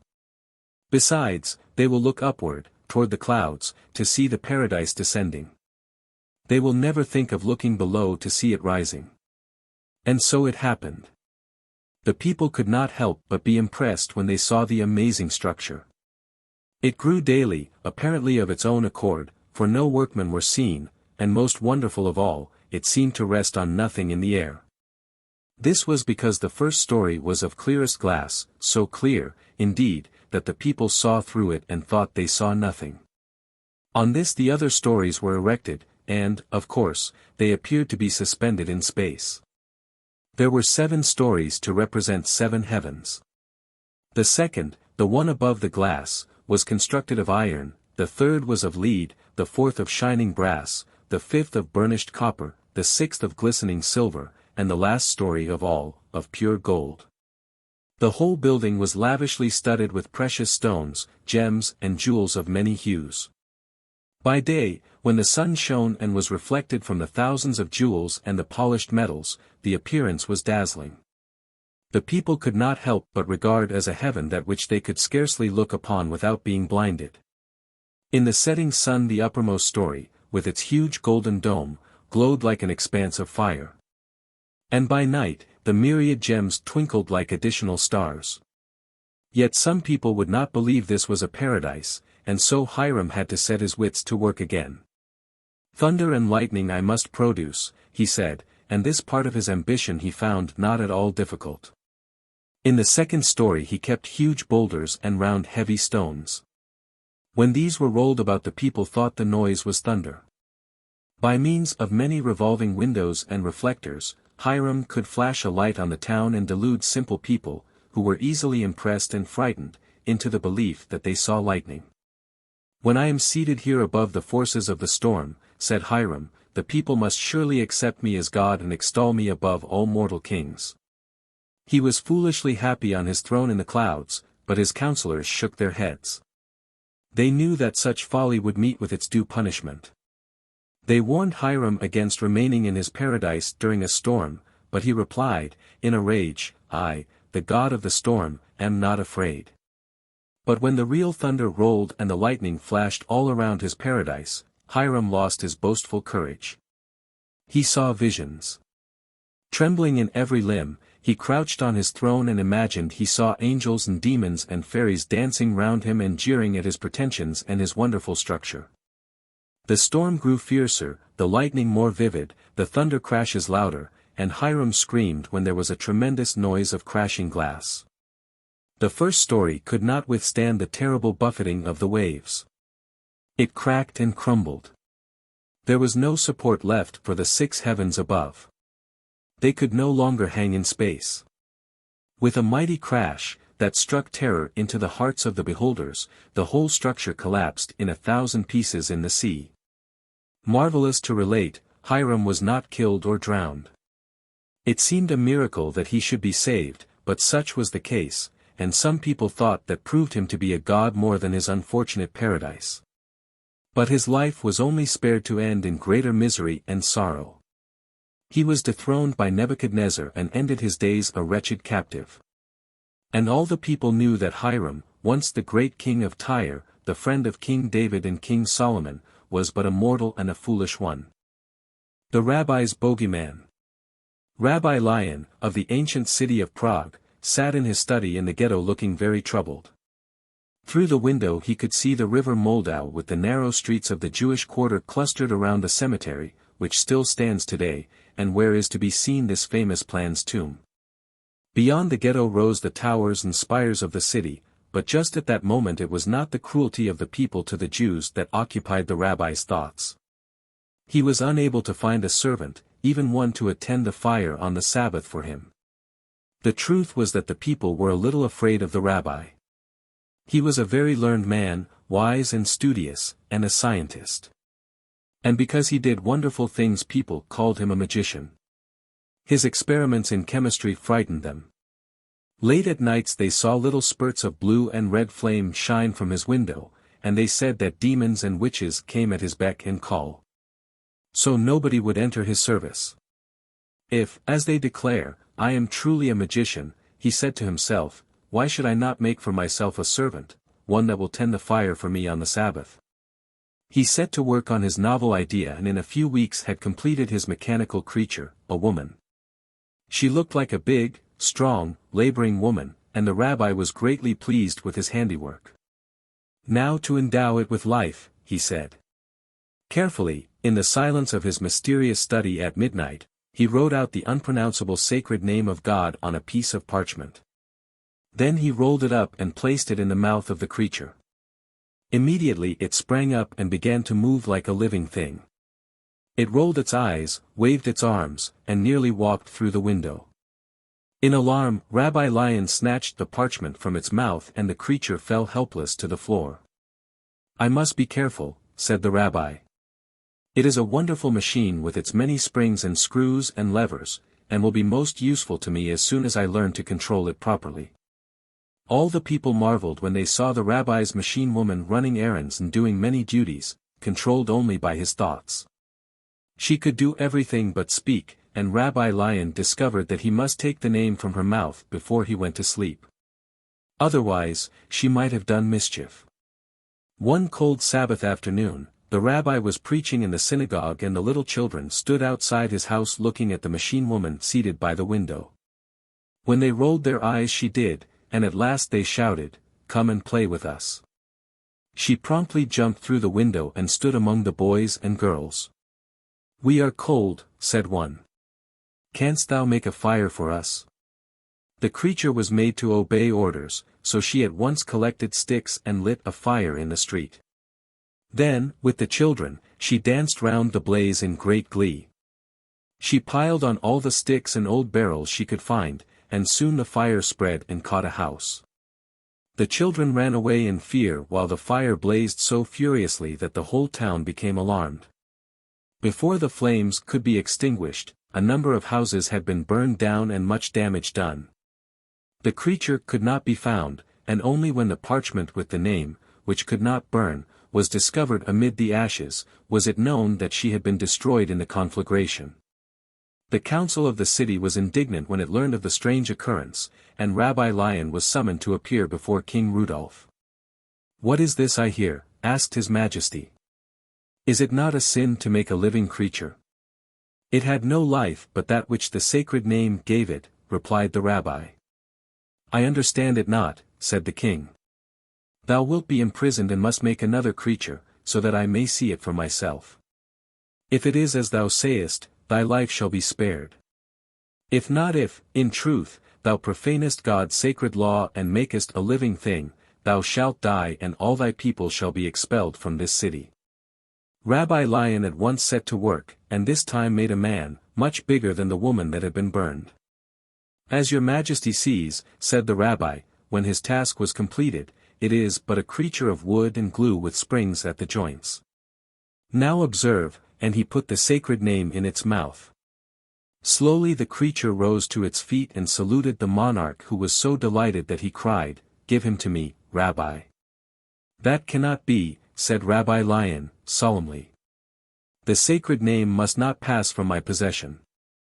Otherwise the creature may do great damage again. This time I shall take care and will not use the man on the Sabbath." The king saw the wisdom of this and set the rabbi at liberty and allowed him to take the creature to his house.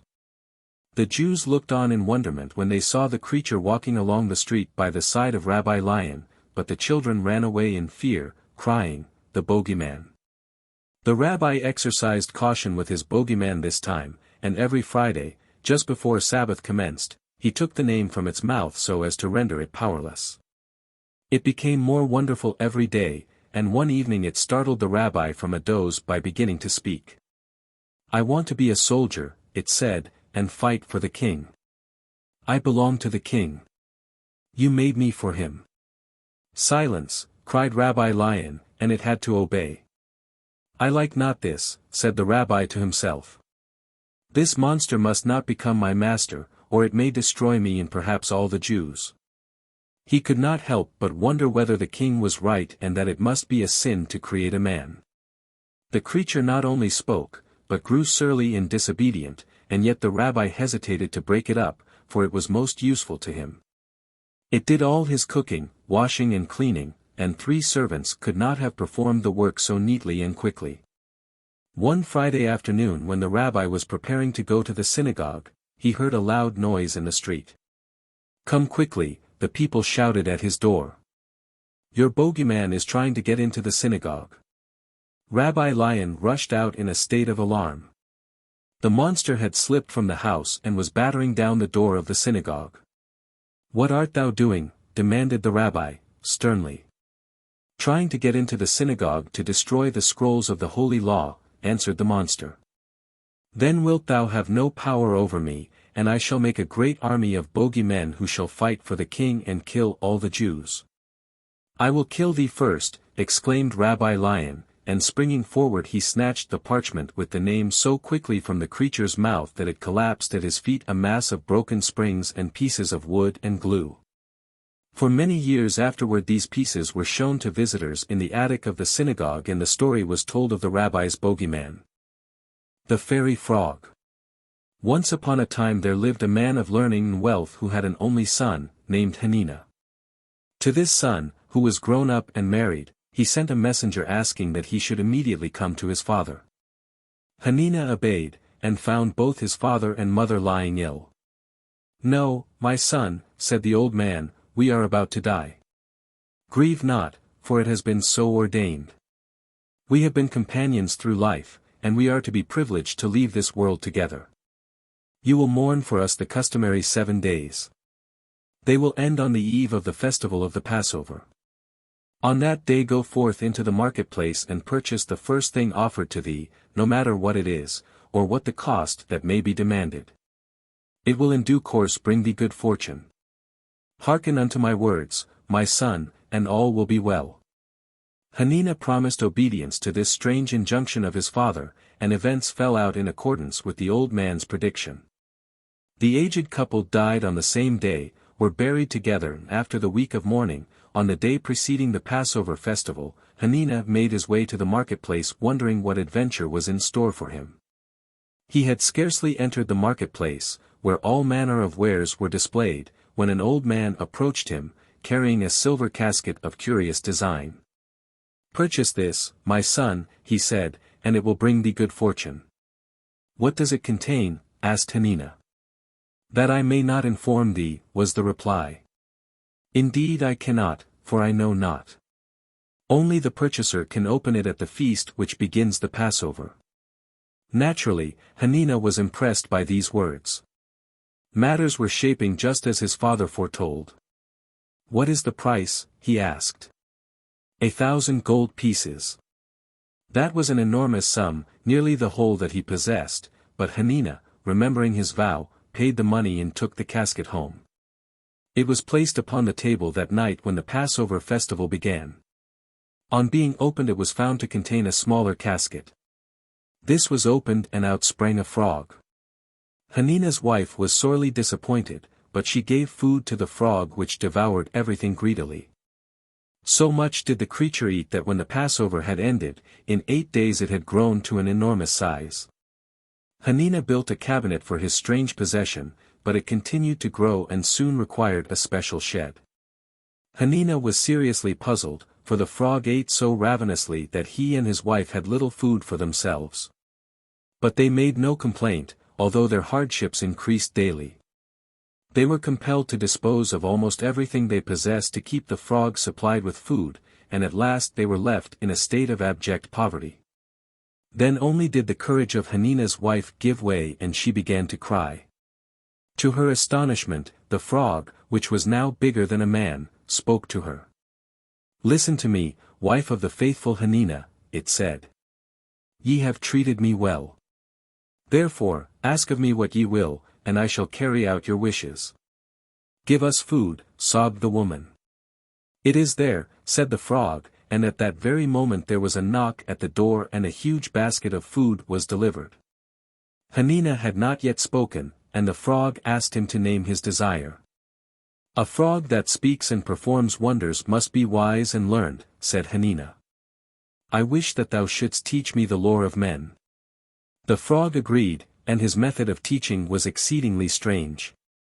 He wrote out the law and the 70 known languages on strips of paper. These he ordered Hanina to swallow. Hanina did so and became acquainted with everything, even the language of the beasts and the birds. All men regarded him as the most learned sage of his time. One day the frog spoke again. "The day has arrived," he said, "when I must repay you for all the kindness you have shown me. Your reward shall be great. Come with me to the woods and you shall see marvels performed. Hanina and his wife followed the giant frog to the woods very early one morning, and a comical figure it presented as it hobbled along. Arrived at the woods, the frog cried out, in its croaking voice. Come to me all ye inhabitants of the trees, the caves and streams, and do my bidding. Bring precious stones from the depths of the earth and roots and herbs. Then began the queerest procession. Hundreds upon hundreds of birds came twittering through the trees, thousands upon thousands of insects came crawling from holes in the ground. And all the animals in the woods, from the tiniest to the monsters, came in answer to the call of the frog. Each group brought some gift and laid it at the feet of Hanina and his wife, who stood in some alarm. Soon a great pile of precious stones and herbs was heaped before them. All these belong to you, said the frog, pointing to the jewels. Of equal worth are the herbs and the roots with which ye can cure all diseases. Because ye obeyed the wishes of the dying and did not question me, ye are now rewarded. Hanina and his wife thanked the frog, and then the former said, May we not know who thou art? Yes, replied the frog. I am the fairy son of Adam, gifted with the power of assuming any form. Farewell. With these words, the frog began to grow smaller and smaller until it was the size of an ordinary frog. Then it hopped into a stream and disappeared, and all the denizens of the woods returned to their haunts. Hanina and his wife made their way home with their treasures. They became famous for their wealth, their wisdom and their charity, and lived in happiness with all peoples for many, many years. The Princess of the Tower. Princess Salama was sick, not exactly ill, but so much out of sorts that her father, King Suleiman, was both annoyed and perturbed. The princess was as beautiful as a princess of those days should be. Her long tresses were like threads of gold, her blue eyes rivaled the color of the sky on the balmiest summer day, and her smile was as radiant as the sunshine itself.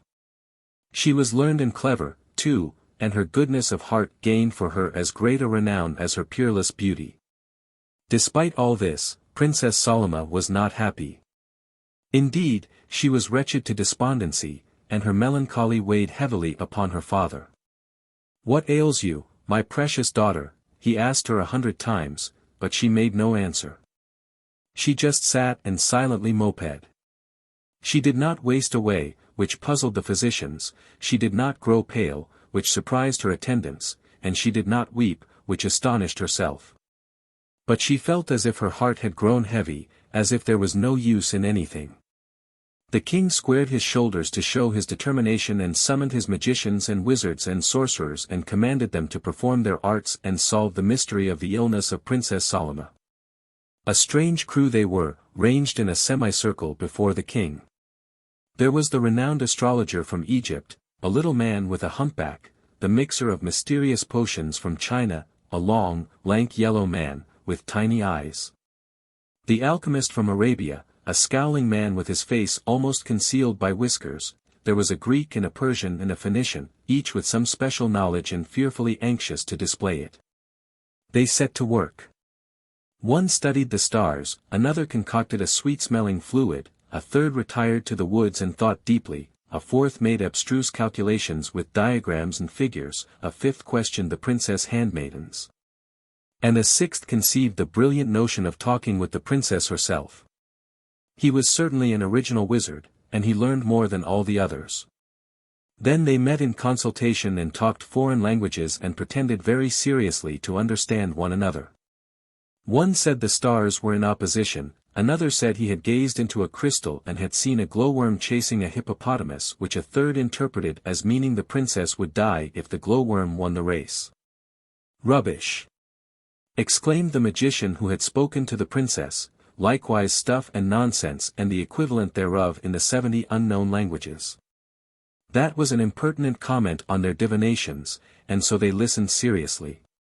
The princess, he said, is just tired.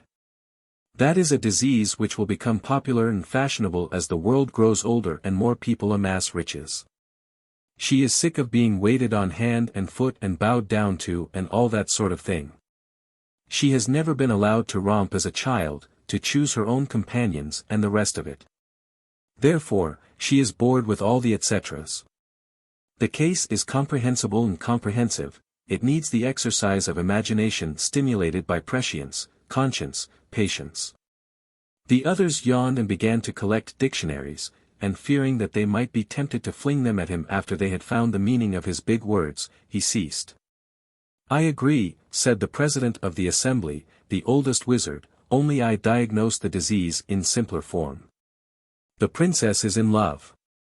That set them all jabbering together, and they finally agreed to report to the king that the time had arrived when the princess should marry, so that she should be able to go away to a new land, amid other people and different scenes. The king agreed reluctantly, for he dearly loved his daughter and wished her to remain with him always if possible. Heralds and messengers were sent out far and wide, and very soon a procession of suitors for the princess' hand began to file past the lady. They were princes of all shapes and sizes, of all complexions and colors. Some were resplendent with jewels, others were followed by retinues of slaves bearing gifts, a few entered the competition by proxy, that is, they sent somebody else to see the lady first and pronounce judgment upon her. These she dismissed summarily, declaring that they were disqualified by the rules of fair play.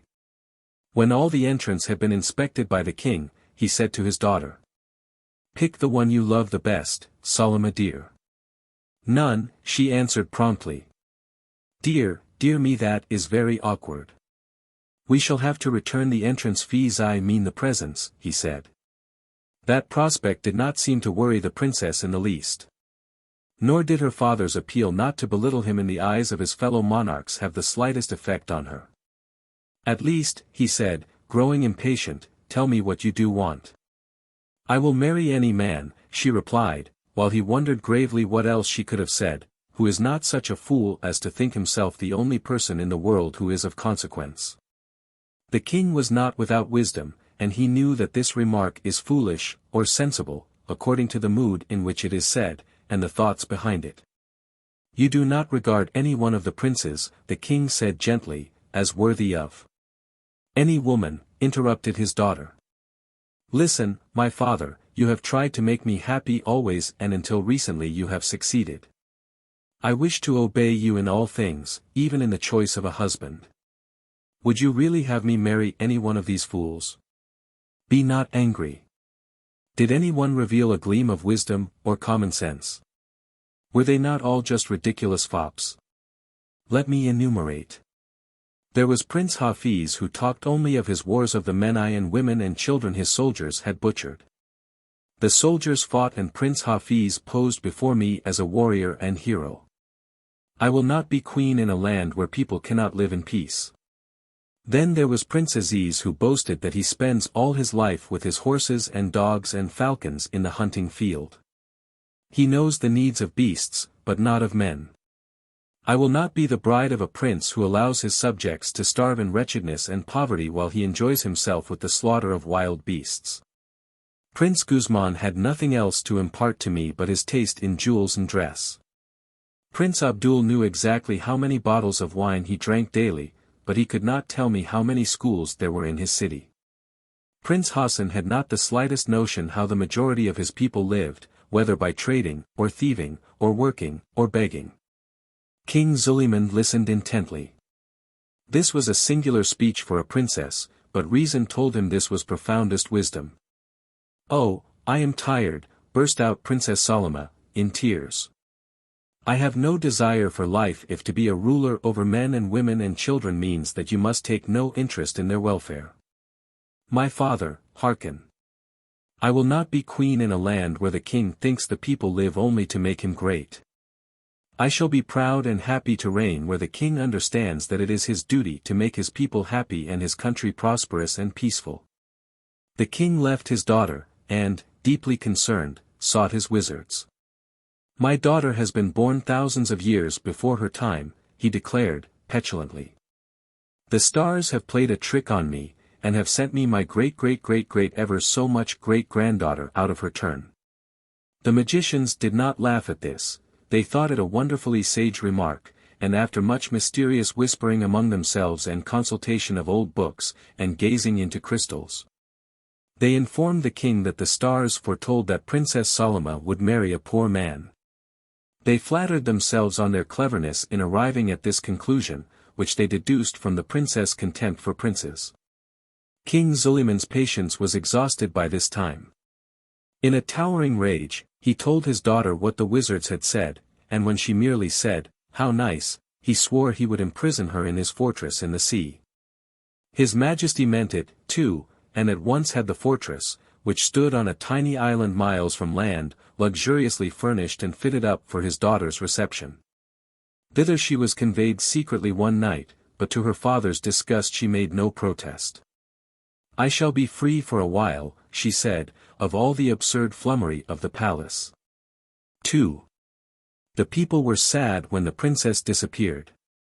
She had been good and kind to them, had understood them, and they did not know whether she had died, or had deserted them without a word of farewell, though that was hardly possible. All that they knew was that the king suddenly became morose and sullen. Strangely enough, he began to take an interest in the poor. He asked them funny questions for a king. How did they earn money? What was their occupation? Had they any pleasures? And what were their thoughts? Young people laughed, but old men said the king intended to promote laws which would do good. Anyway, the king's interest did make his subjects happier, and the officers of state became very busy with projects and schemes for improving trade, providing work and for educating children. "They do say," remarked one old woman, who kept an apple stall in the marketplace, "that a law will be passed that the sun should shine every day, and that it should never rain on the days of the market." "Ah! That will be good," and she rubbed her hands at the prospect of not having to crouch under a leaky awning when the rain came pelting down, or over a tiny fire in a brass bowl in the winter, to thaw her frozen and benumbed hands. Even the laborers in the fields, who were mainly dull-witted people with no learning whatsoever, heard the news, and they actually pondered over it and wondered whether it meant that they would never more be hungry and wretchedly clad. One who thought deeply was a shepherd lad. He loved to bask lazily in the sun, to listen to the birds chirping, and to all the sounds of the air and the fields and the forests. He seemed to understand them. The murmuring of the brooks on a warm day was like a gentle cradle song lulling him to sleep. On a day when the wind howled, its sulky growl as it dashed over the stones warned him that floods might come, and that he must move his flocks to safer ground. "I wonder," he mused, "if I shall learn to read the written word and even to pen it myself. I could then write the song of the brook and the birds, so that others should know it." And musing thus, he fell asleep. He slept longer than usual, and when he awoke, he was alarmed to see that the sun had set. Darkness was falling fast, and he had his flock to see safely home. The cows and sheep had begun to collect themselves as a matter of habit, and it was their noise that woke him. They were already trudging the well-known route, and all he had to do in following was to see that none strayed, or tumbled into the brook. All went well until he came in sight of home. Then a huge bird, a ziz, bigger than several houses, appeared in the sky and swooped down on the cows and sheep. The shepherd beat the monster off as long as he could with a big stick, while the affrighted animals scampered hastily homeward.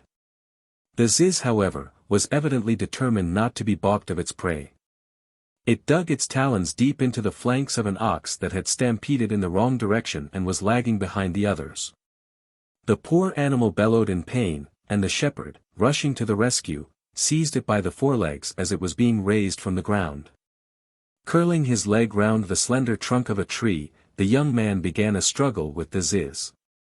The mighty bird, its eyes glowing like two signal lamps, tried to strike at him with his tremendous beak, one stroke of which would have been fatal. In the fast-gathering darkness it missed, fortunately for the shepherd, but the thrust of the beak caught the upper part of the tree trunk. It snapped under the blow, and the shepherd was compelled to release his hold. He still gripped tightly the forelegs of the ox, but with naught now to hold it back, the great bird had no difficulty in rising into the air. Before he fully grasped what had happened, the shepherd found himself high above the trees. To release his hold would have meant destruction. He held on grimly, clutching the legs of the ox with all his might, and even swinging his feet to grip the hind legs of the animal. Higher and higher the ziz rose into the air, spreading its vast wings majestically, and flying silently and swiftly over the land. It made the shepherd giddy to glance down at the ground scurrying rapidly past far below him. So he closed his eyes, but opening them again for a moment, he was horrified to notice that the bird was now flying over the sea on which the moon was shining with silvery radiance. With a heavy sigh he gave himself up for lost, and began to consider whether it would be better to release his hold and fall down and be drowned, rather than be devoured by the gigantic bird. Before he could make up his mind, the bird stopped, and the shepherd was bumped down on something with such violence that for a moment he was stunned. Looking around, when he regained his senses, he saw that he was on the top of a tower in the sea. Beside him was the carcass of the ox. Above them stood the ziz, its eyes glowing like twin fires, its beak thrust down ostrike. With a quick movement, the shepherd drew a knife which he carried in his girdle, and struck at the opening of the descending beak. The bird uttered a shrill cry of pain as the knife pierced its tongue, and in a few moments it had disappeared in the air. So swift was its flight that almost instantly it was a mere speck in the moonlit sky. Thoroughly exhausted, the shepherd slept until awakened by the sound of a voice. Opening his eyes, he saw that the sun had risen. Above him stood a woman of ravishing beauty. He sprang to his feet and bowed low. "Who are you?" asked Princess Salome, for she it was. "And tell me, how came you here with this carcass of an ox, so distant from the land, so high up as this tower in the sea?" "Of a truth I scarcely know," answered the shepherd.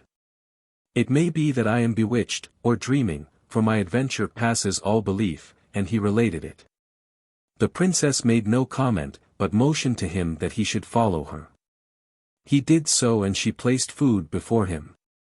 He was ravenously hungry and did full justice to the meal. Then she led him to the bath chamber. "Wash and robe thyself," she said, giving him some clothes, "and then I have much to inquire of thee." The shepherd felt ever so much better when he had bathed, and then attired in the strange garments she had given him, he appeared before the princess. She gazed at him so long and searchingly that he blushed in confusion. "Thou art fair to look upon and of manly stature," said the princess. The shepherd could only stammer a reply, but after a while he said, "Fair lady, who and what thou art I know not. Such beauty as thine is the right of princesses only. I am but a poor shepherd." "And may not a shepherd be handsome?" she asked. "Tell me, who hath laid down a law that only royal personages may be fair to behold? I have seen princes of vile countenance." She stopped suddenly, for she did not wish to betray her secret. They sat in a little room in the tower, unknown to the many guards down below, and, although the shepherd protested, the princess waited on him herself, bringing him food, and cushions on which he could rest that night. Next morning they ascended the tower together. "I come here every morning," said the princess. "Why?" the shepherd asked. "To see if my husband cometh," was the answer. "Who is he?" asked the shepherd. The princess laughed. "I know not," she said. "Some mornings when I have stood here and grieved at my loneliness, I have felt inclined to make a vow that I would marry the first man who came hither." The shepherd was silent. Then he looked boldly into the princess' eyes and said, "Thou hast told me I am the first man who has come to thee. I am emboldened to declare my love for thee, a feeling that swept over me the moment my eyes beheld thee. Who thou art, what thou art, I know not, I care not. Shall we be husband and wife?" The princess gave him her hand. "It is ordained," she said, and thus their troth was plighted. "We cannot remain here forever," said the princess, presently. "Canst thou, husband of my heart's choice, devise some means of escape?" He looked down at the carcass of the ox thoughtfully for a few moments. "I have it," he exclaimed, excitedly. "It is a safe assumption that the monster bird that brought me will return for his meal. He can then carry us away. If the heavens approve," he said, fervently, "thus it shall he. That very night the Ziz returned and feasted on the ox, and while it was fully occupied appeasing its hunger, the shepherd managed to attach strong ropes to its legs. To this he attached a large basket in which he and his bride made themselves comfortable with cushions. Nor did they forget to take a store of food. Toward morning the Ziz rose slowly into the air, and the lovers clutched each other tightly as the basket spun round and round. The giant bird did not seem to notice its burden at all, and after a moment it began a swift flight over the sea. After many hours a city became visible, and as it was approached the shepherd could note the excitement caused by the appearance of the Ziz. The bird was getting tired, and having at last noticed the weight tied to its feet was evidently seeking to get rid of it. Flying low it dashed the basket against a tower. The occupants feared they might be killed, but suddenly the cord snapped, the basket rested on the parapet of the tower, and the bird flew swiftly away. No sooner had the shepherd extricated himself and his bride from the basket, than armed guards appeared. At sight of the princess they lowered their weapons and fell upon their faces. "Inform my father I have returned," she said, and they immediately rose to do her bidding.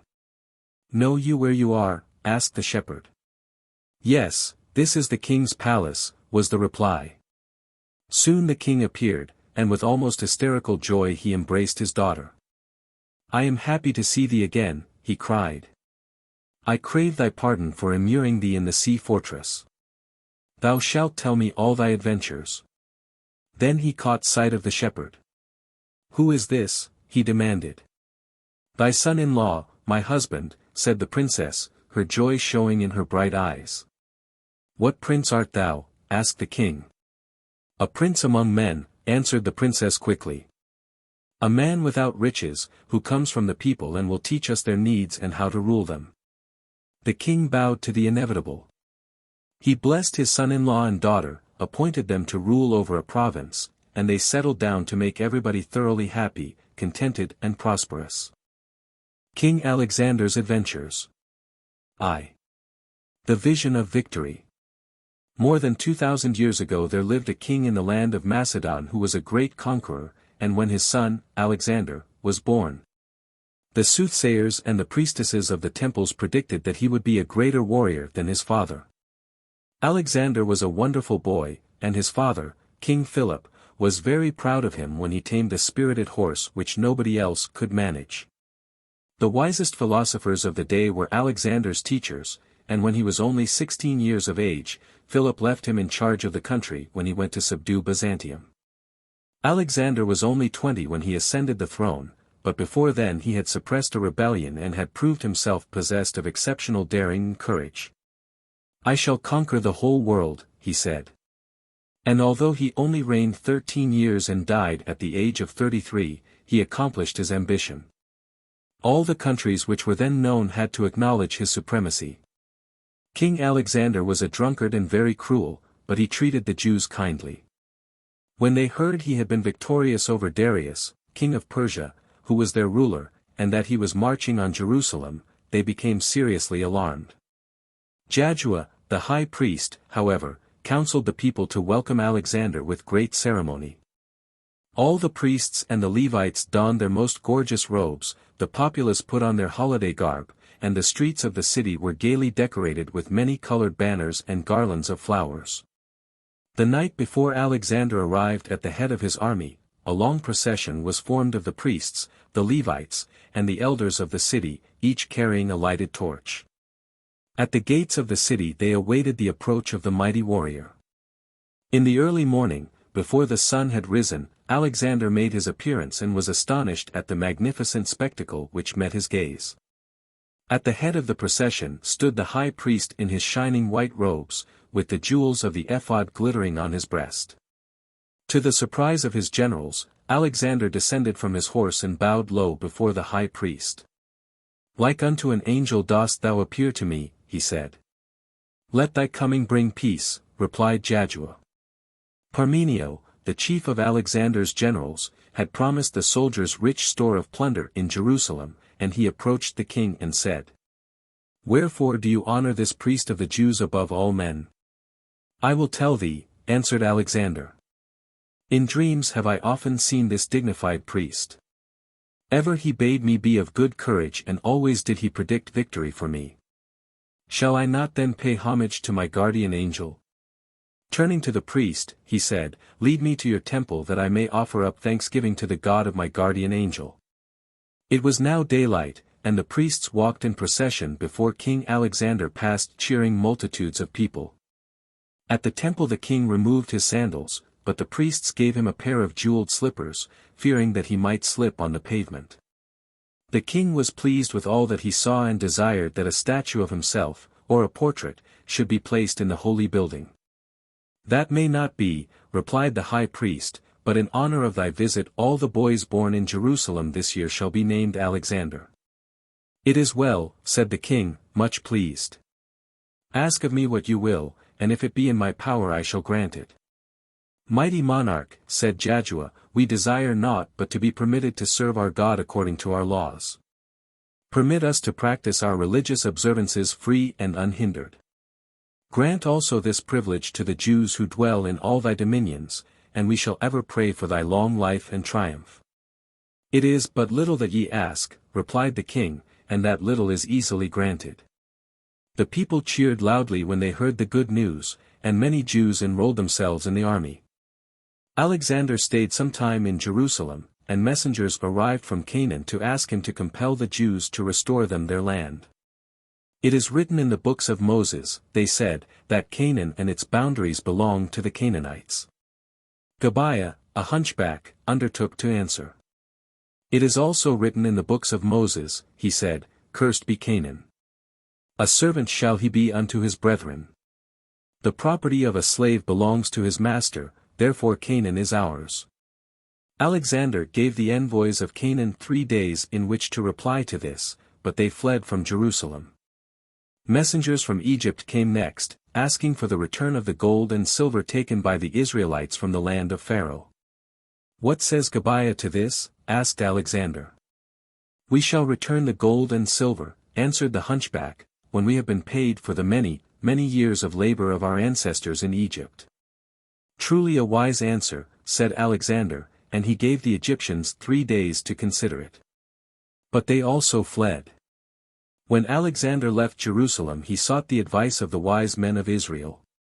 I desire, he said, to conquer the land beyond the mountains of darkness in Africa. It is also my wish to fly above the clouds and behold the heavens, and also to descend into the depths of the sea and gaze with mine own eyes on the monsters of the deep. How to accomplish these things he was instructed by the wise men, but they warned him never to enter Babylon. For shouldst thou ever enter the city of Babylon, they said, thou wilt assuredly die. King Alexander thanked them for the advice and the warning, and set forth on his adventures. 2. The Land of Darkness and the Gate of Paradise. After many days King Alexander came to the mountains of darkness. Acting on the advice of the wise men, he had provided himself with asses from the land of Libya, for they have the power of seeing in the dark, and also with a cord of great length. Mounted on the asses, he and his men plunged into the realms of darkness, unwinding the cord as they went, so that they might find their way back with it. Around them was blackest darkness and a silence that inspired the men with awe. The asses, however, picked their way through the tall trees that grew so high and so thick that not the least ray of light could penetrate. How many days they traveled thus they knew not, for day and night were alike. The men slept when they were tired, ate when they were hungry and trusted to the asses and the cord. At last when they emerged into the light they were almost blinded by the sun, and it was some time before they could see properly. Then, to their great astonishment, they found that there were no men in the land, only women, tall and finely proportioned, clothed in skins and armed with bows and arrows. Who are ye? Asked Alexander. We are the Amazons, women who are skilled in war and in the art of hunting, they answered. Lead me to your queen, commanded Alexander, and bid her surrender, for I am Alexander, the Great, of Macedon, and conqueror of the world. I fight not by night, for I scorn to steal victories in the dark, and my men are armed with magic spears of gold and silver and are therefore invincible. The queen of the Amazons appeared before him, a beautiful woman, with long raven hair. Greeting to thee, mighty warrior, she said. Hast thou come to slay women? Perchance it is you who will triumph over me, replied Alexander. The queen of the Amazons smiled. Then shall it be said of thee, she replied, that thou wert a valiant warrior who conquered the world, but was himself conquered by women. Is that to be your message to history? King Alexander was a man of learning and of wisdom, as well as a great soldier, but the words of the queen of the Amazons were such that he could not answer. He bowed low before the queen and with a gesture indicated that he had naught to say. Then it is to be peace, said the queen. At least, before thy return, let me prepare for thee a banquet. In a hut made of logs and decorated with skins, a rough wooden table was placed before Alexander and on it was laid a loaf of gold. Do ye eat bread of gold? Asked the king, much surprised. Nay, replied the queen. We are women of simple tastes, but thou art a mighty king.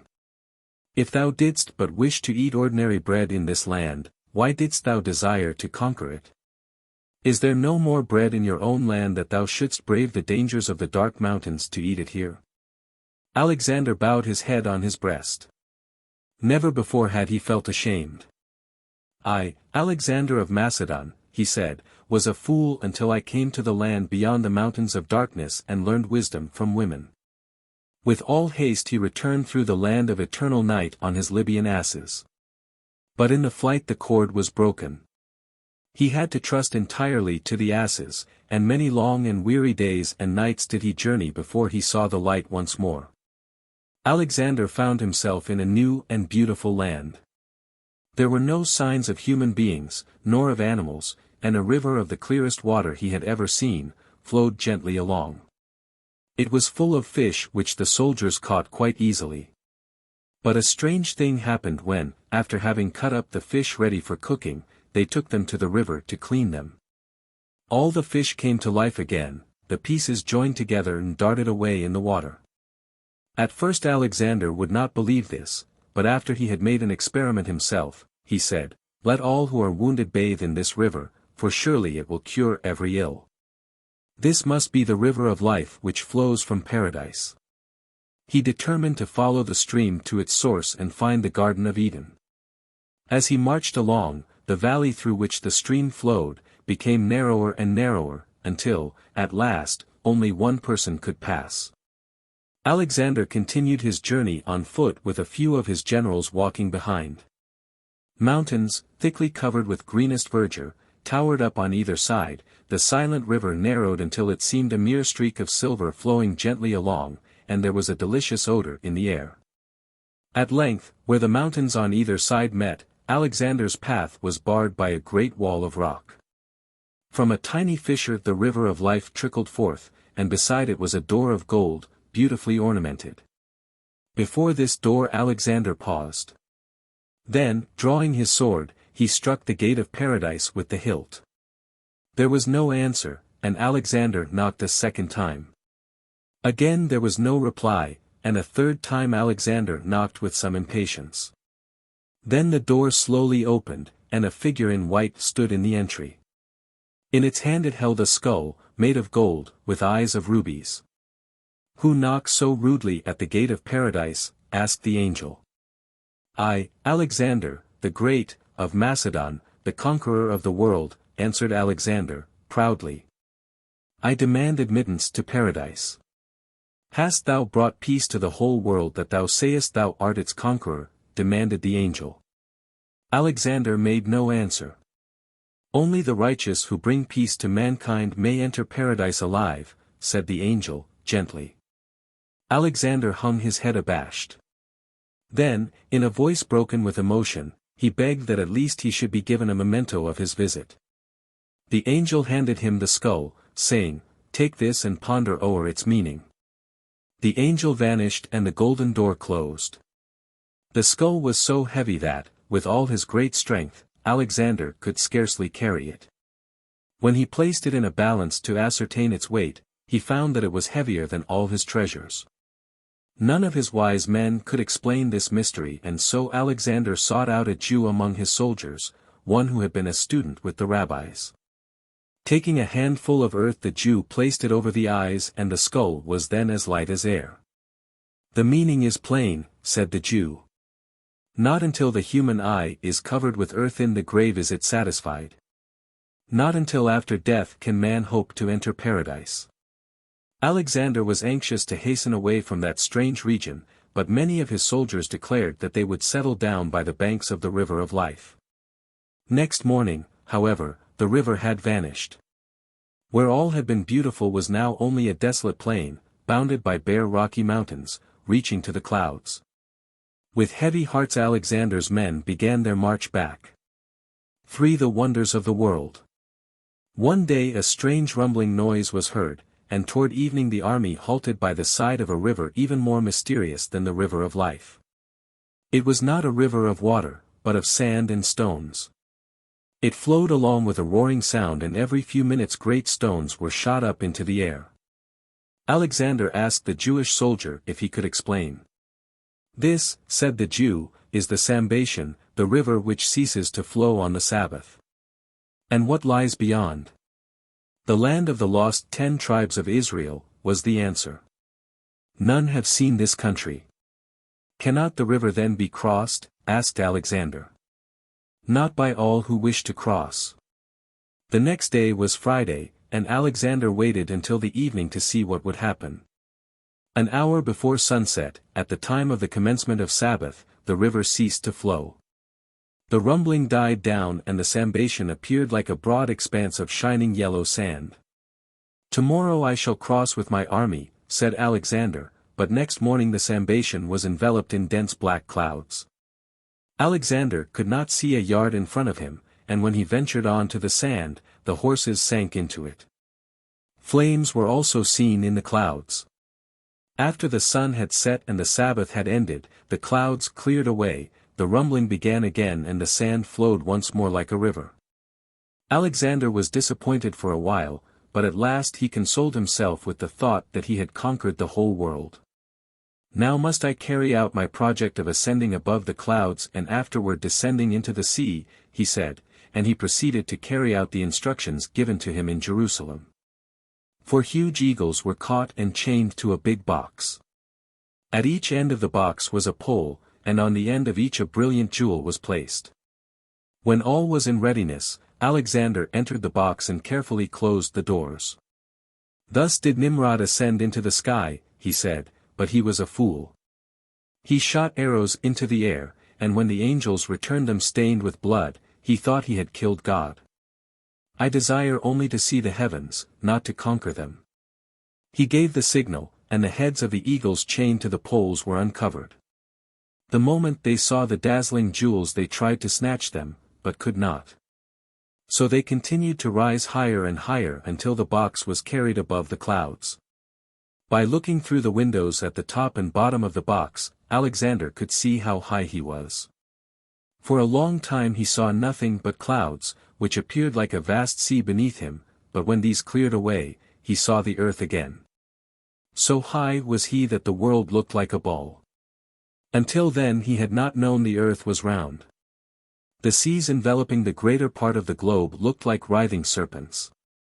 "Now I can understand," he said, "why the wise rabbis say that the great fish, the Leviathan, surrounds the world with its tail in its mouth." Then he looked above. The sun seemed further away than ever. "Heaven is not so near as I thought," he said, and seeing himself but a tiny speck miles above the earth and still further away from the heavens, he grew afraid for the first time in his life. With a stick he knocked the jewels from the poles outside the box, and the eagles, seeing them no longer, began to descend. Alexander breathed more freely when he was safe on the ground again, but he would not tell his generals what he had seen. "Wait until I have descended into the sea," he said. Under his orders, a diving bell of clear thick glass, bound with iron, had been constructed. Alexander entered the bell, all the joints were then tightly secured with pitch, and the bell lowered from a ship into the ocean by means of chains. Before he entered, Alexander took the precaution to put on a magic ring, which his wife, Roxana, had sent him. This, she said, would protect him against the monsters of the deep. Down, down into the watery deep sank the bell, and for some time Alexander could see nothing.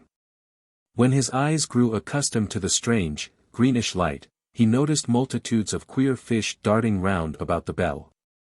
Many were of a shape never conjectured by man, some were so tiny that he could scarcely see them, and others so large that one of these monsters actually tried to swallow the bell. But Alexander showed the magic ring which glowed like a blazing star, and the monster darted away. So deep down sank the bell that no light could at last penetrate from the sun. Most of the fish, however, were luminous, and Alexander was almost dazzled by the changing of the brilliant lights as the denizens of the deep swam swiftly around the bell. Shells of wondrous beauty did he see, together with pearls of great size. The treasures of the deep were revealed to him, and he saw that the riches on land were as nothing compared with them. He saw the coral insects at their work of building, and plants of entrancing beauty growing in the oozy bed of the ocean. "I wonder," said Alexander, "if I dare venture forth and take some of these beautiful gems back with me. The ring will protect me." Alexander was one of the bravest men that ever lived, and he immediately set about trying to open the bell. In doing so, he rattled the chains by which it was lowered, and Robuz, the officer in charge, took this as a signal to raise the bell. In his excitement he dropped the chains into the sea, and they fell with a big crash on the bell and smashed it to pieces. When Robuz saw what had happened, he cast himself into the sea in a gallant endeavor to rescue his master. Down below in the glittering depths of the ocean, Alexander saw the fish hurrying away in great fear, and he heard the rattling of the chains as they dropped through the water. He looked up and saw them crash on the bell. A terrible, buzzing sound filled his ears, 1,000 dazzling colors danced before his eyes and made him giddy. With great presence of mind he remembered his ring, and immediately a big fish swam underneath him, raised him from the wreckage of the bell and rose swiftly to the surface. Alexander emerged just as Robuz dived into the sea. At once he showed the fish his ring, and it dived and brought his gallant officer safe to his side. "I have seen enough," said Alexander, when he was safe on land, "more than mortals should see. I have learned that the earth is for man, and that the air above and the waters beneath are for the other and more wonderful creatures of God." He made preparations to return to Macedon, but his army was wearied with long marching and begged of him to let them rest. Accordingly, he halted outside Babylon. Sickness seized him, but he remembered the warning of the rabbis and would not enter the city. For days he wandered around until his soldiers showed signs of mutiny. Then, throwing caution to the winds, Alexander entered Babylon. At once his illness took a serious turn, and in a few days he died. When the Jews heard the news, they mourned him sincerely, for they knew that they had lost a good friend. All that remains as a memorial of Alexander is the city of Alexandria, which he founded in Egypt. It stands to this day.